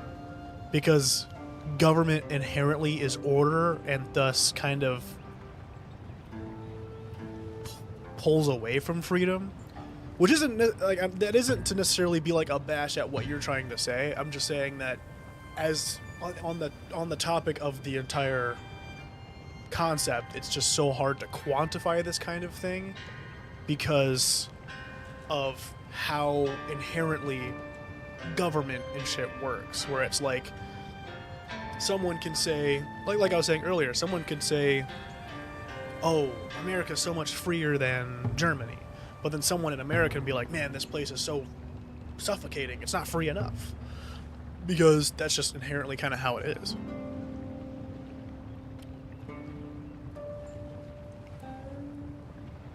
Once again, that's not to say that like what you're saying is like invalid, but more so just that inherently the very concept is so oxymoronic to itself. Like the idea of a free government, I feel like technically doesn't exist because government is order in and of itself. So even with our freedoms, it's like it becomes a moot point, I guess, where it's like I said, because some people just, they can live somewhere that we would think is maybe oppressive, still feel free. And some people could come here and be like, no, it feels oppressive here. So it's just, it's hard. It's hard to say. Like, I don't know. Like, freedom to me would be a lot of what life is like now, because I'm not someone who has aspirations to do crazy shit. So freedom to me is like, as long as I can just lounge around, play games, live my life like a normal chap, as far as I'm concerned, I'm free. Whether or not I don't have access to guns or something doesn't matter to someone like me. But to someone else, it might matter a whole lot. Ming was powerful before the Great Wall rose, but no representation could convey their true authority. Now, a wondrous construction stands, drawn of mountain stone in the dirt of the earth, a demonstration of the power to draw beauty from nothing. Such innovation! I have nearly 10,000 gold. Goodness gracious.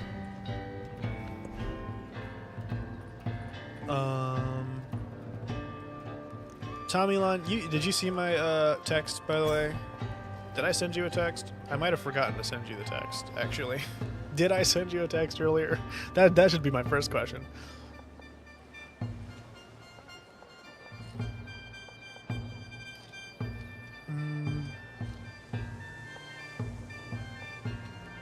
Yeah, we'll pull over that.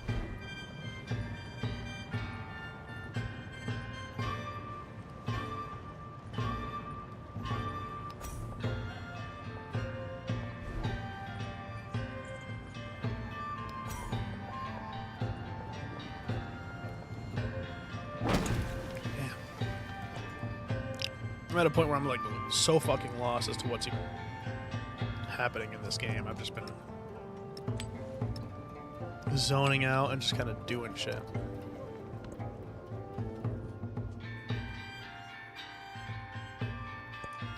From the new land of gold, a sun of gold, a whole fathom wide, and a moon of silver. True. True. Yeah, I feel like there's just like basic humanitarian kind of needs that should be met, of course, in order for a country to be considered free.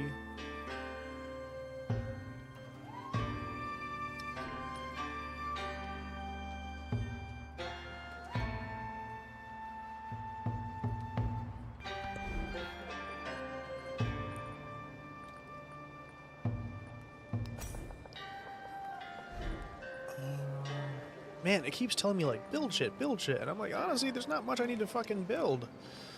Like, just keep researching, I guess, guys. Do something. At this point, there's no winning this round. I've just been going with the flow this whole time.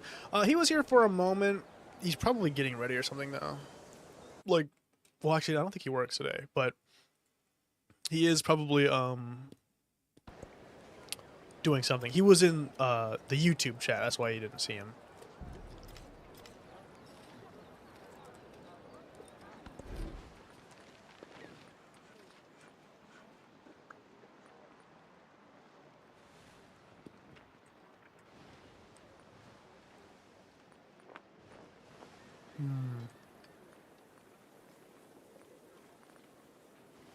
Yep. Cultural festival. Fuck it. Laws are inherently restricted. I'm allowed to do things. I mean, I can definitely like agree with that, though. Like, I do think that is objectively true. That if someone is allowed to do something that you are not allowed to do, that makes them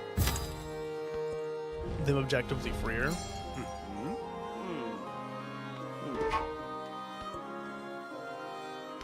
Man, honestly, I don't give a fuck what Napoleon's doing, man. I'm just vibing.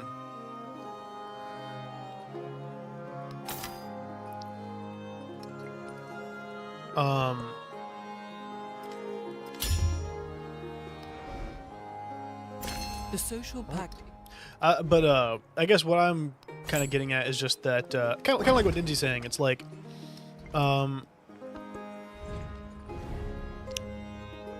hold on, Napoleon, because if I fucking ally with you and it turns out you're at war, I'm about to be pissed. You're at war. No, I'm not accepting your fucking... No, we're not being allies. Reject. I'm not about to help nobody in a war right now. I'm straight chilling. I still have fucking warriors from, like, the dawn of time, alright? I couldn't even help you in a war. Unless you just want cannon fodder. Come on now. Fuck out my face with all this shit. Tired of you guys trying to get me to go in war with you. Damn, I got completely lost. Oh, yeah, but I am kind of like at the same time, like, you know, I get what Dinsy's like asking, where it's like, while yes, you can have these certain objective freedoms, how they, I guess, what's the word I'm looking for here? Like, fuck, I had the perfect thought process. But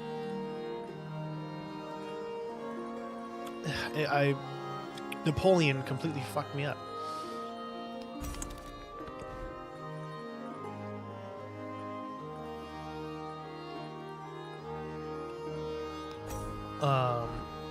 Basically, I guess it just comes back to like, yeah, there can be like certain objective freedoms The purpose of construction is that a country has, but I feel like that ultimately doesn't equate to its success very much to me, I guess.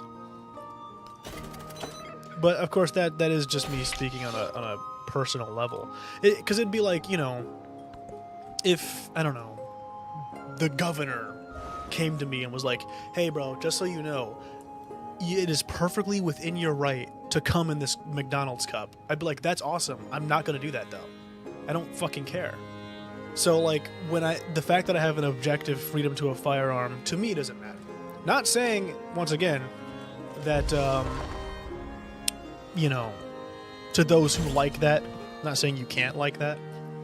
Just, I don't think that's objective freedom. the social pact When it comes, ensures like, that certain men freedoms, become equal. The best necessarily investment- means like, oh, our country is the best. Because it's like, a lot of countries clearly don't need it. They've been fine without it. As a community, authors and visual artists band together under one inspiring imperative: to expand the mind, freeing each individual from dated social constraints. Yeah, I'll do that. If there's one thing I fucking learned today, it's that there's a lot of nuance in all of this. I mean, that's something I already knew, but like seeing in practice the amount of nuance within the line of thinking that goes into, you know, political alignment and morality and so on. It's very intriguing.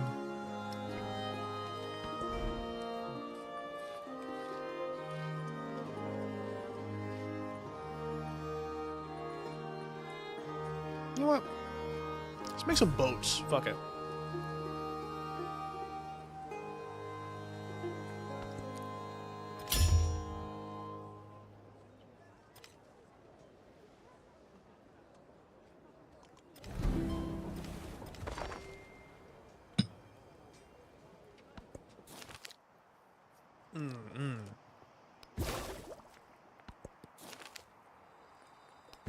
Nice. Got some friends now.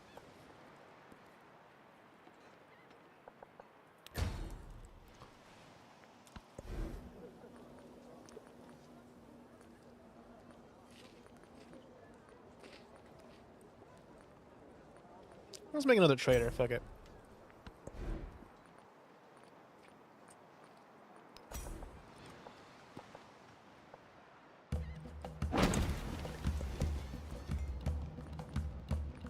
See if I can't make more boats.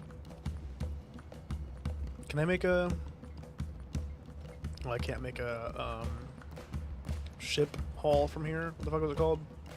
I don't know. Doesn't matter. Oh no, I can make a ship here. Sweet. Okay.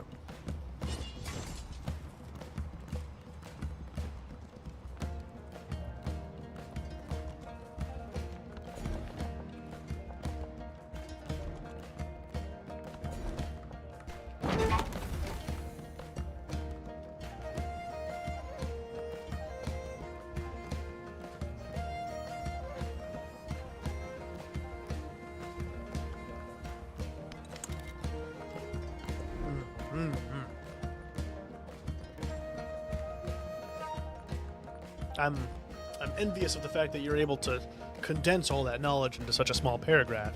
I'd be rambling on for the next fucking 40 minutes, being like, "That's how you." It's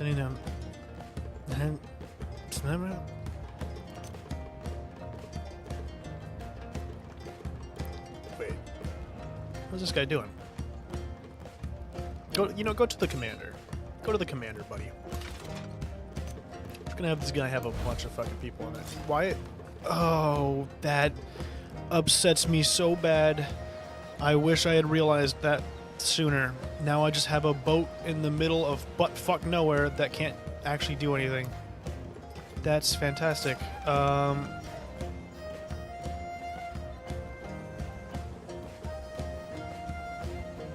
Declare war? No.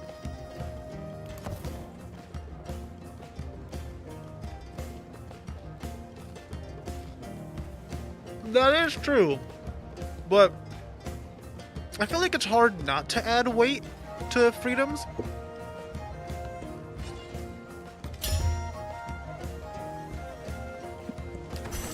Because if someone came to me, is to make things hold together. like let's say in the U.S. they passed a law right now that was like, men, you are never allowed to come again, ever. If you come, you'll get shot on sight, right? But then in another country, they're like, man, they took away my right to come in cups. If that guy comes to me and goes, we have it equally as bad, I'm gonna be like, you are a piece of shit. We do not have it equally as bad. You just can't come in a cup. I can't come at all. All right.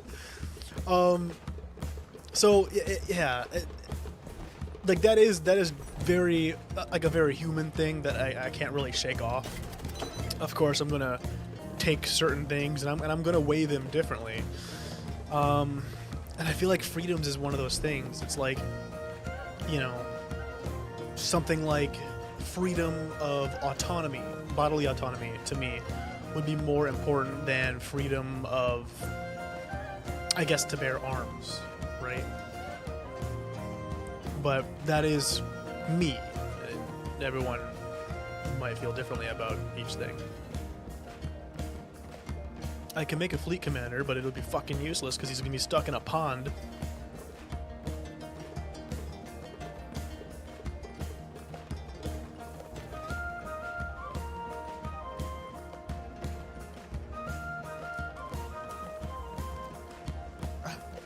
Man, I'm so fucking mad. This town is right next to the fucking ocean, and I couldn't just get one more tile?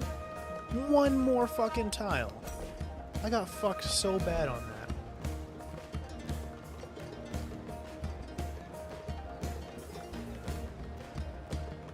Did you just say the same thing twice? Hold on.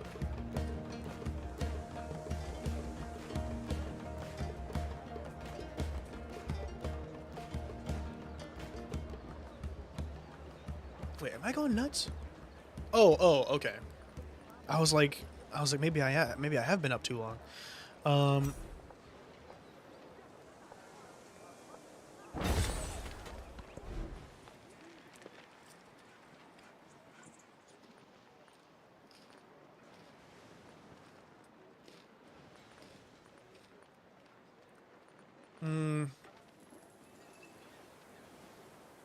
Yeah, but I feel like that only works in a world where humans don't feel emotion.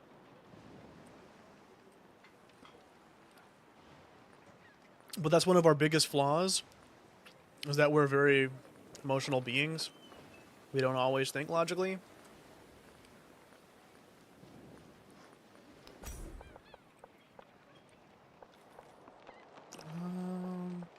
Or I guess we don't always think objectively might be a better way to put it.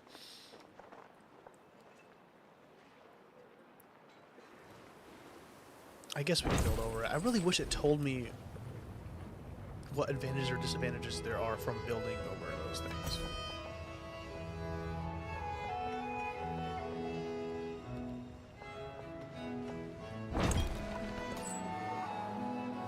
I think what I liked about Civ 6 the most is that I could just play it fucking brainlessly. I feel like I'm missing so much context as to what the fuck I'm supposed to be doing in this game. And it's making it much harder. This is even my first time playing it. It's like my 6th. Plenty of money maketh generally things dear. And see.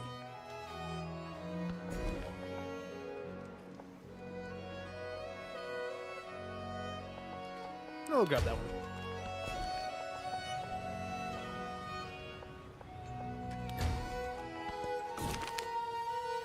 Prosperity ensues once every member of our empire knows and fulfills their role. Emphasize Ren, that all may understand their value to one another. Emphasize Yi, every person has a duty and a need to fulfill it.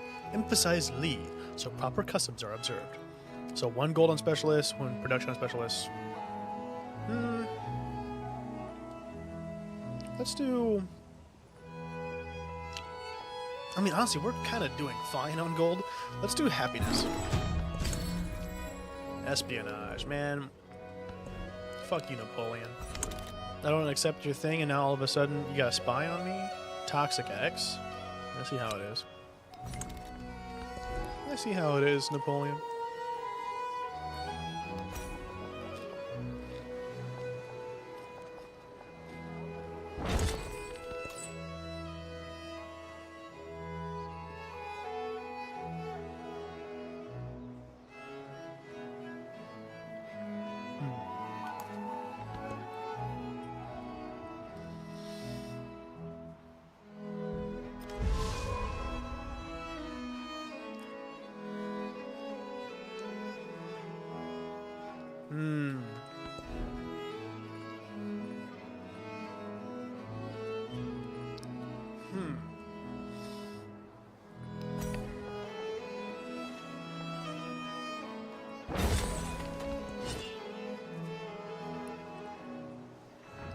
Whoa, wait, what's going on with those troops, huh?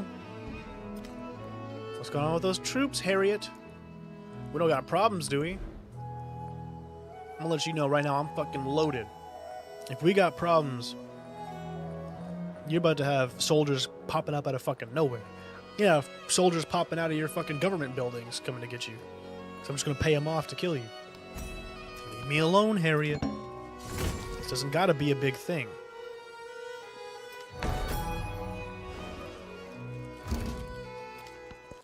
Who did I meet? Octavian. Ego Octavianus Augustus Caesar, humilis primus civis, et princeps orbis terrarum. I love how Confucius looks so uninterested. He's like, bro, can you quit yapping, man? I'm old as fuck.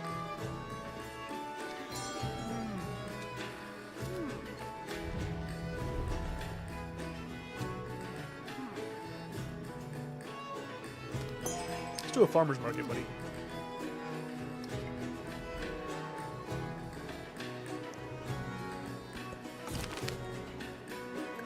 That's what it seems like. Yeah. Just talking about objectively as one thing. Can you do it or can you not? Is what seems to be the case.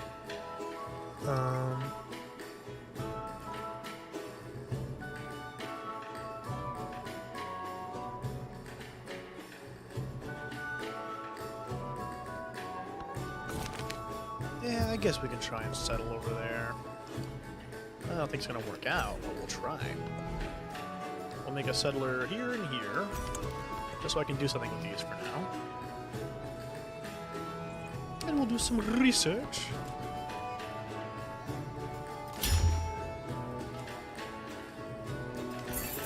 The bellows worked incessantly for 3 days, and Oh, one of my ships needs to go down here.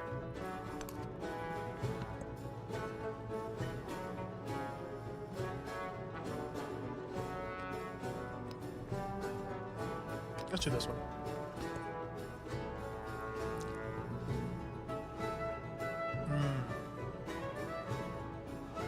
Casus Belli. Interesting. I'll take that just in case I need it later.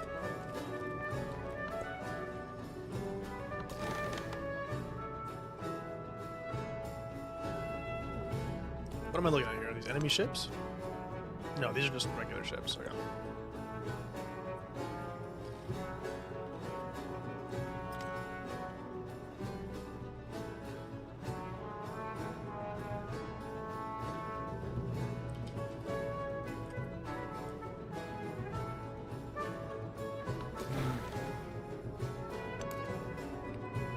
Yeah, I think Dinsy's trying to loop it back around into the idea that freedom inherently, or at least freedom as you define it, is success. Which I can't remember. I can't remember the original thing. It was like 2 hours ago, but like there was something that was like said that was like oh, you know, I'm not even gonna try. I'm not even gonna try and sum up what it was. I could barely sum up the sentence I just told you.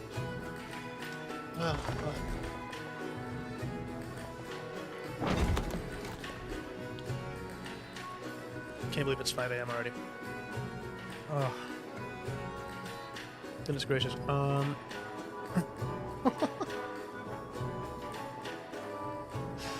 Something freedom. Along those lines. Send a settler this way. Honestly, send one up here too. Okay. We'll try and take both of these islands. There's already a little settlement here, but that's not much. Thank you, Dinsey. I appreciate you. I appreciate your words of encouragement. And I love you too. Colonialism is not satisfied merely with holding a people in its grip, but it turns to the past of the oppressed people and destroys it. Yep. Let that be a lesson to you all about colonialism.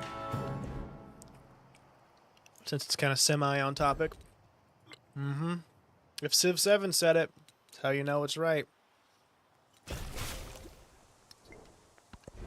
Alright.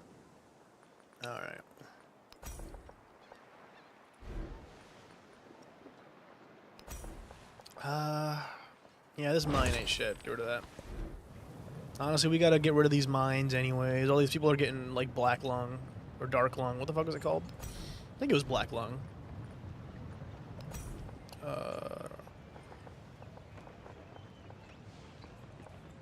9 science here.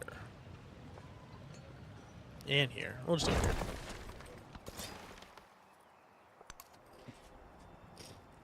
Wait. Oh, fuck.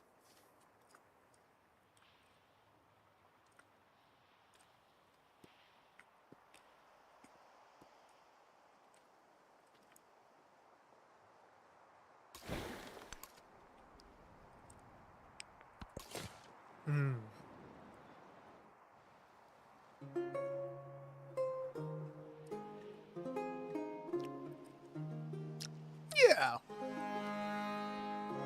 Yeah. Okay, so right now I have a settler. I have a couple settlers. I'm currently trying to send them off to distant lands, right? Lands not so close to my own. That's what makes them distant. I'm doing so because in doing so, I get a benefit of some kind, like more resources that I don't have. Unfortunately, this is the problem. Xerxes is a bitch, and Xerxes is right here to my left. He's this guy. He's like the brownish one here.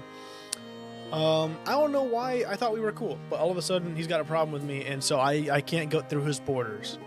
So my settler's having trouble getting to where I wanted it to go, which is over here. It's having so much trouble getting over here that it's wanting to travel across the entire other side of the planet to get there. And I'm like, dude, that's doing too much, right? Now I could go to Xerxes and ask, like, here, look, Xerxes, open borders, please. He rejected it. And I knew he was going to do that, because he's a bitch. So, we're not going to settle over here yet. Or, you know what, I'll go to this village, and I'll buy a settler here. So that way he doesn't have to travel across the whole world. And then this settler, over here, I'll have settle somewhere else, right? Because It's very important that we get stuff that we wouldn't otherwise be able to get. We can bring treasure back to the mainland, the motherland. Oh, we just met another Civ. Let's see who it is. I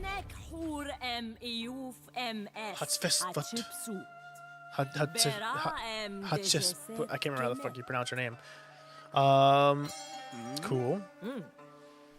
Yes, so that's exactly why I'm settling as many places as possible. But also because it's important to have a lot of coverage in this game.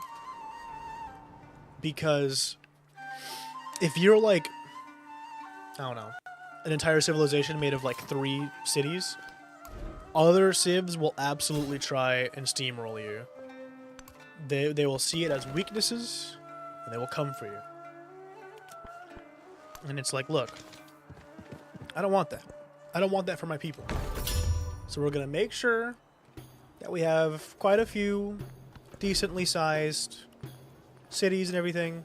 Oh yeah, that's why, see, Xerxes, for example, I bet he's going to try and start a war with me. I can feel it in my fucking bones. He's got troops over here, down by Karakorum and Gordian. I would not doubt if he tries sending these motherfuckers into Loyang, and if he does, he's gonna have to get that work. I could try to, okay, so there's a reconciliation option. I can do this. And it'd be like a, hey, I'm trying to get cool with you. Let's sit down and talk, over, cup of tea.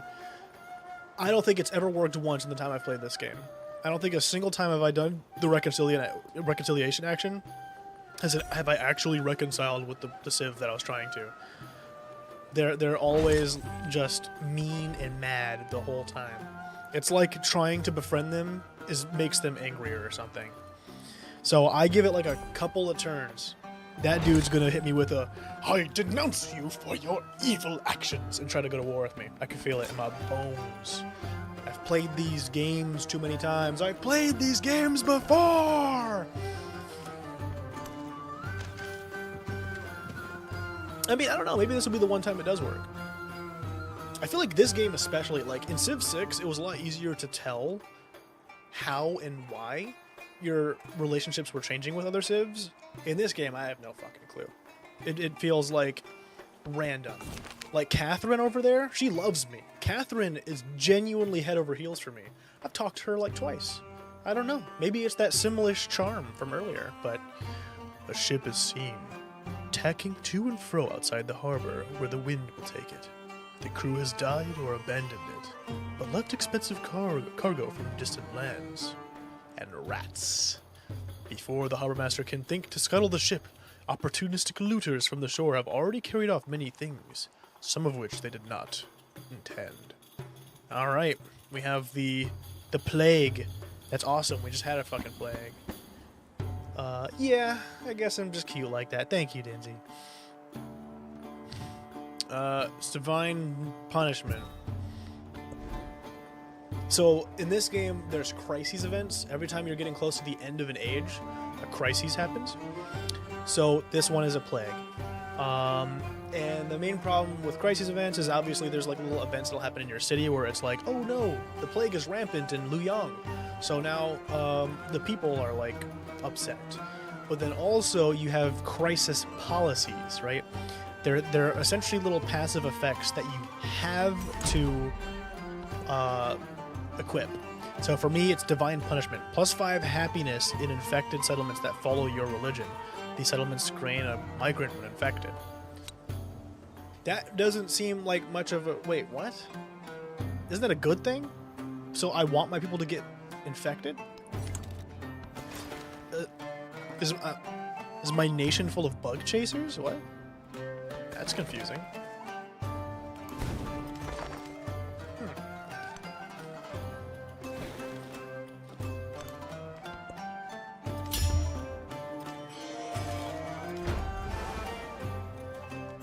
The city Whoa. is like a great house, and the house.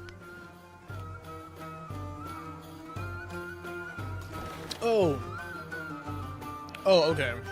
This crossbow guy attacked me. I was like, why? Well, I thought fucking Caesar was attacking me for a second. I was like, what the fuck did I do to you, man? I thought Xerxes was gonna fucking attack me before you would.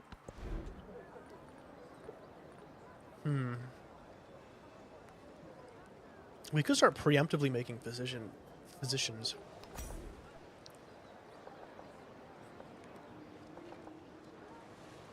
Because I'm sure this plague's gonna go crazy.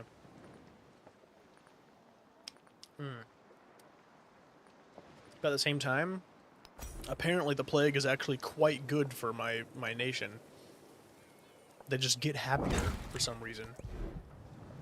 Start dancing in the street, playing Ring Around the Rosie as soon as they get the plague.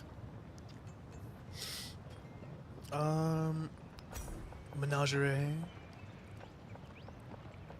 I got a question for you, Crow, if you're still here. Would you... Let's say you get teleported to medieval times, right? Do you think you would, go to a brothel? I feel like just the name alone, brothel, sounds so fucking nasty that I can't imagine going to one. Like, why that unappealing word? I don't like that. Such a capitalistic game logic. Plague? Hell yeah.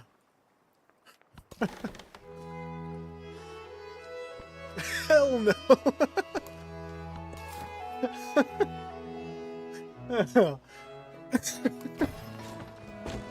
What, man? You don't want to go to a cool, fucking, medieval, disgusting, rundown brothel? Can I tell a secret? Can I confess something? This isn't about me. Well, it's related to me, but it's not about me. There's a certain girl that I used to know. Might just so happen to have been an ex-girlfriend. You never know. That's not really worth divulging. But, one day we were talking about, I think, just like fetish stuff, right? Kink stuff. And I was saying stuff that, like, I kind of think is gross. I was talking about stuff where I'm like, I just don't think that's something I could do. And one of them was, I don't know what it's called. I don't know if it's just called a glory hole. But, you know, those things where it's like a wall that essentially just has a woman's ass sticking out? Like her top half is through the wall, right? I don't know what you call that other than like a glory hole. I remember saying to her, I was like, yeah, I just find the concept of that, like, really gross.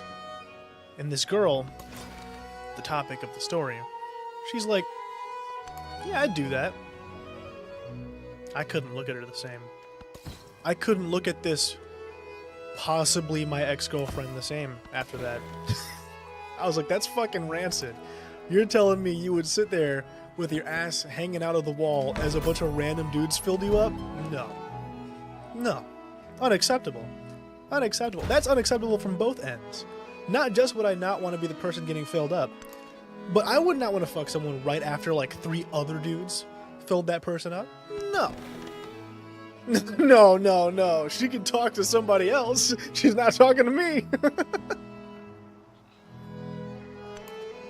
I don't think she did. Based off of how the conversation went, it was something like, because I said like, wait.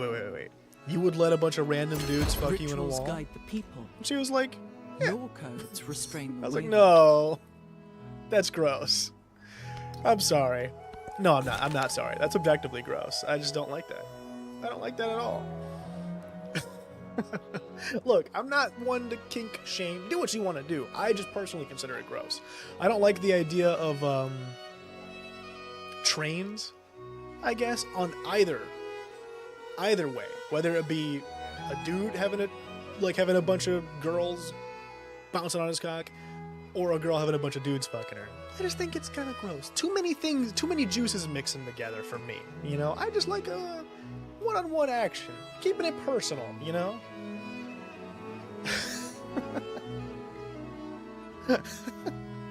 I don't know. Look, Dinsey, I appreciate that you want to be up to bat for your fellow girlies out there, but also there's some hills that aren't worth dying on, you know? Holes that aren't worth being stuck in. And I just feel like that's one of them. Confucius would want a diplomat to follow the Daming Lu when imposing law, would he not? Yet the line between government and faith is often precarious and hard to find. The law is agnostic to belief. Law should express... Okay, I'm not using religion, so I'm doing the top one. So that's also what I would more accurately think anyways. Okay, I'll hear you out. I'll hear you out, Dinsey. You know, I respect you greatly. There's no reason for me not to hear you out.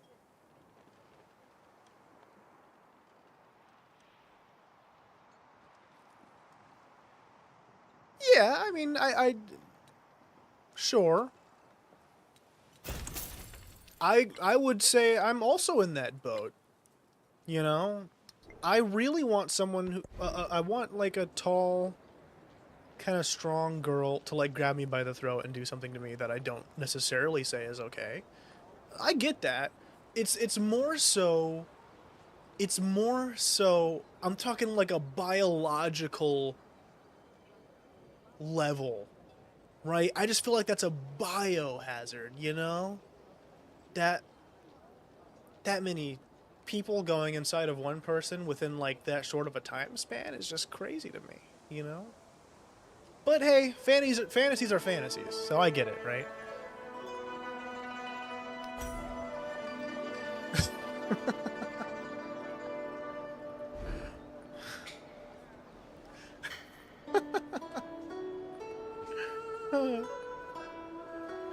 That's true, yeah. It's one thing to fantasize and one thing in practice, right? She might have been like, oh, yeah, I mean, the idea is exciting, but yeah, that could be the be-all, end-all. I do get that. It's just like how, while yes, I want someone who's like unhealthily obsessed with me to the point that they will hurt me in order to get me all to themselves, I'm also like, in practice, I'd probably not like that. Because I'm a soft guy, right? A girl that will like choke slam me against the wall for talking to another girl sounds hot on paper. But then I'm like not allowed to have friends anymore or something. And then it stops being fun. You know? In practice, not everything works. Not for everybody. Yeah, let's do this. The Grand Secretariat. But yeah, I mean, like, I get that. It's just, yeah, it's just a fantasy I guess I can't quite relate to entirely, just because, I don't know. Like, I couldn't see myself using a glory hole. Anything that has, like, if there's mystery as to who I'm fucking, that's a problem for me, personally. Like, if I don't know what my penis is going into, nah, it's not for me personally. Not for me personally.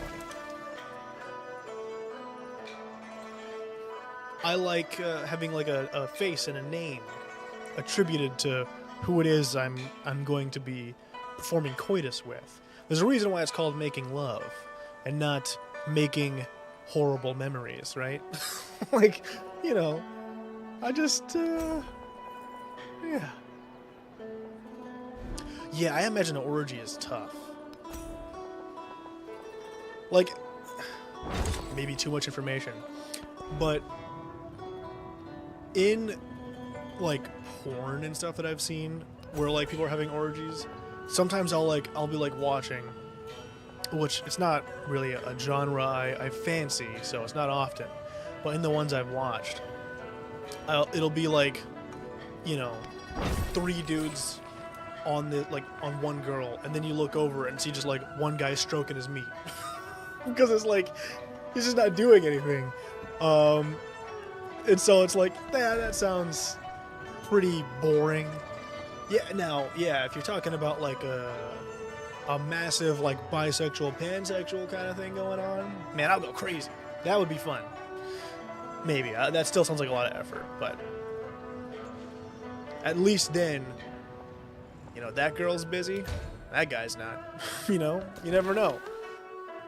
Totally different story. I just don't think I have the energy to do something like that, though. And I like things personal. I like things, like I said, one-on-one. Love a duel in the sheets. Yeah, above 4 people is just insane to me.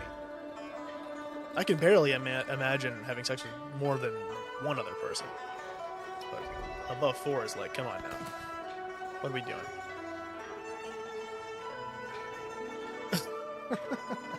Yeah, what are we trying to achieve with this many people, guys? What is the goal? Are these like, you know, like just are we trying to get the Guinness Book of World Records here of how many people we can get into one orgy? Oh! You know, I know you've been in an orgy before, but I don't remember that being the statistics of it. I don't remember that being the ratio. 7, 8 people is insane to me. Yeah, I'm cooling off of that, you know? I think the only way I could do something like that, like with a lot of people, is if I'm the center of attention. If everyone's wanting to fuck me, then I'd do it. Doesn't matter what gender. Yet that way it could be like half and half. But otherwise, yeah. That's fair though. That definitely does not sound fun exactly.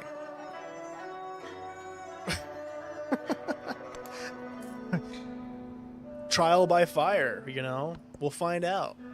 We'll find out. It'll be interesting. I'll have to exercise many skills, things I've never tried before. It might get weird. It's very possible. But we're gonna try it. That's the plan.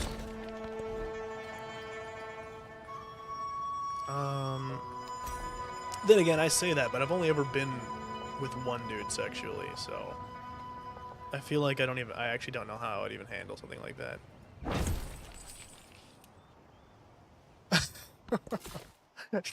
Yeah, true.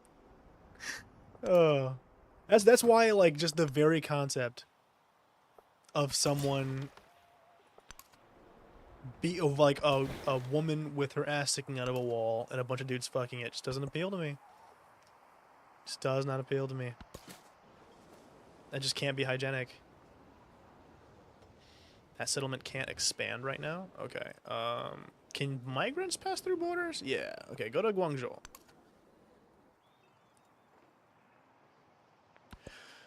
Yeah, I feel like you have to enjoy the raunchiness. The real use of gun. And don't get me wrong, I can definitely like I can definitely get into like a certain amount of like depravity, a certain amount of raunchiness. But I feel like there's a limit. And for me, the limit is not, it doesn't take very long to reach that limit, you know? I don't need, yeah, I don't think I need that experience, personally. Hey, you know, that's character growth though, Crow. That is character growth, right? Just even if it wasn't enjoyable, the fact that you did it is interesting. Okay. I mean, you know, Dinzy, I can only judge you so much. Like, at the end of the day, I'm a pervert. So if the glory hole appeals to you, I can't judge you. I can't judge you at all. I'm not looking at you differently. Dinzy, I've nutted in socks, you know? I've done weird shit. I'm a man. You can find something appealing. That's okay. Mind you, it was my ex-girlfriend that was talking about the idea of getting fucked in the wall as being appealing. We still stayed together. Well, we stopped staying together, but that was for a different reason. It wasn't because of the wall thing.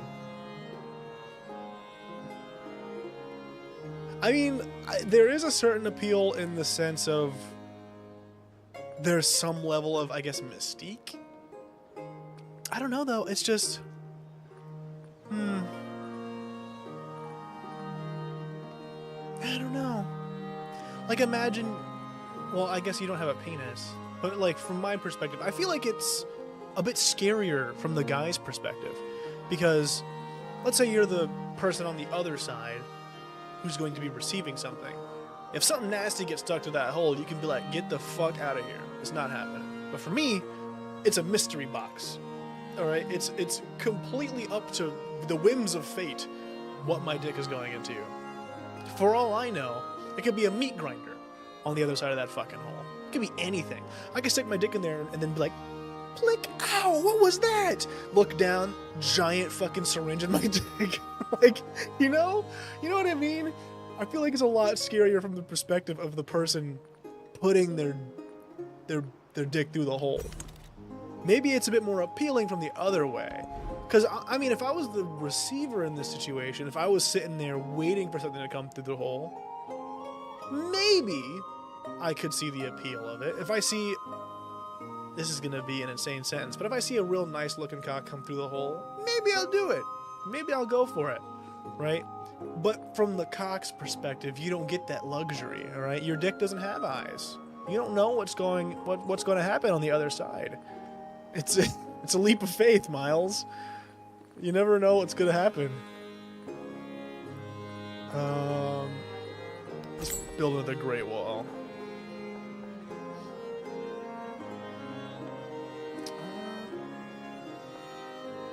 We're doing pretty good on food and happiness. We'll just put it right here. How did we even get to this? Where's my commander at? Did my commander die? Hey, look, I'm just saying. I was just using the quote, man. I'm not saying Miles should be anywhere near this depravity. Fucking finally, my settler made it here. So right here. That should be okay.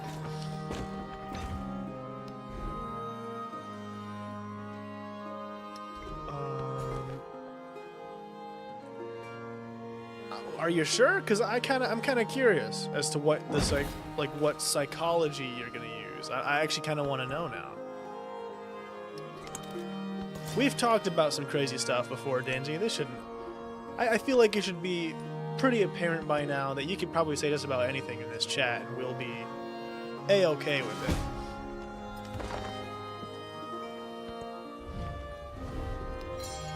Once again, I'm a massive pervert.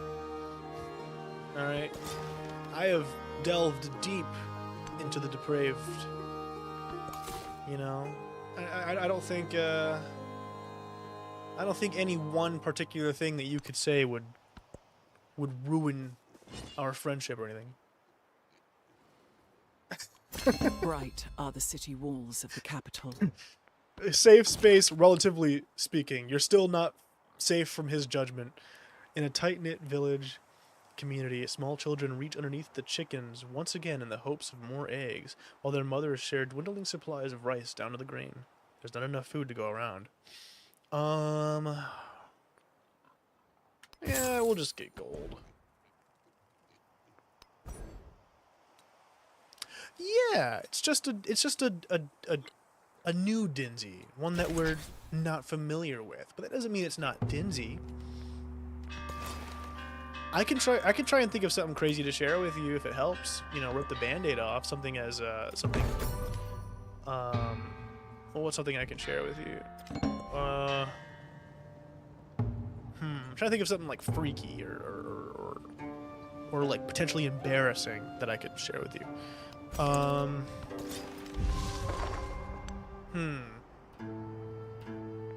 Crow, you got anything? You got anything that you could do to help kind of make this easier on Dinzy? How do you feel about feet, Crow? Have I ever asked you this? I think the risk factor has some appeal, but it's like having sex outdoors, the risk of getting caught is appealing, but if you were actually caught, you'd be humiliated. Yeah, it's like that right on the edge of glory, and I'm hanging on this moment with you. Oh, that's why it's called a glory hole, the edge of glory. Yeah, no, I get that. It's the possibility that something could go wrong. It's the risk factor. I totally get that.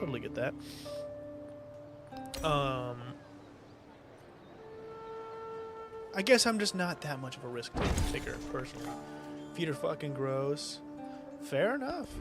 I'm surprised. I don't think I've ever asked you that before, which is interesting. Because I know how some people I know feel about them. I don't think we need to name names. But there's a certain someone who was quite fond of them.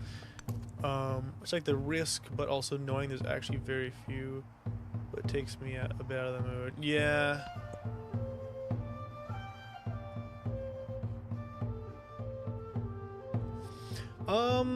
I feel like I've always felt about feet as like a supplementary thing, you know? I don't think a foot alone is doing anything for me, but yeah, I guess sometimes I kind of incorporate them into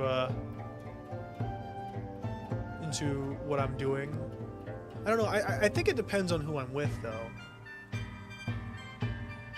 I don't think I would really interact with someone's feet that I'm not like in love with, like just a hookup. But like if it's someone I'm in love with, we're going at it, missionary, right? I'd probably hug her foot or something, kiss her foot, you know, just to be like, you see how much I love you? I'm kissing your fucking feet. Who does that? It is 5:30 a.m.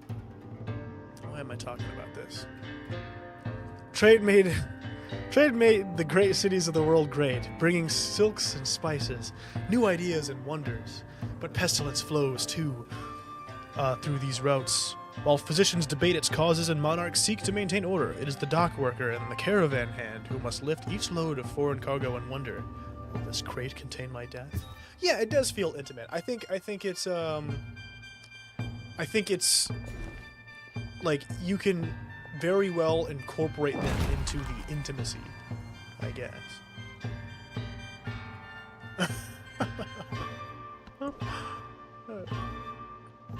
What do you think is like the biggest thing that you enjoy in sex that would be considered taboo?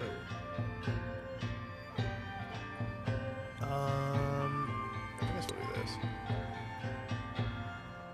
Because I feel like for me, I'm a pretty vanilla person. Like, I'm not that crazy about shit, but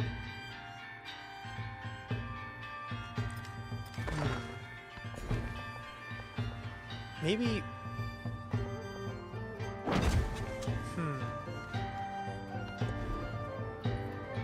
you know, I'll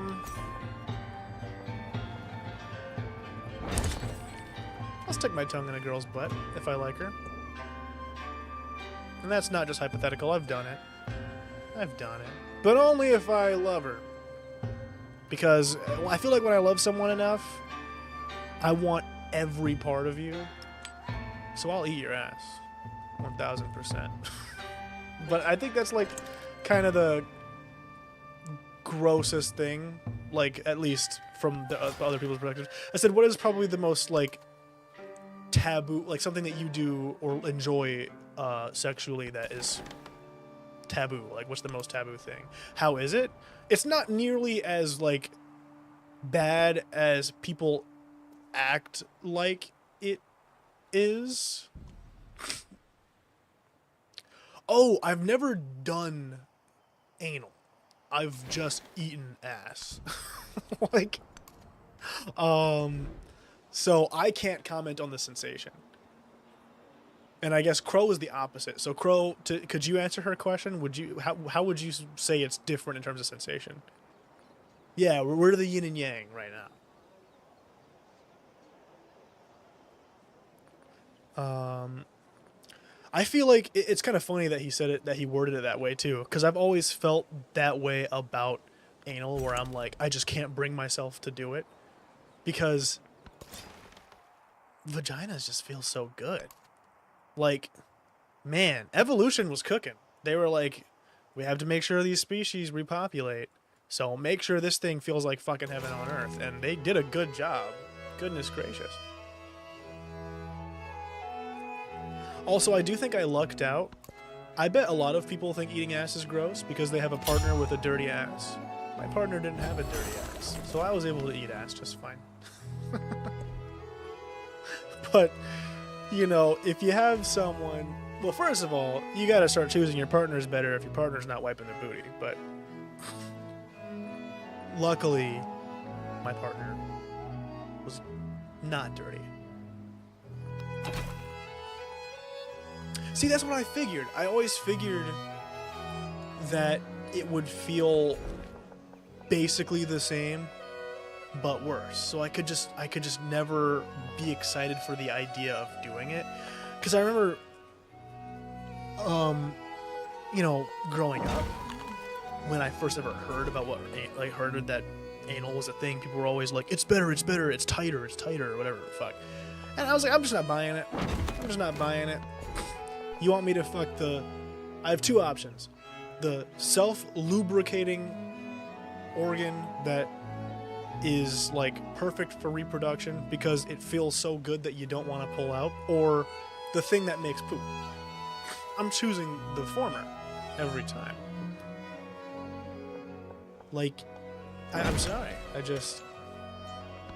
I can't imagine choosing anal over vaginal.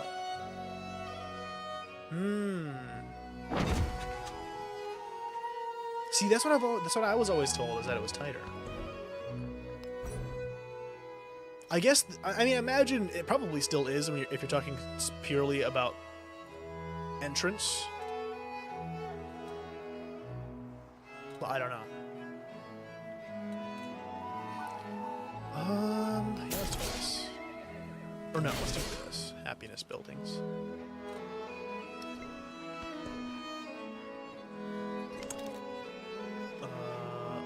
What is that? The settlement is not connected with capital via your trade network. Be able to capture. Oh, I need to make a coastal building. I see. Well, I can't yet. I guess I could probably just like do this and then. Yeah, fishing quay. There we go. Let's try that.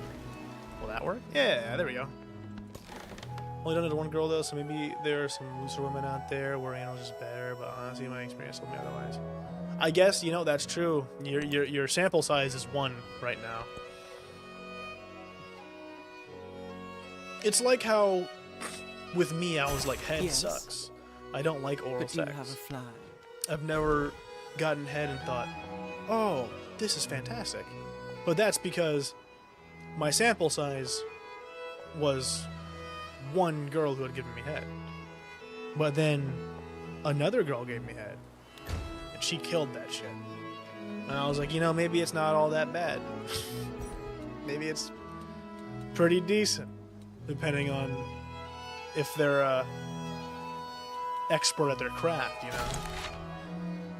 But that's only for women who've never done it before. They clench and it hurts them a lot of the time, but eventually just kind of loosen up, let it breathe. Interesting. Interesting. I mean, I guess that makes sense. As someone who's been fucked in the ass, I guess that makes a lot of sense. That isn't too outlandish, I guess.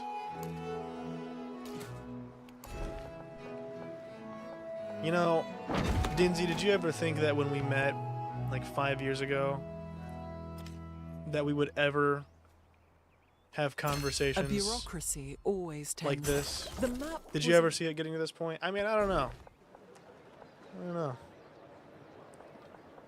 I'm not your average streamer in the sense that I'm a little stupid.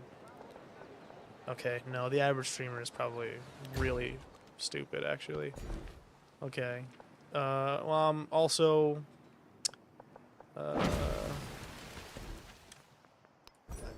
You know, I got nothing. I got nothing. Future tech. I got a question for you, Crow. What kind of lubricant do you use? Because I always thought, I think most of the time I've used water-based. That shit sucks ass, which is not a surprise, because water does not make a good lubricant. But not just is it like not great, but like it actively I think makes it worse every time I've used it. For some reason, every time I've used a water-based lube, it like burns. I don't know how to describe it other than that. I do not like water-based lubes. Let's do adjacency.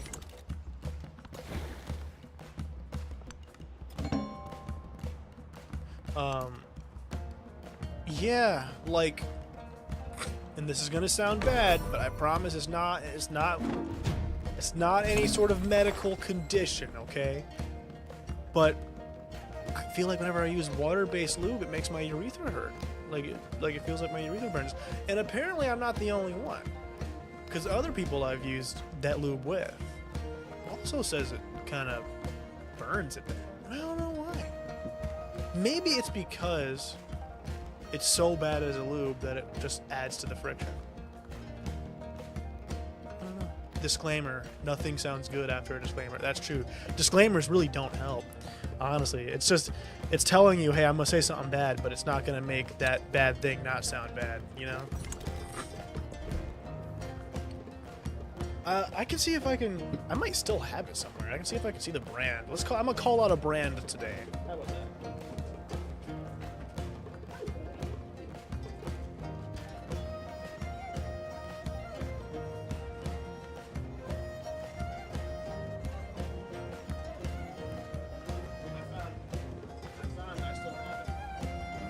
Astro Glide water-based lube. Doesn't do it for me. For some reason, I feel like it burns every time. My dog is in here, but I don't know what he's doing. He's leaving. Okay. I put a doggy door up on my door because now that I have more people living in here, my door is like always closed and locked with like a Mission Impossible fucking keypad lock. But I wanted my dog to be able to roam in and out for free, so I installed a dog door. And I feel like he's making liberal use of it. At first he was afraid to go through it, but now he'll walk in a circle, and then just leave. And it's like, what was the point of that? You're wasting your own time, dog.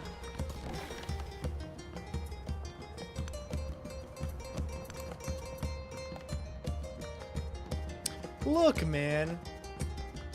When I used... So here's the thing. It's actually kind of silly. I didn't buy it. Actually, wait. I don't know where I got that one. Because that can't be the original one I got. That would make it like 6 years old. But the first time I ever got it was my ex's mom bought it for us. Because, you know, she was being considerate that her daughter was going to be sexually active. Okay, whatever, cool. And I guess I just bought it again because I didn't know any other brands at the time. But yeah, it's ass. But it was just easier to get than waiting for something to come online. You know, like, delivered to me. Trained doctors flee plague-struck cities, while charlatans peddle false cures in their stead, drawing the desperate and naive alike. Those neighborhoods that remain erect barricades to exclude the sick, but the plague seeps in regardless. The best administrators seek to aid where they can. The worst simply seek to survive. You know, I'm gonna check on my dog because I wonder if they needed a pee and that's why he came in here. Give me 1 second.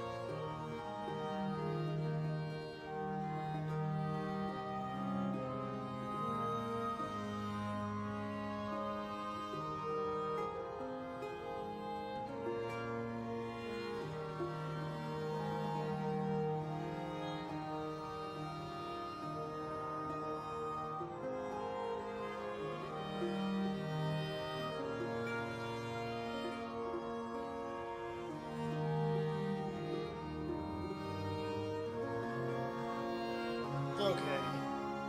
So, my my dog, I think, just went to my mom's room and went to sleep. So I was in my kitchen and I was like, man, I'm so thirsty. I'm gonna grab a soda and refill my water. But then I was like, man, I'm gonna do something really fucking stupid and I'm gonna just drink another energy drink. Because these bitches are so fucking good. Like, my go-to is usually Pacific Punch Monster, but C4, what the fuck is the full name? C4 Performance Energy. They did a collaboration with Jolly Rancher. They have Jolly Rancher flavored fucking energy drinks. Damn, these fucking things are good. The blue raspberry one, the watermelon one, it actually fucking tastes like Jolly Ranchers as an energy drink. It's fucking delicious. There's a peach one that I really want to try, because I didn't even know there was a peach Jolly Rancher, but I can't fucking find that one in stock anywhere. Alright.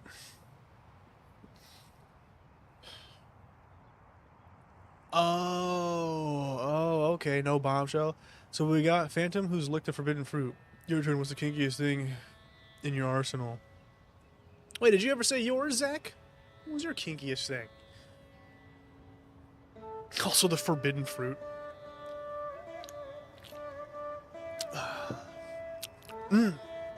Oh, that blue raspberry hits just right. Gain culture, buildings improvements, districts of Kosovo are not damaged. Okay. Crow. Dinzy is a pure goddess, okay? She doesn't do those horrible things. Not a Greek goddess, because Greek goddesses do all kinds of crazy shit. In Greek mythology, everybody's doing some freaky shit. Dinzy is above that kind of stuff. You know? She's beyond the need of human pleasures. That's how simpletons think.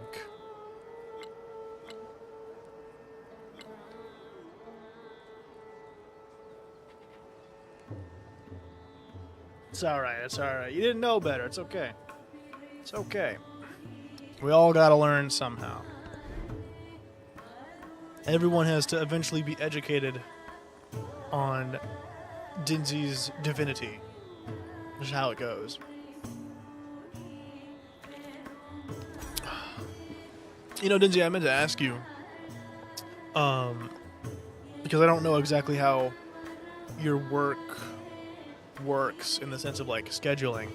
I'm not keeping you from anything, am I? Like, I'm very happy for you to be here, but I don't want you to be like, yeah, I could be doing anything better right now, because if you know, I feel like I haven't seen you in a while. I just figured it's because of work. Okay, good. So I get to keep you here. Yes. I don't know how long I'm going to stream for. Probably just going to go until I can't anymore, to tell you the truth. Because honestly, if I have to sleep all day, I won't be mad. Once Monday gets here, I'll start actually making use of the daytime again, because the kids will be in school.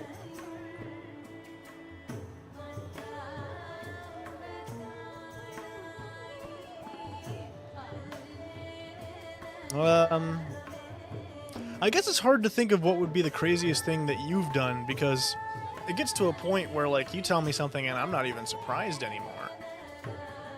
Because you've done a lot of shit. I can't even be shocked, to tell you the truth. Dinzy, you don't know what a golden shower is? I wanted to build the mystique around what it was first. You're just gonna tell her? It would have been way funnier to kind of like, you know, be like, oh, you don't want to know. You're right.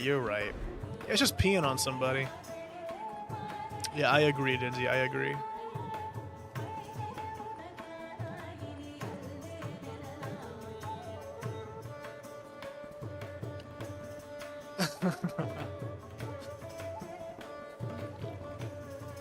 There's a lot of stuff.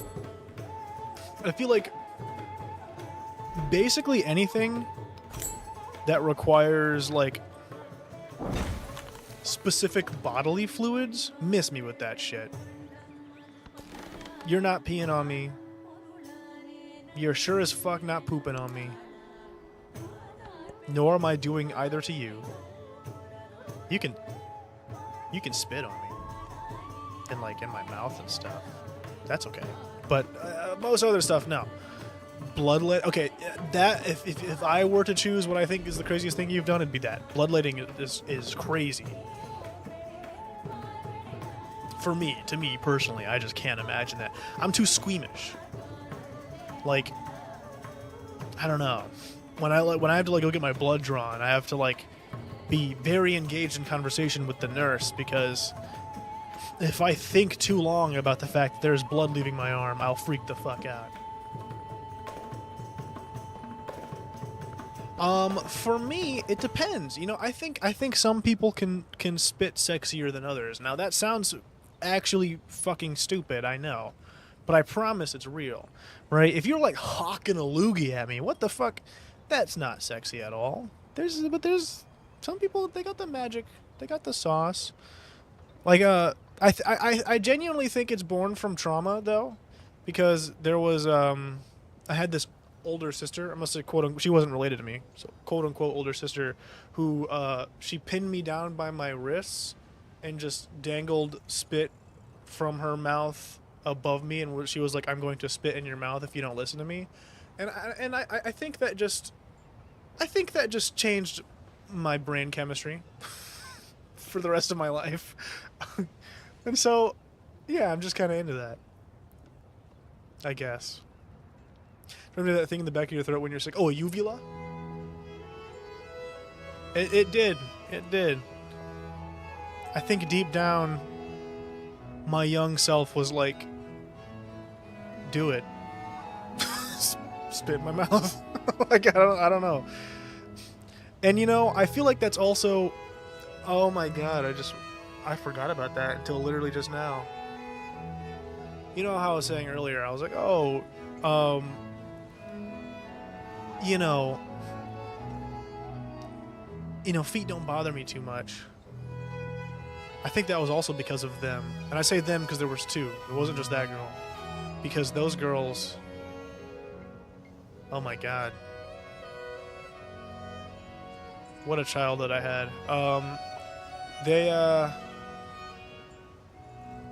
How do I rip this Band-Aid off? I sucked their toes a lot. But I didn't think it was weird. They just had me do that. And I was like, okay, I love you guys. I'll do it. I guess that just never stood out as odd to me, huh? No, they should not have. I'm not saying any aspect of this is okay. I was clearly taken advantage of. But, Jesus, Zach. That's not where I thought you were going to turn that. Wait a minute. Oh, wait. I thought you didn't. Never mind.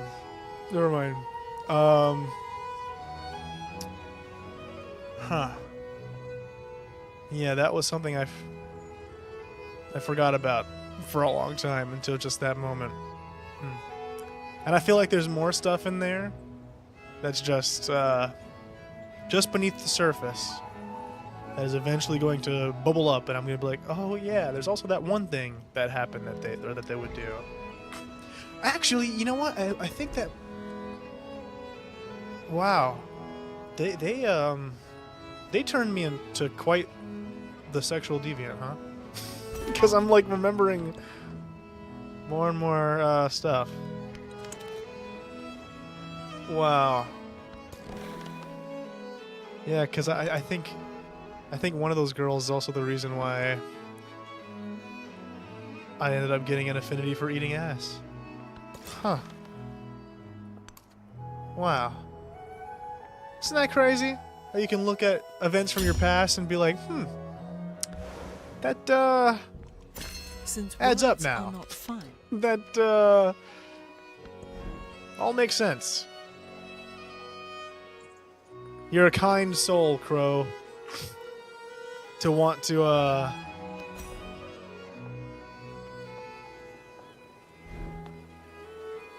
No, I'm okay. This is stuff that I've mulled over plenty of times in my life. There was definitely a period. I think one of my biggest kind of experiences growing as a person was there was a period of time where I was like reflecting on myself, on my sexuality and all these things, and I thought back to that stuff, and I was like very philosophical about it. Like, those times, what did those mean to me? What did those events mean to me? How did they shape me? And does the way it shaped me have to be all that I am? So generally speaking, it's all stuff I'm at peace with. It's just, I hadn't thought about it in a while. So it kind of blew my mind. How did what happen? The ass one? So everything started off as being, like, stuff you could reasonably write off as, like, them being weird. But then I think they just blatantly, I don't know, went through puberty or something and just blatantly wanted to use me as an instrument with which to experiment. So at a certain point, it stopped being anything that you could write off as like, oh, it's nothing. It's nothing. No. It got weird. It got crazy. I experienced things far younger than I should have. I wish for you a very pleasant rest of your life. Thank you, Denzi. Thank you. This thing is... Why is it doing that? Oh, there we go. Yeah. Strange times. I think one of the biggest things I grappled with... How the fuck are some of these conversations topics coming up? I think... like, how did it get here? I think one of the biggest things I grappled with for a long time is I was like, man... Should I be angry at them? Should I hate those girls? Because I went my whole life not really caring that any of that stuff happened to me and still really loving those girls, being very fond of them. But I do think a lot of those events very much shaped a lot of problems I had in my early sex life, right? So I'm like, is it wrong that I still love them? That I still want good for them? Because I've never told... like anyone of authority what they did to me, because I don't want them to get in trouble. I still care for them, but man, should I care for them? It's hard to say. I'd like to think somewhere deep down that they were also young and stupid and just wanted to try things out, and they didn't consider the consequences going down the road. Now, does that relieve them of their sins? Not necessarily. Just I personally can't be mad at them, you know? But yeah, man, that really definitely, I was a sexual deviant for a long time. Like, because I knew about sex way younger than I should have. It was bad. I remember I used to try and fuck my neighbor's sister. Yeah. And the crazy part is, my neighbor tried to fuck his sister too. What a strange childhood.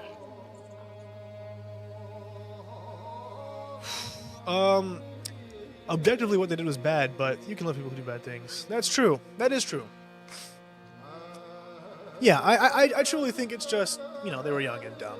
Because we were definitely on the younger side. Like, they were older than me, but they weren't like teenagers, I don't think. Maybe like early teens or preteens-ish kind of age. But yeah, it wasn't like a 16-year-old doing something to like a 9-year-old or something. The biggest worry would be them not having learned anything from their actions and still hurting others in that way. Yeah, true. That I can't confirm. I don't know.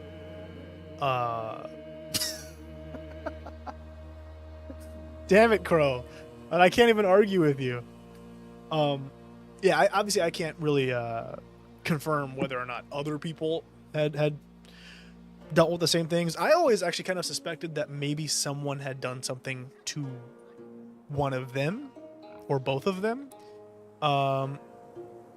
because they've definitely been around some strange people themselves. So it's very possible, it's extremely possible, that someone tried something with them and then that fueled their curiosity, so then they tried something with me. I don't know.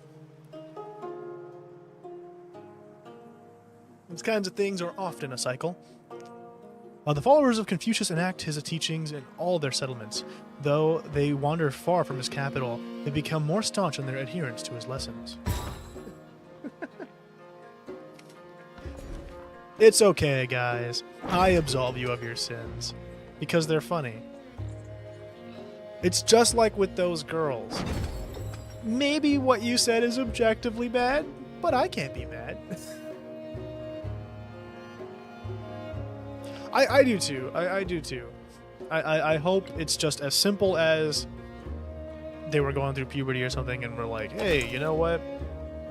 This boy loves us. If we want to try something, he would let us. Which is still, once again, not fantastic. But maybe they just didn't really understand the consequences or the long-term effects of what they were doing. Like I said, I really can't bring myself to be mad at them.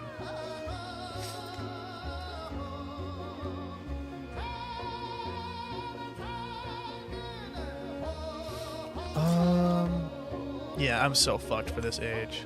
There's like nothing I can do. But yeah, I don't know. It is funny. I think those girls kind of potentially single-handedly, or I guess double-handedly, because there's two of them, shaped a lot of what I like, actually. Because I like domination. I like being dominated, and I like certain depraved things, so on and so forth. And I guess that all kind of stemmed from there, which is pretty crazy. Pretty crazy to think that if you look back at your past enough, you can kind of see the origins of certain aspects of yourself. Because I know there's some things, apparently at least, that are like hereditary. Like, apparently you can actually inherit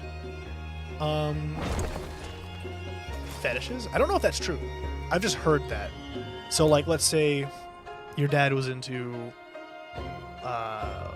leather, like really likes latex stuff, if that makes sense. You might inherit that interest as well. Once again, I don't know if that's true. I've just heard that. I wonder if my opinion would change if I was in your position, because right now I'm like, my poor friend, I wish that was me, but maybe I would have been. Yeah, I mean, I think the main reason, or like the only reason why it was ever like because growing up, like pretty much my entire life until like first 17 years of living, well, I guess from whenever they did it to when I was like 17, I thought it was cool. I was like, yeah, hell yeah, man. I was getting laid earlier than anybody, right? That's an achievement in its own right. It wasn't until I got into a relationship and I actually had sex for the first time and thus had a sex life to speak of that I actually I could actually see the consequences of such sexual exploitation in my mindset. Because God, I was horny. So fucking horny. I talked about it before, but when my ex and I first got together, I told myself, I was like, yo, I got this, my first proper girlfriend. I don't want to mess nothing up. We're not gonna fuck for like a while, right? We'll know when it's time, but it's not gonna be something I push. I'm not about to be horny with her. I want to keep things pure and beautiful and sweet. First day that we were alone, she's like, I want to fuck you so bad. And I'm like, okay, fine. I have no integrity. I said, okay, fine, let's do it. So we fucked. And I remember when we did, she was like, man, I really hope my horniness doesn't annoy you. I'm such a horny person. I'm going to want to fuck all the time. I think you might get annoyed with me. And I was like, I don't think I will.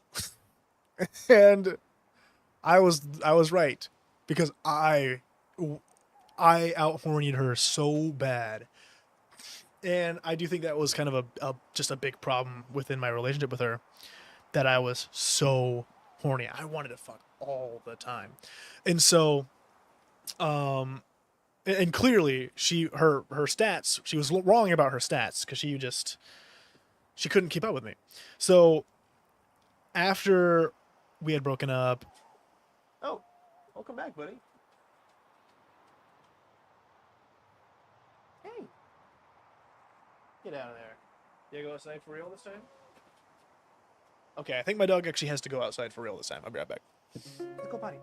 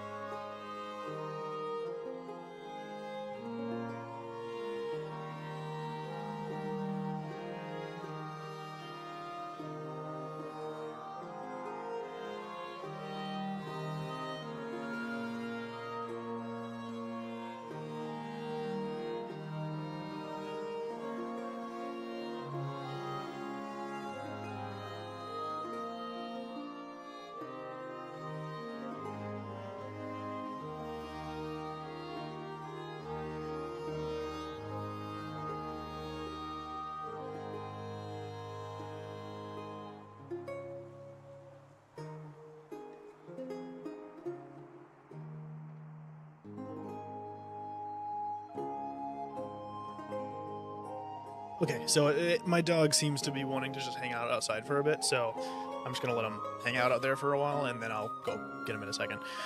As urban districts turn in on themselves in the face of the plague, new designs emerge. Choked urban streets are now replaced by broad avenues. Sewage is no longer dumped into the reservoirs. An unseen enemy requires constant vigilance, a lesson learned through grief. All right. What was I saying? Oh, yeah, I was just talking about, yeah, basically, I had been really, really horny in my relationship, and I do think it was a big part of, like, kind of the downfall of it. So, after me and my ex had broken up, that was when I actually started to evaluate to myself, like, okay, like, how did those past experiences affect the way I view sex? And is there something I can do about it? And it's something that I grappled with that for so long.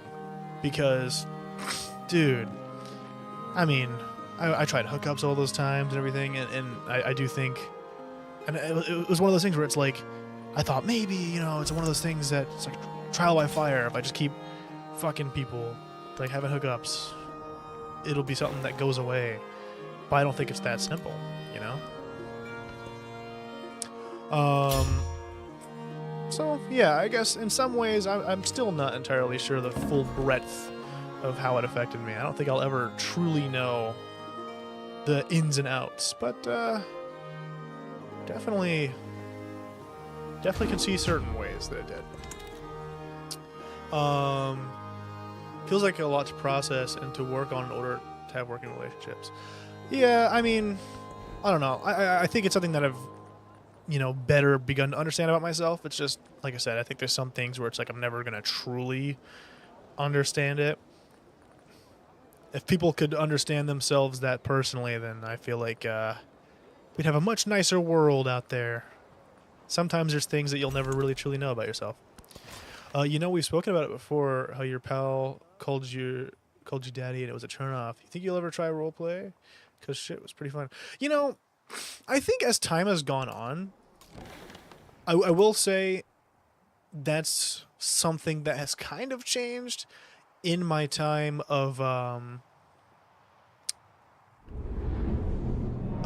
doing hookups. Because despite the fact that I'm someone who wants to be the sub, I think I have strictly been with subs. I always end up as the dom. So I've been called daddy way more than I expected in my repertoire. So I'm at a point now where I'm like, I don't mind it. It's fine. Sometimes if I'm in the right mood, it'll do it for me. It's just not something that I actively look towards.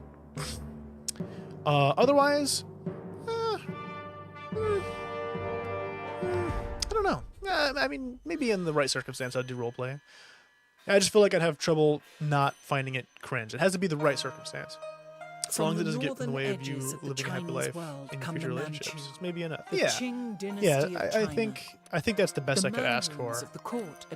Not necessarily complete understanding, but peace. That are the envy of the world. Right? As long as I can make peace with the good and the bad, all who would seek to claim their then mandate. That's good Let enough the for me. world remember the Ching. You know, there's some things where it's like you can't get full closure, but you can get enough.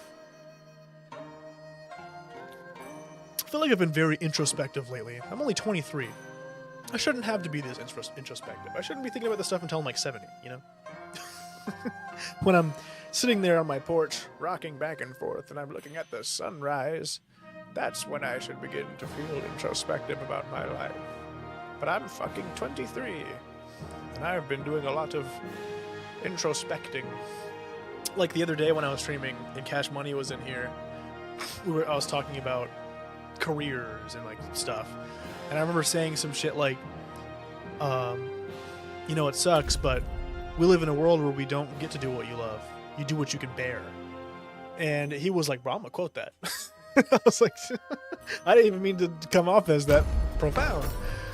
But I'm going through a midlife crisis. That does not bode well for how long I'm gonna live if 23 is my midlife. Damn. Not making it to my 50s? Goodness gracious. You gotta commit both. If one of you falters, it turns awkward. That is something that would be so like the big problem with trying roleplay is like you gotta commit. As soon as someone cracks, that's GG's. Now it's weird. Yeah, I remember thinking the same thing. I was like, damn, that's fucked up. Crow just gifted him a sub and then he hops out the fucking stream. So that gifted sub, he's not even making use of it. Yeah, I don't know. Like I said, I think it kind of depends on the circumstance, what you're role-playing and everything. Because maybe certain ones would be easier to commit to than others. And how into the scenario both of you are, I guess. Right? Because let's say, I don't know, let's say you have a girlfriend who kind of looks like an actress. Let's say she kind of looks like, who's an actress I really like? What's the fuck's her name? She's a singer now. Sabrina Carpenter, right? Let's say I have a girlfriend who looks like Sabrina Carpenter. If I'm like, babe, please act like Sabrina Carpenter. Please roleplay Sabrina Carpenter. And I'm doing that all the time. It starts to come off as like a, okay, what's going on here? Why do you want me to be Sabrina Carpenter so bad, huh? You know what I mean? Depends on what you're doing. Because same thing could go for the other way around, right? If my girlfriend's like, please act like, I don't know, George from my place of work. I'd be like, okay, that's fucking weird. Why do you want me to do that? I don't want to be George. I want to be me. So it depends. I'm someone who loves storylines. Having one of my own sex life. Come on. That's true. That's true. You were made for this kind of thing. Or rather, this kind of thing was made for you. Can you just bark? Okay, my dog ready to come in. 1 second.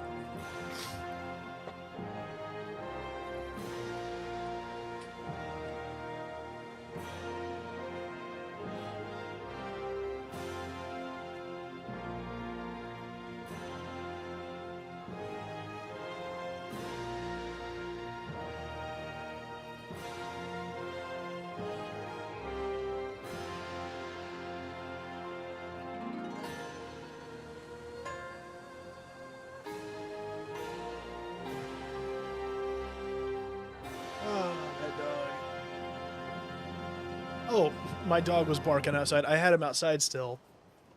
Because he seemed like he just wanted to chill out there, and I heard him barking, so I went and grabbed him. Brought him back in. What if it's more general, like classic? I don't know, plumber, doctor stuff? Well, I think the problem there is...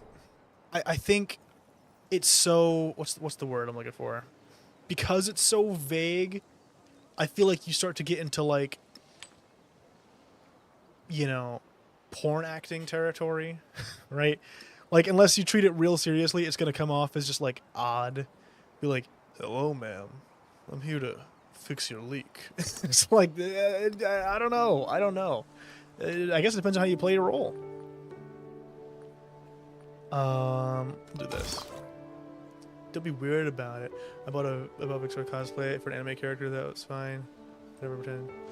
People a real woman. That's true. Cosplay? I could do it. I could do a cosplay one.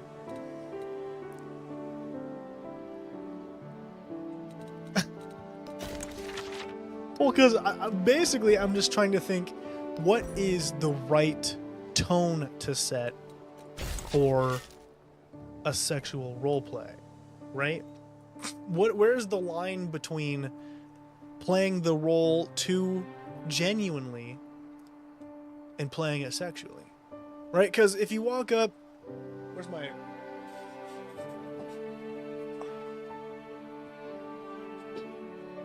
Wait, come here, camera. Right. Come on, focus on me. We're filming here. Come on, what are you doing? Unprofessional as fuck. Okay, let's say you're doing a doctor roleplay. You don't want to... So, Looking at your chart here. Blood pressure looks good. Your weight hasn't changed too much since your last visit. You're 5'9", correct? Okay, so that's all accurate. Is your address still the same? Have you had any changes in insurance? Okay, okay. I'm going to do a quick mouth swab. Make sure that there's nothing irregular. Yeah. Alright. Alright, deep breath in. Deep breath out. Right? Like if you play it too seriously, you know, like where's the line? Where's the line? Right? At what point does this doctor go big dick in, big dick out?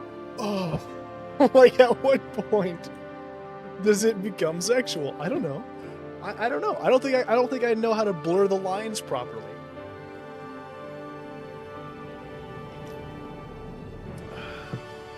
Okay, give me a scenario. Give me a scenario. I'll act it out right now.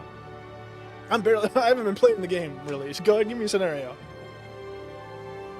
I'll try my best. We'll see what I can do. It could be something simple. You gotta give me pointers. Give me pointers. You're the director right now.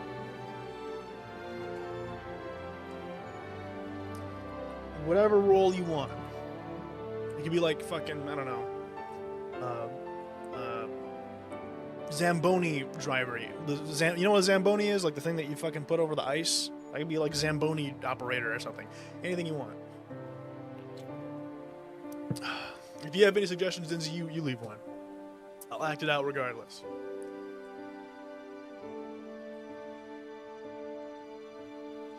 You know, I like how I started this stream. I've started all these late night streams trying to be very attentive of my volume. But it is not lost upon me that I've definitely got steadily louder. I hope I'm not annoying anybody. Like for the doctor one, we decided before we even started that she was a doctor who hasn't left the hospital in a week, and a husband that's unattentive, and kids that hate her, tired, unloved, lonely, yet to be used. Interesting. Interesting. Okay. Okay, now what am I? What am I? Give me something to act out here. I need a scenario to act out. All right, you're gonna give me pointers so that I know how to properly blur the line here. Right? Because okay, that's a pretty decent prompt. So I think that prompt makes sense. Give me a prompt like that, right? I feel like that's I don't know, like you got to come up with the prompt, right? I feel like by the time I came up with the prompt, I would be out of it. I wouldn't be in the mood anymore. What the? There's a bunch of drawings of like circles and squares. There'd be like one whole page taken up by like a circle. What is this? What is this? My cousin drew this. I don't even know what this is supposed to be. It's like a bug.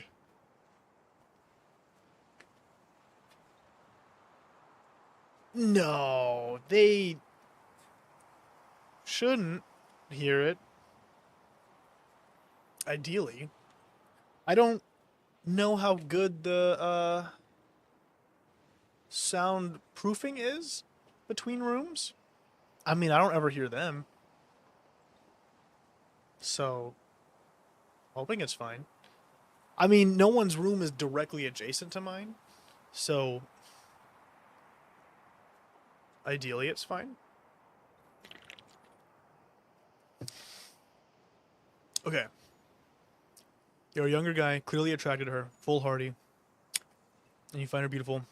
And she knows it. You know it. She uses you sometimes and frustrates you because it makes you feel like you're a kid.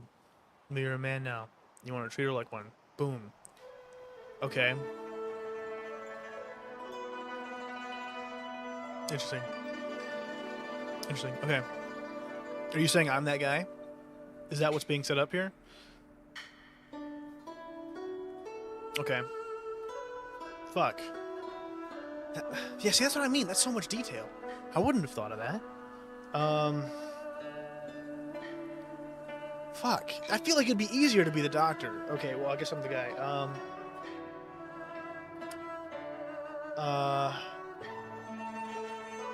Good evening, doctor. Good to see you again. It's been a while. What, like 6 months now? Yeah. Yeah. Routine checkup.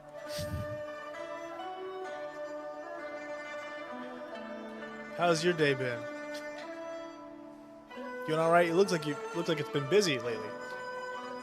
Real a lot of patients coming in and out. Coming in and out. Did you hear me? I said coming in and out. A lot of patients doing that. Yeah. You know, Doc, you are a great doctor. How's the home life been, if you're okay with telling me that? I don't want to get into your business.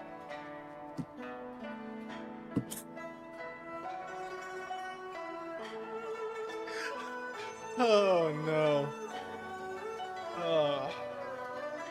Yeah, it's hard to do it alone. This would have been way easier if I was the doctor. You made me the patient. The patient is the one who usually talked to. That is... You gave me the worst possible role in this scenario.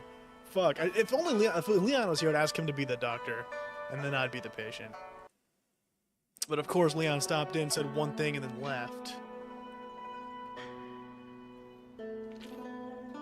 Okay. So am I the doctor from the previous prompt? Okay, let me look at it again. Let me read it again. Okay. Hasn't left the hospital in a week, and a husband that's unattentive, and the kids hate her. That's fucked up that the kids hate her too? What the fuck? Why the kids gotta hate her? Tired, unloved, lonely, yet used to it.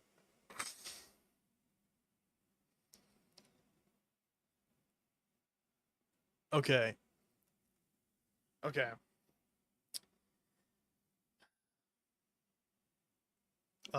Okay. Knock, knock, knock. Door opens. How you doing, honey? It's been a long day at the hospital. Long week, I should say. You feeling all right, sweetheart? What brings you in today? You know, my husband is so unattentive and my kids hate me. Do you want to fuck me? Yes? Brilliant! Wow! You're right! This is so easy! How did I not think of this?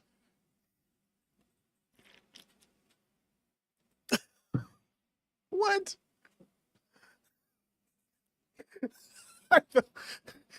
I thought that was perfect.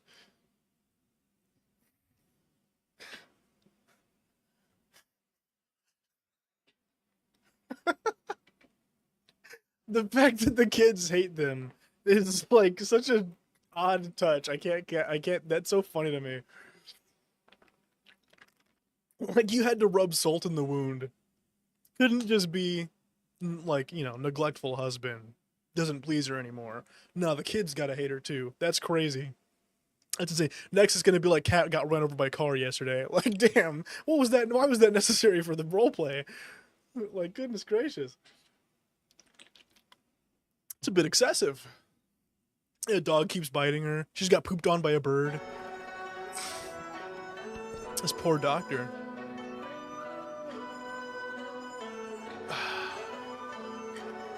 I guess that's fair. Well, I mean, I see where you're coming from. But was the husband not enough? You know what I mean? No, I think I get it. Yeah. Only Crow would think that far ahead, man. He's a genius. He's a genius, I tell you what. When it comes to this shit, he knows what he's doing. I don't know. I just don't have the acumen for it.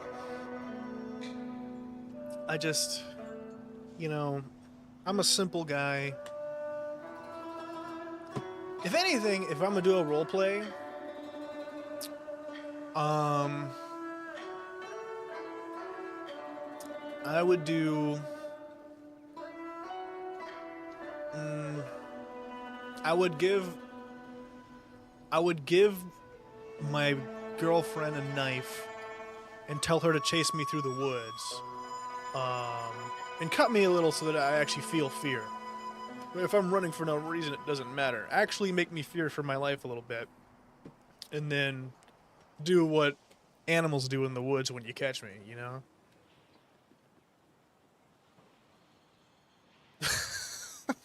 Bah, he says. Bah, you guys don't get it.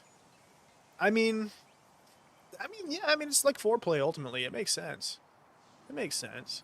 Why am I insane? What? Why am I insane? What? That makes no sense. First, you guys act like my acting is bad, and now I'm insane? That's bullshit. Crow, you know, you like the same thing. We've talked about it before. I know how you are with girls and knives and shit.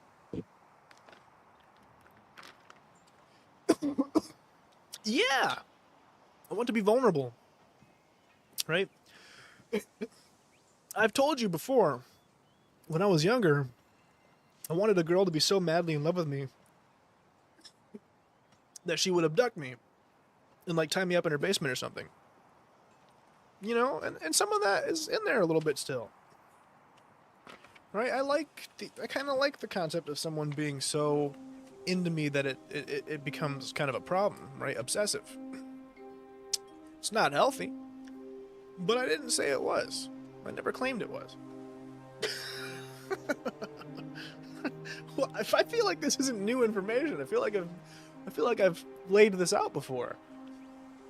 I don't know, maybe not. Oh. No, I don't want that shit. I want to be the prey. Do things to me, regardless of if I say you can do it. Like, I don't know. It's because I've been streaming for 6 hours, and it's 6:30 a.m., you know. I can't sugarcoat these things. I'm going to be talking about it as seriously as possible.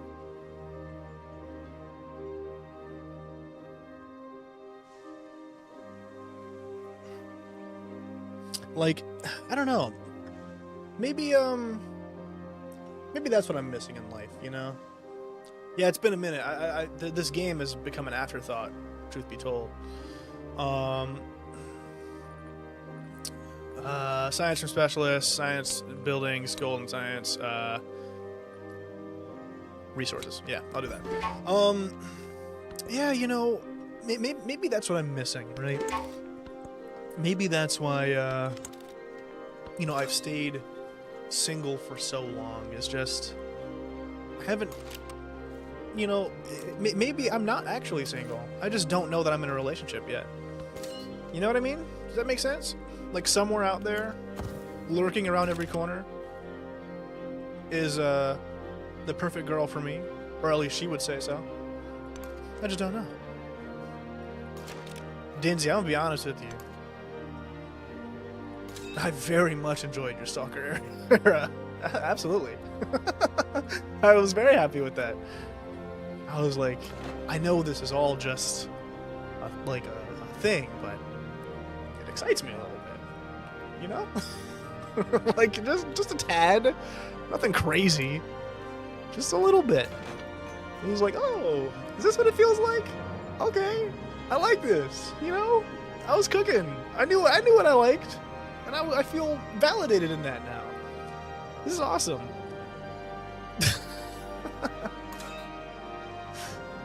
I can fit 3 dudes in there. That's what she said. Yeah, I mean, you know, one of these days.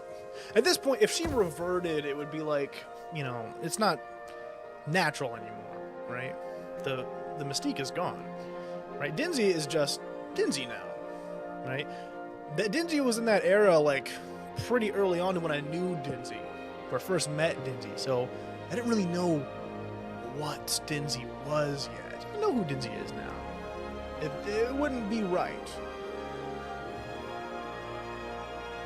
Yeah, that's what she said after the whole conversation, the hole in the wall conversation. Run away from her. Are either of you the kind of person who's like, you know, like I can't be with someone who has had a lot of sex? It's just no. If you've been with that many people, you are tainted to me. Because there's some people that care a lot about body count. I just don't think I've ever been the type to care too much. Then again, it's not like I've interacted with that many people that have high body counts. I am a nerd, and thus I attract other nerds most of the time.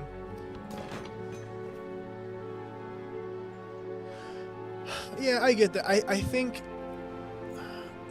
almost on like an emotional level, it would bother me a little bit, like a tad, just because when you were in love with someone, you get clingy, you know, and you're like, the idea that anyone else has been with you is like, but I mean more so from the sense of, like, do you find it gross?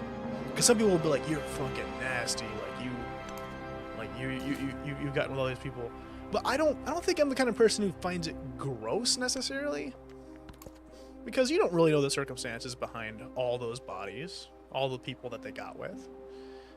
It's very possible maybe this poor person just has a habit of having people, you know, kind of be like, oh, I love you, I love you, I love you, and then they fucking then leave, you know? What's the number? That's a good question. Yeah, 100 is wild. I'm trying to remember what that one girl told me, because it was something. It was like, something I don't think I'd ever met someone that had a body count that high. What the fuck was it? It was like over 20, like somewhere between like 20 and 40 or something. Where I was like, Jesus fucking Christ, that feels impossible to me. I've had sex with like.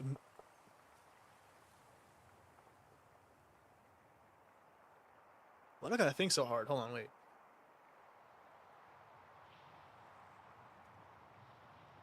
Yeah, I've had sex with like 4 people. So the idea of anywhere between 20 and 40 is like insane to me. So I don't know. I think on an emotional level, there'd be a part of me that's like, it upsets me that anyone else has had the bliss of being with you other than me. But at least if you're talking like I wouldn't be like, ugh, you're ran through and cannot possibly be made love with again. Like, nah, I would never do that to somebody.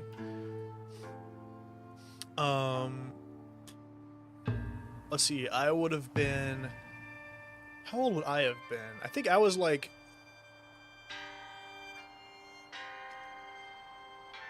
I want to say I was like 20, 21 in that area. So she was probably close to that age too. So not 50 years old, no. Yeah, that's true. It's like almost kind of incomprehensible. Now is the time. But once again, I do think context matters. Because, like, you know, I'm all for someone doing sex work.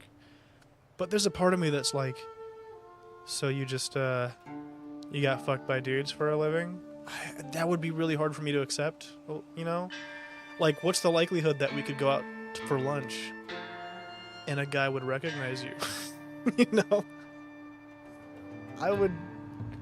That would be an uncomfortable truth, you know?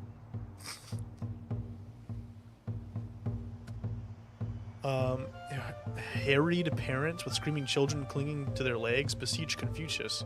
Everyone deserves the gift of a sharp mind, not only the elite and enlightened. A reasonable argument, but resources are scarce. Hey, everyone should have access to knowledge and education. I mean, at least if it's like for work, it's like, okay, you know, this was a business meeting. But specifically, I just mean in the sense that, like, you would know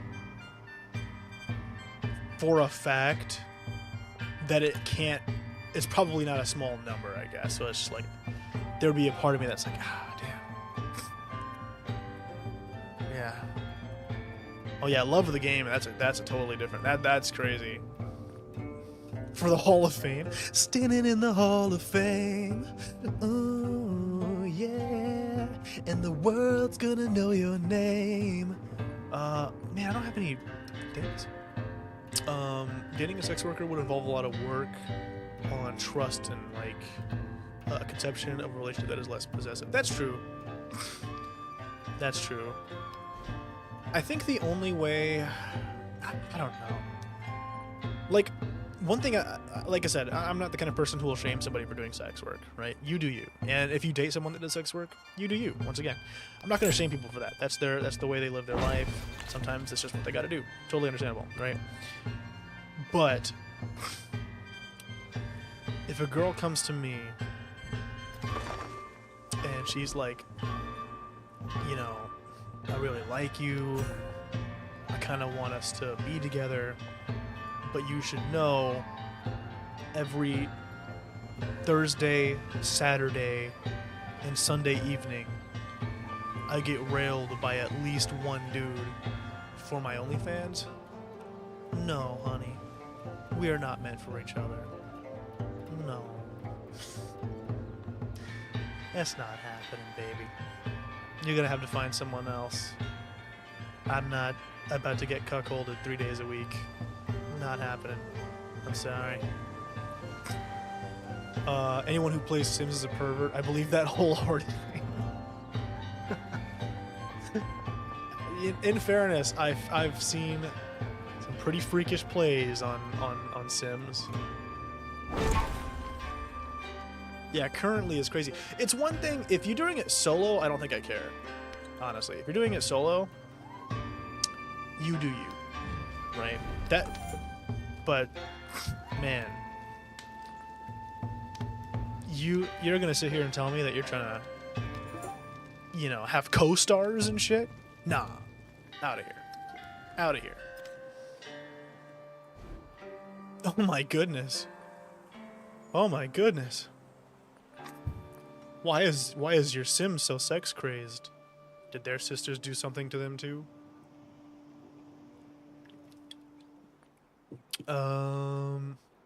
What is a Gusa? Infantry unit? We'll just do this.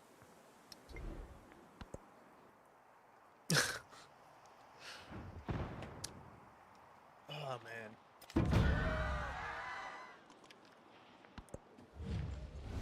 Alright, Catherine. I can deal with you.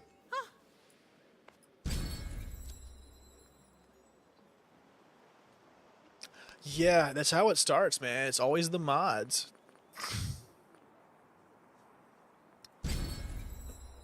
I mean, I can't judge too much because, like, dudes definitely do the same thing. And I feel like with dudes, it gets even weirder. Because, like, at least with The Sims, I can see how you could be like, okay, I can take time out of the normal gameplay loop to essentially indulge in pornographic material here. But when you have dudes playing like Skyrim, and they have mods where it's like, you can fuck the lizard people, who the fuck is in the middle of their mission being like, I'm gonna fuck this lizard girl? And it's like horribly animated. You know what I mean? Like, I don't know. At least with something like The Sims, with that play style, it makes a bit more sense than, like, I don't know, you're playing the what would be another good example? I don't know, I feel like Skyrim's the main one I see that happen for. Skyrim just has a million mods. Sims porn seems like ass, to be honest. Yeah, I feel like it's something that you would get just because it would look stupid. Especially if you have one of those mods where you can, like, really deform how your characters look. So you have, like, these massive, like, mutant characters woohooing in bed. That can be funny. Hunkle? When the fuck did I have Hunkle? I don't remember Hunkle. That's a good point. Yeah. Have a mod where someone can get, like, choke slam through some glass. Dude, apparently it's pretty fucking common. Like, apparently there's a lot of, like, nude Skyrim mods and shit. Stabbed.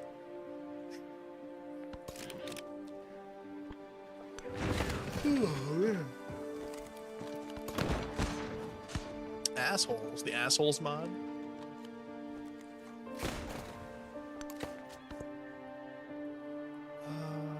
Wait. Someone has a city on this one land tile? That's butt cheeks. Gotta do some research. Oh no. You know, I kind of wanted to start, because Sims 4 is like free. I kind of wanted to try playing Sims, because I don't think I ever played it before. Maybe we'll do like a stream Sims, right? I'll make like a, we can all like pitch in on like what characters will be in the family or whatever, and make a little Sims save file to do on stream. Because like I downloaded it, but I've never played The Sims before. Could be fun.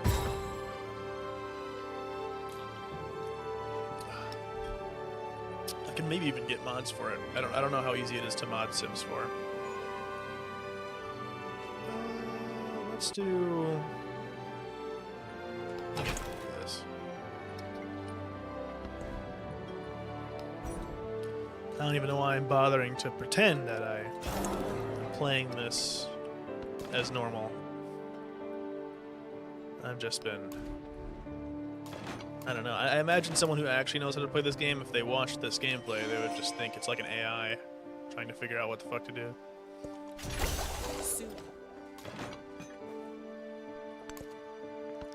Honestly, I feel like a fucking AI. I certainly don't feel human with my movements right now. Just locked in.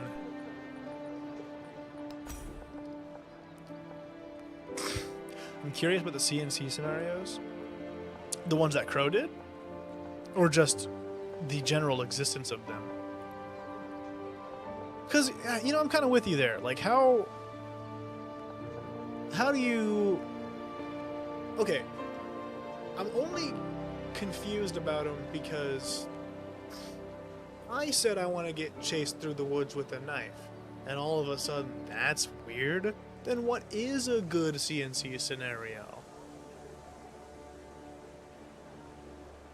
What is a good CNC scenario, Crow? What is a good way to set it up?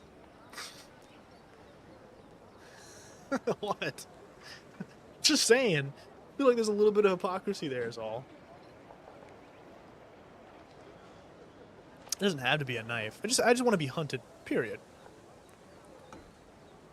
Like, you know, I don't know how to describe it. Like, you know, just like, you rough me up a little bit, you know, like, kind of like berate me a little bit, being like, you're mine, but then also after the fact, you know, after I'm like completely in shock, you calm me down with like general praise and affirmations, because ultimately I'm not someone who likes to be degraded, but like, you know, start off like really scary, like actually scare the shit out of me, so that I am then Stockholm syndromed into staying with you, you know? You know what I mean? CNC was never really a big roleplay thing. It was more like consent abuse. You think you can elaborate? Man wants a horror movie scenario? No!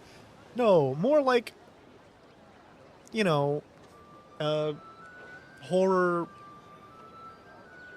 anime scenario or something. You know, like I don't want to actually get killed or anything. You know, I just want to, like, I want to be like, when you're done, I should think to myself, I should probably not run away from her or something bad will happen. That's what I should think. You know? Like, she is right, she owns me now. Right? That's different. Not so much like, oh my god, I hope she doesn't kill me. But like, she will if I leave. You know what I mean? I think it makes sense. I think it makes sense. It makes sense in that it is also inherently crazy. So it can only make so much sense. What? No. Okay. I think there's been a bit of a misunderstanding. A tiny bit. This isn't just a sexual thing. It's also, you know, I'm someone who... I was unwanted as a child. You know? So much of my intimacy, so much of my specific moments came from being molested by 2 older girls. Right? And so, all I've ever wanted was someone who craved me. Romantically. And sexually. Right? It's not just a sex thing. It's not just a sex thing. It's okay, Dincy. I'm okay. I'm fine. Blink if I need help. How many times? Because I've blinked a couple of times, but I promise it's not a cry for help.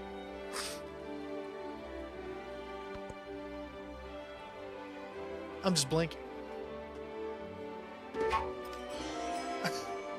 No, it's not just a sex thing.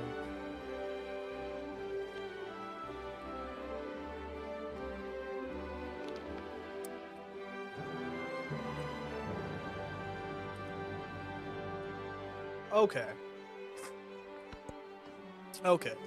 So it's just the consent to be, I guess, forceful, is what you're saying?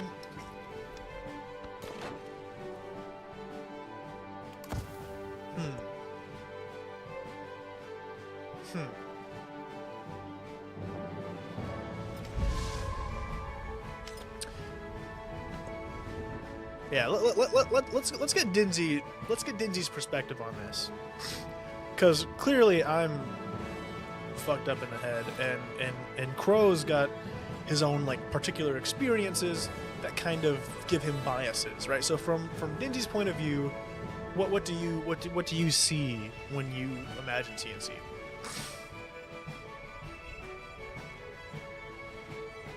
Of course, yeah. If you planned it, it kind of wouldn't work as well, I guess. You just have to have the general idea for future reference. Like, hey, if this ever happened, if this, particular circumstance ever comes up, just know that this is what I'll say if it's getting a little too real or something. Like, yeah, I get that.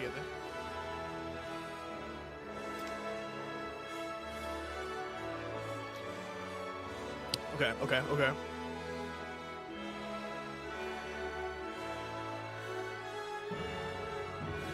I mean, I agree with that.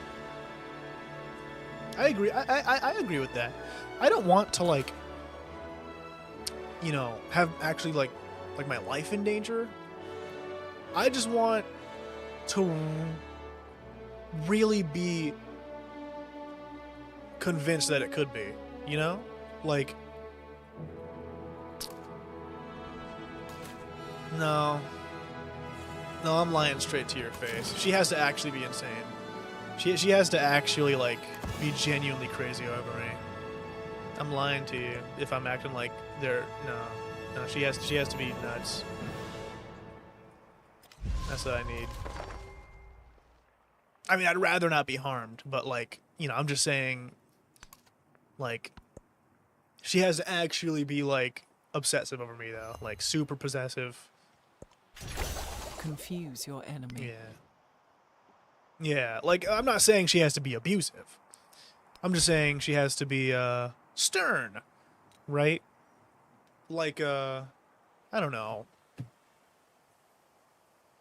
Let's say we went to a restaurant and there's a waitress taking our food order, right? And the waitress gives me a little smile. And so we have our dinner. Everything seems normal. We go home. We walk in the door. She grabs me by the shirt, throws me against the wall, right? And she goes, "If you ever smile at a woman like that again, you know what I'll do to you, right?" Right? She's gotta be tough on me. But, I don't want to be actually hurt, you know, that's a different story, you know? Just be very possessive. Exactly! Thank you, Crow. Thank you. Dinzy, I just, you know, I think you don't get it because everybody wants you, you know? Like, you're the top prize, you know? But Crow and I, we've never been truly wanted. Look at me. You think people want me? No. So I crave to know what it's like. And I want it to be passionate and serious. Maybe too serious. Yeah, I'll do this. Yeah, Crow and I are but lowly scum. You The know? memory Just of having bottom of the barrel. Like, I mean, I don't see how anyone could possibly like Crow and I. But you don't have to worry about that, so you can't quite understand what we're feeling.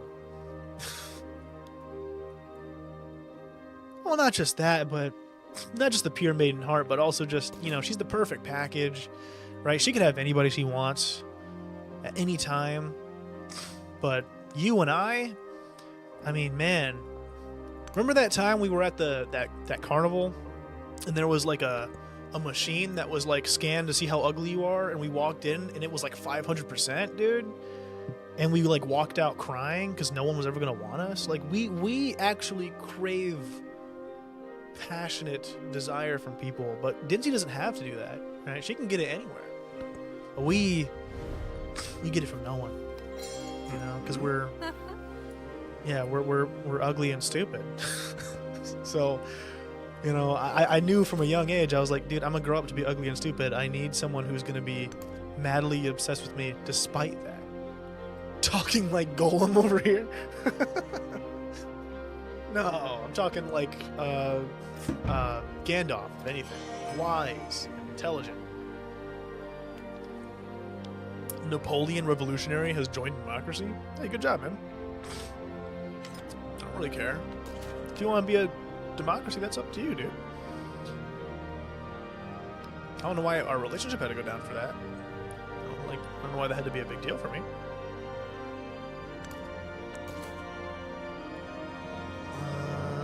What does it do again? Oh, automate. Yeah, automate.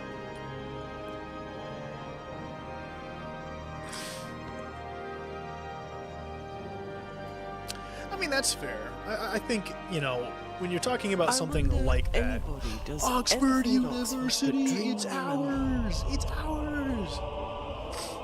I think when you're talking about anything that revolves, obviously, romance or sex life or anything like that, you know, you're talking about something that requires so much vulnerability that it's kind of hard not to be a little weary.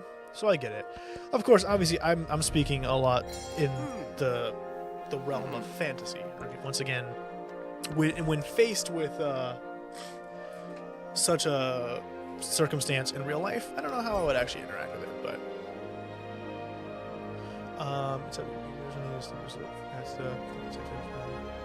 I see what you're saying.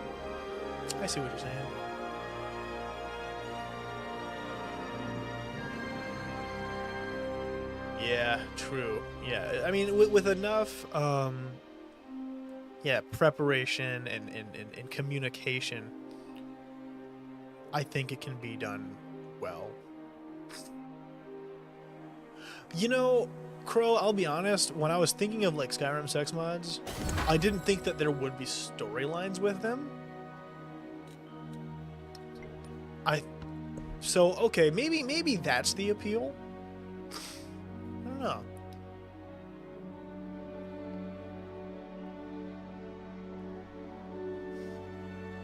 Yeah, exactly. Trust is very important. Culture entitlements for each resource assigned to them. Okay, yeah, why not? I don't mind letting you down easy, but just give it time. If it don't hurt now, then just wait a while. You're not the big fish in the pond, no. You are what they're feeding on. So what are you gonna do when the world don't open up around you? Oh, oh, oh, oh. Sorry, he said Paramount, and it made me think of Paramore, the band, and I just really like Ain't It Fun by Paramore. I only know like 2 songs by Paramore, but they're both fucking bangers. Bangers. Do they still make stuff? I think they like broke up and then came back. But like Still Into You and Ain't It Fun? So good. Ain't it fun living in the real world? You at war with anybody? No? Okay, we can be friends. Ain't it good being all alone? I wish you a safe and pleasant, crazy, wild sex life. Thank you, Dinzy. That means a lot to me. Someone's out here, you know, looking out for me in my crazy, wild sex life. You know, I've been saying for a long time that I was going to do covers. I slack off at pretty much everything I ever want to do. So, we'll see. We'll see if I get into singing. For now, it's just something that I'll have to do spontaneously during streams, I guess. But you know, that's beautiful in a way. A moment shared between just us, of me singing a Paramore song, randomly. It's beautiful in its own way. Let me turn some of these back into cities. I completely forgot that because I don't have the 1 perk, or whatever, they turn back into towns. It's really annoying. No. Unacceptable. Couldn't do it. I'm too possessive. I would not. It could not happen. I've said before, when it comes to threesomes, in general, I just don't think a threesome is something that I'd want to do, because it's just a bit much for me, right? Anything more, really anything more than just me and the other person is like, well, no. In general, I just don't see me doing a threesome, whether it's with another dude or another woman, unless it's with people I am not romantically with. If it's like friends with benefits, sex buddies kind of thing, maybe. But once I'm romantically involved with someone, ideally, neither of us are fucking anybody else in any circumstance. You're mine and I'm yours. That's what I would mostly want. I'm too possessive for it. So like, if it's 2 people that I don't have any romantic interest in, sure. It could be a guy and a girl, or 2 girls, as long as I'm not romantically interested in it. But once I'm dating somebody, I don't care if it's a guy, a girl, non-binary, anything. Threesomes are not happening. Sorry, it's just not happening. Because I don't want you fucking anybody else, and really, honestly, if I'm in love with you, I don't want to fuck anybody else. That's just a me and you thing now.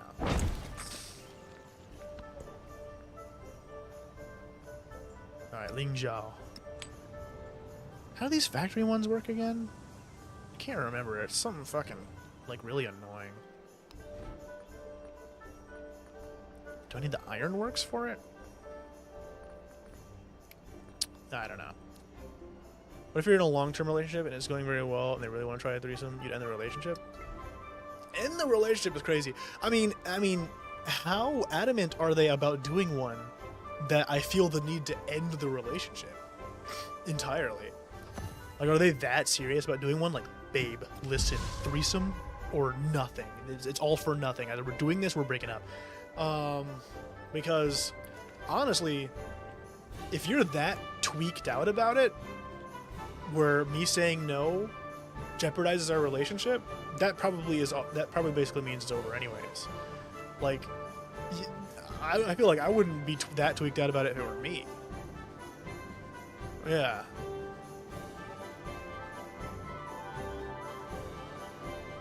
Like, yeah, if I say no and they're like, the relationship's got to end because you said no, all right, it's ending then. That's kind of toxic as fuck, you know? I don't vibe with that.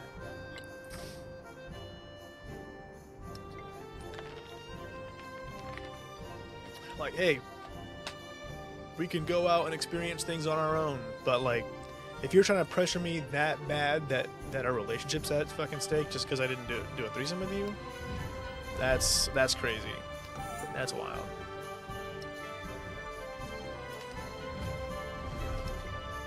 That'd be like, I don't know, if you had a friend that came to you and was like, hey, I'm gonna kill this old man. Are you gonna join me, or are we not friends no more? I'd be like, what? why does this have to be an option?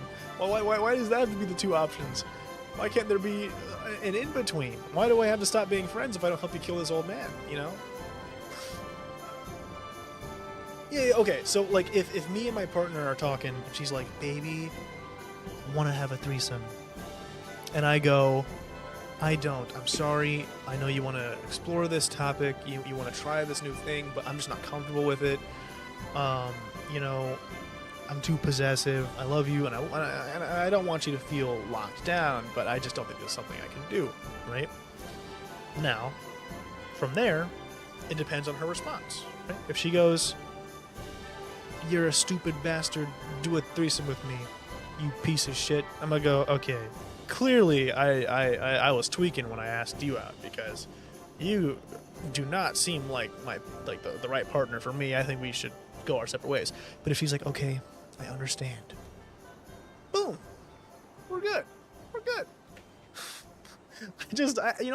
I'm not interested in doing a threesome personally.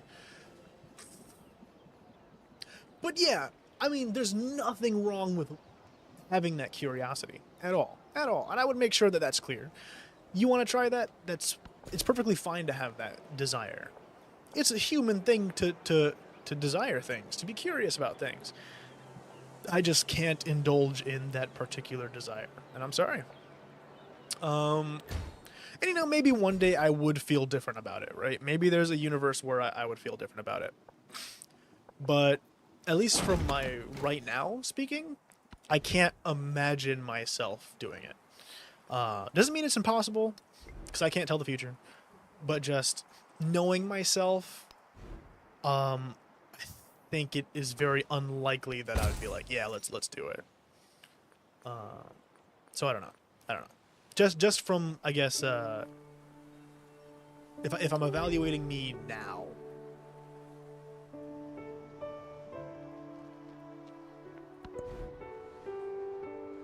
Yeah. In Crow's situation, it's different, because I know, of course, Crow obviously does like polygamous stuff. So as long as it's girls, he's cool with it. My thing is, for me personally, as someone who has attraction to basically everybody, right? I can't help but see women the same way I'd see guys, in the sense that, like, wait, they could replace me. You could be with them and like them more than me. No, that's unacceptable. I can't allow that. So for me, it doesn't matter the gender. I couldn't do a threesome. I can't imagine a universe where I share you with somebody. I don't know. I would be too self-conscious about it. That's why I don't think I could do polygamy either. Yeah, I gotta pee real quick. I'll be right back.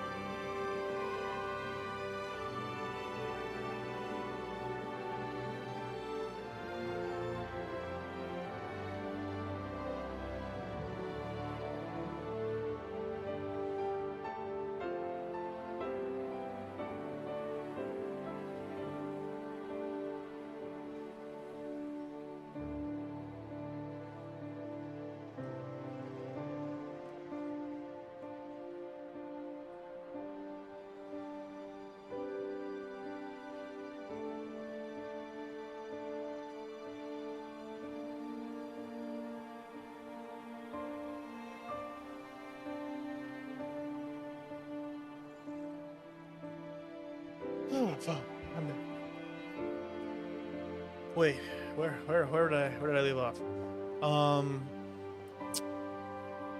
I still don't get it. A girl, another girl is just them being friendly. No. Okay, think about it like this, right? At least from my perspective. Imagine you're with somebody, right? And you know they start spending a lot of time with some guy, right? You know, getting a little too chummy with him, right? You would get suspicious, right? What if one day you walk into the house, they're in bed together, and she goes, "I'm sorry, but I'm choosing him over you." That would suck, right? Now just replace that guy with a woman. I don't want to get left for a woman either. I don't care what gender they are. I don't want to get left for somebody, is the point, right? I feel like that's not something that's exclusive to guys. And so it's like, I just don't want to plant the seed that you could be with anyone else, period. You know? I don't know. When your friends have other friends, you're not jealous. Why can't we accept that it's possible to have sexual attraction or intercourse with several partners without altering the feelings they have for you? Truly, I don't know, there's something off here. Not interesting. Well, at least at the end of the day, it's about claim possession. Essentially, like when I was a kid, as a toy, doesn't want to share with others. Though that sounds kind of that's kind of a quite the metaphor to use.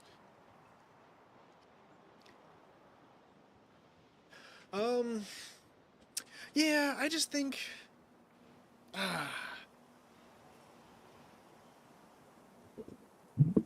like, I mean, obviously I'm not gonna go to my girlfriend and be like, hey, I bet you had a dream about another guy. You know, your mind's gonna wander, you're going to think about certain things. And that's okay, that's perfectly fine, right? That's just the nature of the human mind. Sometimes you think about stuff. So maybe you're with your partner and a girl with a fat ass walks by. You're gonna think for a moment, damn, that girl has a fat ass, right? But that alone doesn't all of a sudden mean like, whoa, you know, things gotta change right now. You have violated fucking international law. It's more so about action, I guess. So like, you know, yeah, it's okay if you think, oh, that person's hot, but like, do not, don't fuck them, you know? Think of it this way. Let's say you give a kid a toy. Okay, do I have a toy nearby? Anything I could use as a toy? You know what? I got one.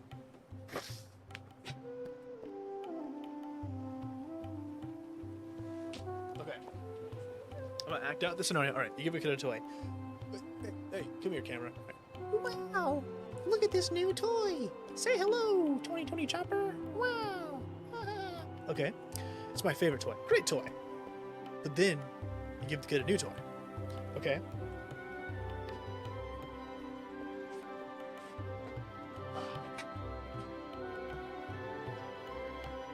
Alright. Right? Oh man, I really like this new toy more. Man, this new toy is awesome. Like, I just can't help it. It's not my fault. I just like this toy better than the other toy? I guess I'm gonna play with this toy less. Take it out less. I mean, I'll play with both, but I'll play with this one more. It's not fair to that other toy. What's the next part?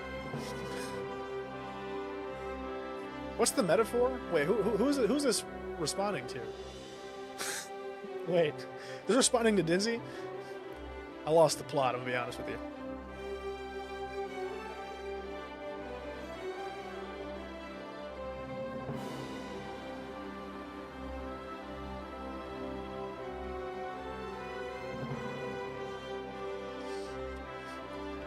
Do you feel that when Tobias plays with Leon, Leon is taking away from your relationship with Tobias? This is real. This is real. Just the other day, I was talking about how one is a yandere and one's a tsundere. Leon, we were at a con, and we were about to head home, and Crow was like, "Yeah, I guess I'll ride home with you, so you don't have to ride home alone." And then Leon went, "No, I will. And then Crow was like, fine, I'll just ride home with John Tez. And I was like, oh, look, yeah, today, it's soon today. They want me so bad. No, I'm just fucking with you. But on the toys, anyways, what's going on with the toy plot line? I was having fun.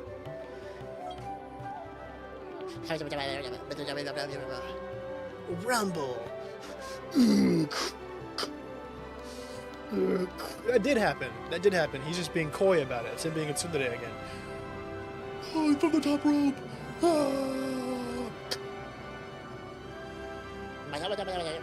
What? That didn't work? What's going on? People.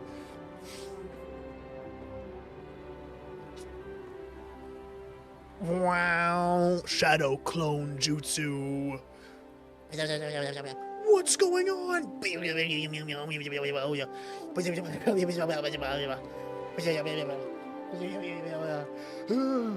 Get off of me!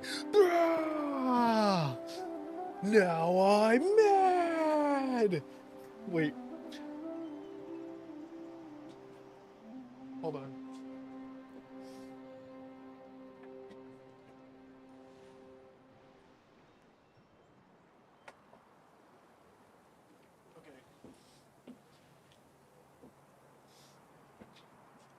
Okay. Let's go, Yoshi. Let's teach these two who's boss. No! No! No! No! No! No!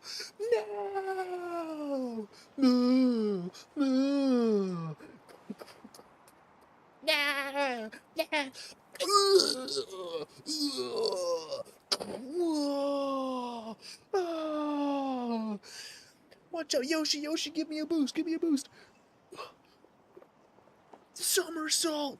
450 splash! Oh my god! The winner is Chopper. What was the so now we have a situation where the kid has two toys, and the first toy wants the attention, yet feels like they can't have it because the kid likes the second toy better. Yeah, let's get back to this. Let's get back to this.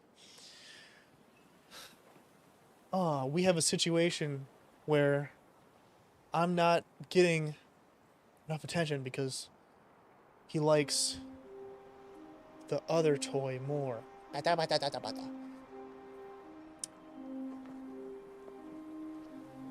Yeah, that's true, right? Yeah, you gotta consider, Dinzy, the difference in the nature of a platonic relationship versus that of a romantic relationship, right? I wouldn't be quite as possessive over my friends because I understand the nature of the fact that friends have other friends, right? But ideally, for me and how I view romance, my partner should only have one partner, me. So you tend to be more possessive in that regard, you know?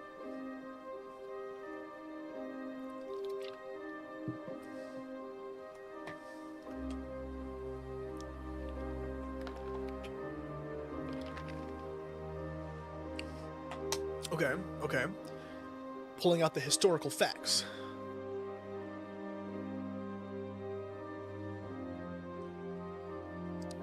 At this point, Civ 7 is just clickbait. People are going to click on this. I only got like the one Civ 7 fan that's up at 7 a.m. wanting to watch a Civ 7 stream. Being like, oh boy, someone's actually playing it. And no, I'm not. Throughout history, our romantic relationships have not always been that way. It means our conception... That's true. That's true. I'm not going to sit here and say that everyone will experience romance the same way. Right? Because there's plenty of people who are polygamous, plenty of people who have open relationships. That's just not for me personally. I think I find more intimacy in a relationship where we don't have to share with one another or share with others, you know what I mean? Is it a conception that brings good or bad? No, I mean, like, I think it's genuinely person to person, right? Some people just vibe with that more. and I don't think there's anything wrong with that. And honestly, there are, like, in and of itself, that's something that I wouldn't be against doing, as long as that was clear that that was the intent going into it.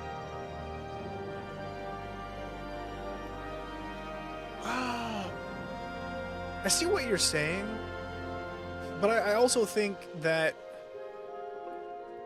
that kind of... Okay, so like if I'm using myself as an example, I think a lot of why I like clinginess and possessiveness is due to trauma. Had the things that have happened to me not happened, would I feel the same way? I don't know. But given how I've been molded by life around me, I'm not going to say that my outlook is necessarily the right one or normal, but it is my outlook.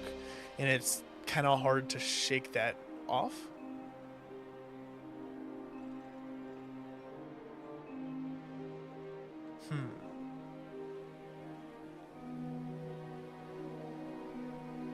And how do you know if your opinion is just yours or what society told you was normal? I mean, that's true. I mean, I like to think of myself, at least, as someone who, generally speaking, when it comes to stuff like this,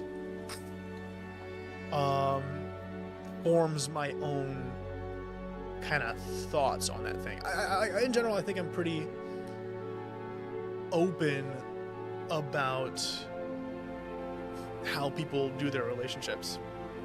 I don't really find any particular thing as abnormal, just maybe uncommon because of what society has deemed normal. And like I said, there are some things I would totally do as long as that was the intent right away. So like, if I started to hit it off with someone, but we're not like directly dating yet, and they go, hey, I want to make something clear, I'm into polygamy or I'm into open relationships, then I wouldn't be against trying it. I just would have to mold my future around that, right? Because I'll be honest, I wouldn't be able to pour as much of myself into someone in that scenario as I would if it was just us, monogamous, right? Like, okay, I'll use two scenarios, okay? Got Glep 1 and Glep 2. Glep 2, missing an arm. This one I let my dog use as a chew toy.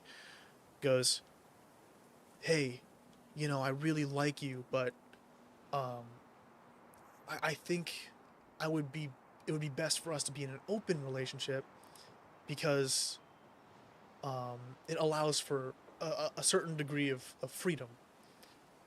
Okay, that's fine, but I'm going to be upfront with you. I will not be able to give you as much of my heart as I otherwise would, because otherwise it will pain me to see you with others. So we can do this, but you have to accept that ultimately our connection will only go so deep. Okay. Now, scenario 2. I want to date you monogamously, just me and you, and no one else.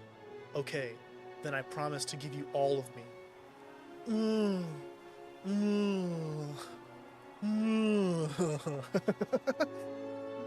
You know, that's how I would go about it. Maybe it allows for deeper connection because there's so much more trust involved. I feel like there's something about polygamy, or more specifically, what is called relationship anarchy, that feels eye-opening. Like a conception of a relationship is one of scarcity. Like love is a finite resource, and we have to protect the love our partner gives us at all costs. Be careful they don't want to give it to someone else. You know, Crow actually said something like this on, I think it was on Systems once, about like a similar thing, right? That people believe, or often, act in their life as though love is finite, but it doesn't have to be. And I totally get that sentiment. I definitely do. Once again, I think this is just mostly coming from a place of just one, my own, I guess, personal development. You know, the makeup of all the trauma or things that I've experienced that makes me very particular about how I want relationships. But also, once again, just like, fuck, I lost my train of thought. Basically, while I think love can be something that doesn't necessarily run out, that doesn't necessarily mean I want it to just be shared with everyone. Right? Because, like, okay, let's say someone makes you a gift, right? It's Christmas or something, and they make you a personalized bracelet. It's beautiful, and you're like, wow, you spent time to make this for me. This is something that's shared between us. And she goes, yes, baby. Now I need to quickly go deliver this box full of all like hundreds of those to other people. Be like, what? So it's not personalized and special? You're just giving them to everybody? Now it doesn't feel as genuine, because with all that love, you choose to give it to me, just like how I'm choosing to give mine to you.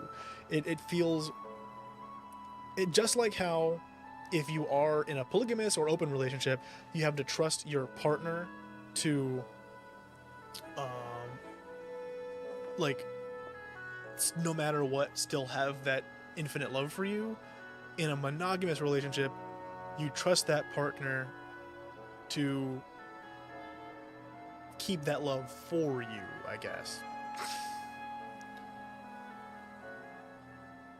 I mean, I'm not gonna say it isn't restrictive by nature, right? It's just, I think that restriction for some people works better than for others. Like, for me, that restriction isn't a downside for me necessarily. I don't know. Like I said, it's something that I wouldn't like necessarily try to do, or wouldn't mind trying to do another way. It's just I struggle to see why you think that giving love to someone else is like saying you're not special or important, but in friendship you don't feel that way.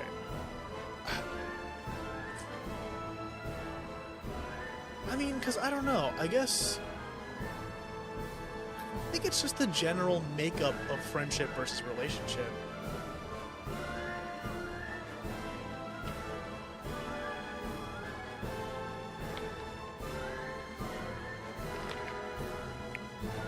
Yeah, because, like, if I look at my closest friends, I love them all.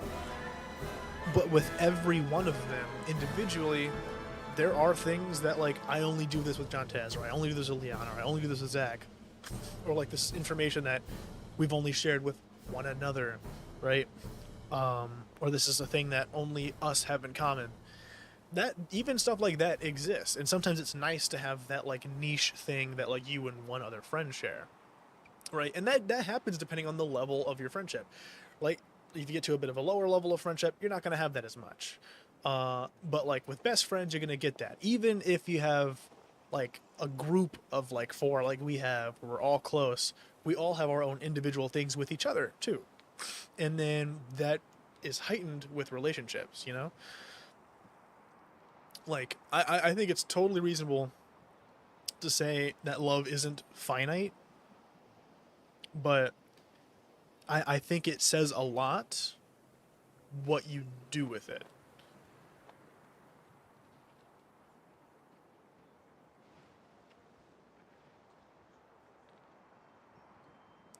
Yeah, because, I mean, I guess if you follow the line of polygamy to, like, a crazy extent, like what Crow is saying, if you're dating like 100 people, at that point, are you really dating anybody?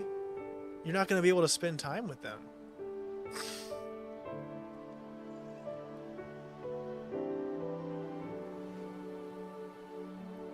like, the fact that you choose to devote so much of yourself to me is important to me.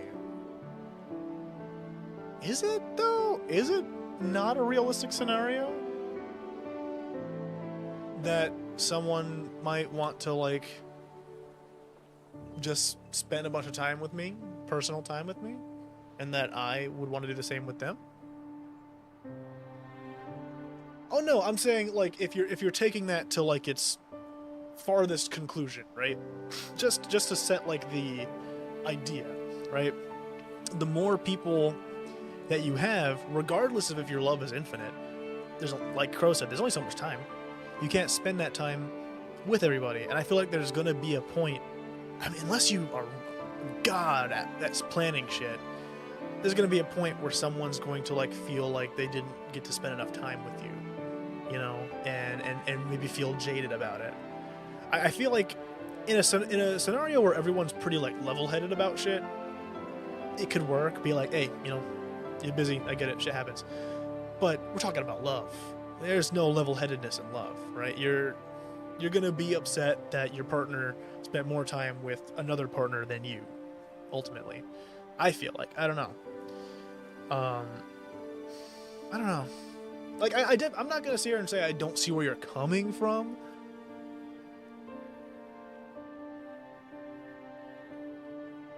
But I just think, I don't know. I can't buy into it the same way that I can a monogamous relationship.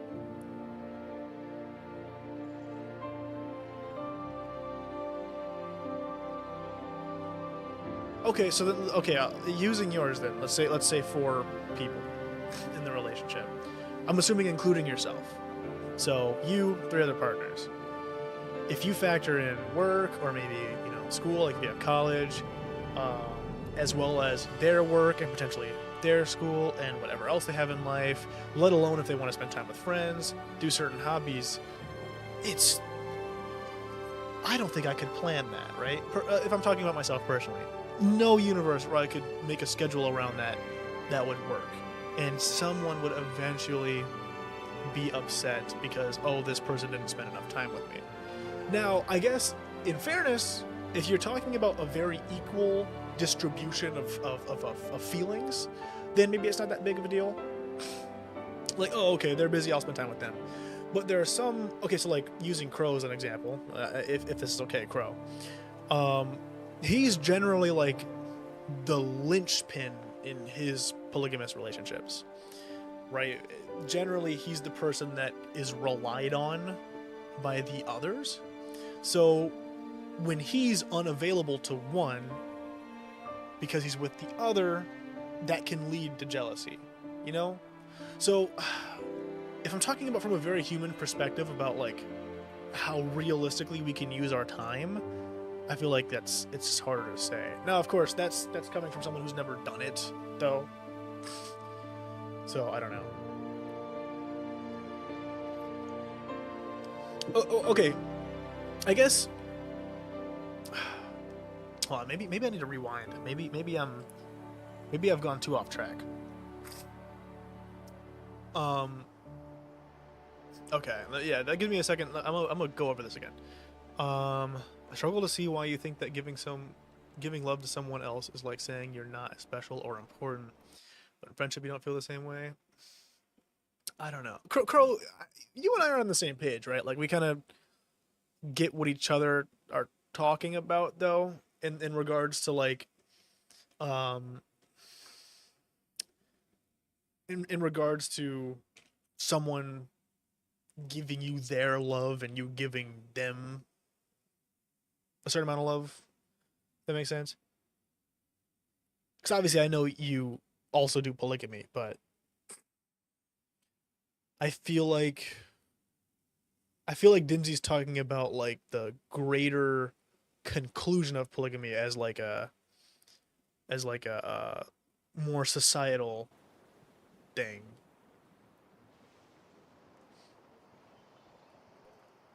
And I get you being in love. Yeah. I feel like that just kind of comes with the territory. I mean, not for everybody. There's obviously going to be people who are, I mean, there's honestly a lot of people who are kind of nonchalant about their relationships. And sometimes people like that. But I don't know. I want you to be all about me, and I want to be all about you. Right? Like I want us to be very excited that we're together in a way. I don't want it to just be like, yeah, I'm dating that guy. You know, I want there to be an aspect of like, becomes an oh, illusion. I love him to the depths of my heart. Because if all I am to you is just another partner, yeah, of course we're together. You know, we're together. I'm like, that sucks. I want to be someone that's really like, oh, I'm important to you. And now, of course, that doesn't mean strictly monogamy, because that can still happen in polygamy. But specifically, the idea of when measuring possessiveness, I mean.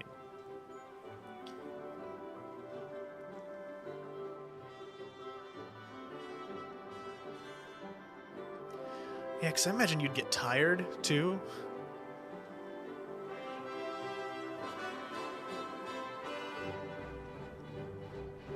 Science building receive very citizen. Yeah, just do it. I'm barely paying attention to this shit anyways. Yeah, give me science. Cool. I don't know. Maybe it's just something that's kind of hard to quantify. Because, you know, we're talking about something that's inherently based on emotion. And of course, once again, everyone feels very different about this kind of thing. Y'all seem to assume that it can only work if everyone gets And equal was attention. Jerusalem builded here, among these dark satanic mills? That is true, right? You're definitely talking about different like aspects of people, of course, as well. But I feel like, I don't know, that's the thing, is like, okay, let's say, I don't know, I have two people that approach me about being in a polygamous relationship. And I don't know if it's going to fluctuate that much, if it's going to be that big of a thing, like me and one person will be spending like so much of our time together, and the other person's like once a week there. I don't see the point of them even fucking being a part of it, I guess, for me at least. But that, because I don't know, I guess a part of that is because I've never done it before. I don't know what it's like really to fall in love with more than one person at once. Because I bet in a situation where I'm in love with both people, it'd be harder to come to that conclusion. But I've only ever been in a monogamous relationship, so I don't know what that's like. I don't have the experience.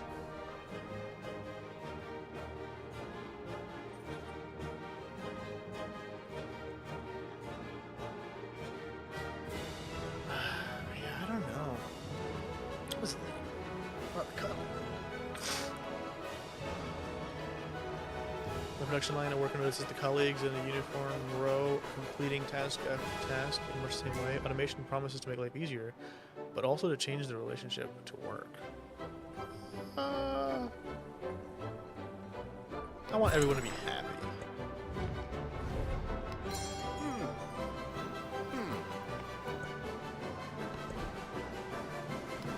Okay. We can do... Let's work on radio. At times you might want to be left alone more often. At others, you might want to be with your partner 24 hours. I mean, I definitely will say that, like, while as much as I enjoy, or as much as I kind of value the closeness of like a one-on-one thing where it's like, you know, it's just me and you. There is merit in that, like, yeah, sometimes you want to be left alone. And in a monogamous relationship, that can definitely, as soon as in I feel like that definitely has more potential to kind of like be a problem.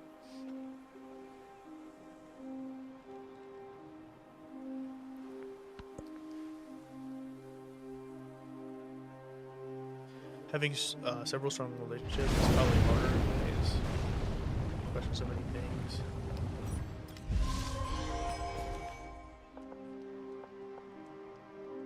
Well, okay, so I guess my question to you is, like,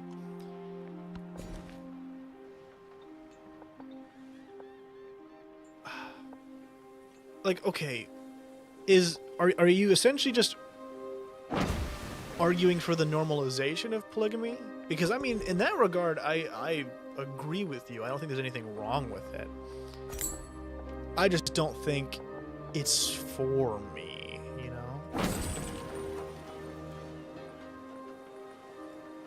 Like, I know people like Crow, and I have another friend who I don't know if he's still in a polygamous relationship, but he was, where I'm like, yeah, I think that should be something that people don't, like, people shouldn't look at that and be like, that shouldn't be allowed. I just, myself, can't really do it. One of my girls are doing a concert and one is playing in a tennis match at the same day at the same time. One will be disappointed with only two that's less likely you work around it, and even if it happens, it shouldn't be too often. But if there's 3 or 4.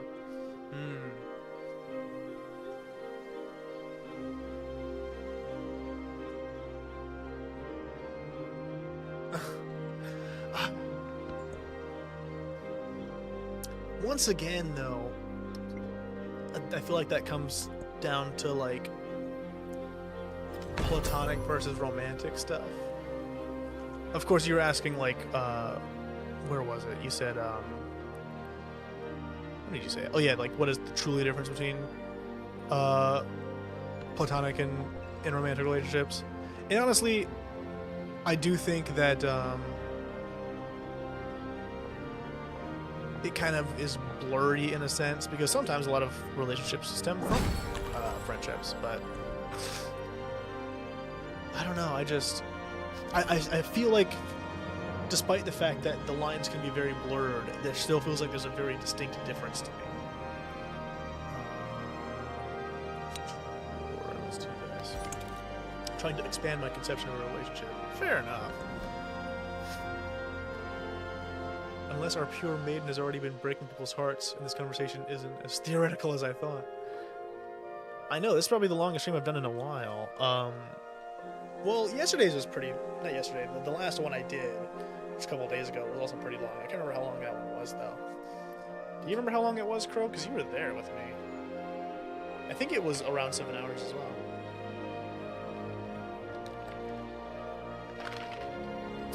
Yeah, don't worry. This isn't going to go on forever, Dizzy.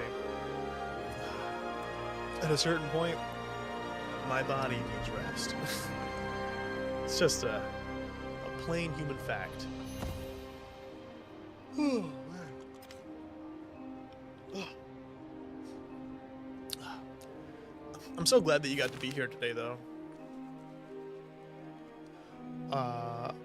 Because, man, we've had some very thought-provoking conversations today. A lot of interesting stuff. Stuff I did not expect to talk about. I'm all for you becoming polydins. The more people, the better. Can you believe I still can't marry 2 people? Wait, so is this still, like legally a problem here? Is it like a state-by-state thing, or is it just all over the place?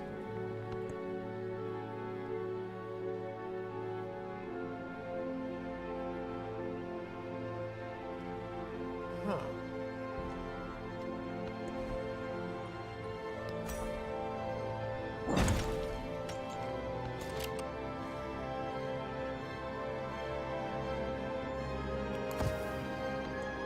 Interesting.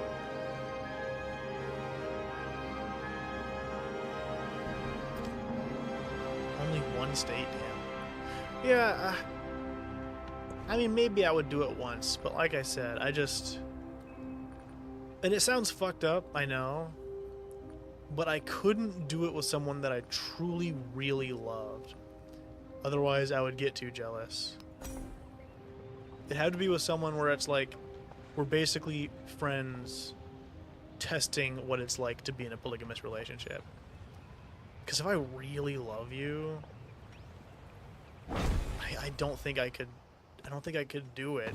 I don't think I could bear to see you doing stuff without me, I guess.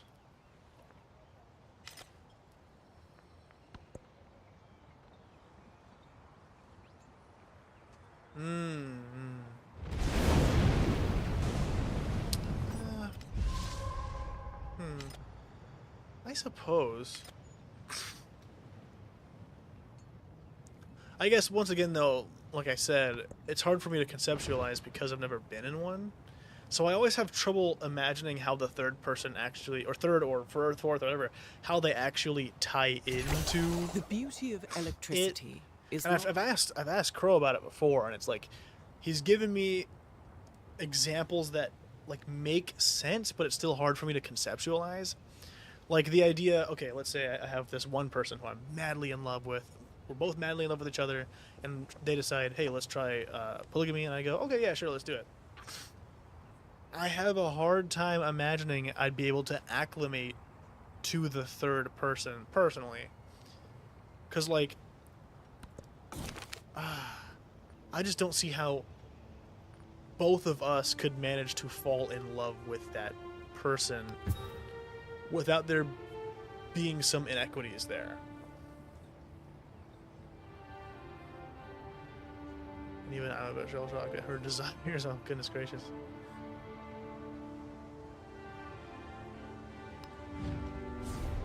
I don't know. Maybe I'll try it for my next relationship.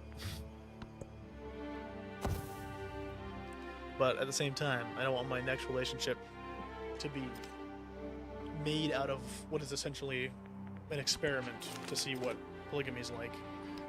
the one who adapts his policy It's got to to be his genuine and real.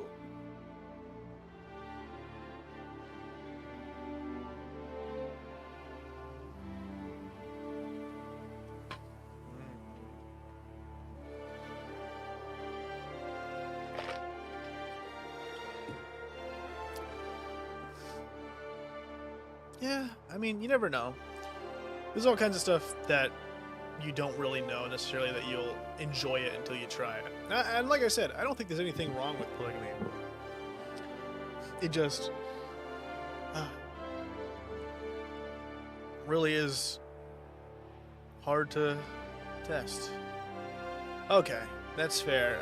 Honestly, I was getting to the point where I was like, I might actually crash. So maybe this is a good spot to end it anyways. 7 hours, 14 minutes, long stream. I'm curious what the ratio of yapping to gameplay actually was, because I feel like there was not much gameplay. Alright, have a good night, man. There's no time for intros. I love you guys. I'll see you next time. Maybe I'll do this again tomorrow. I don't know. I'll actually notify the Discord about it at least, but yeah, goodbye. Goodbye.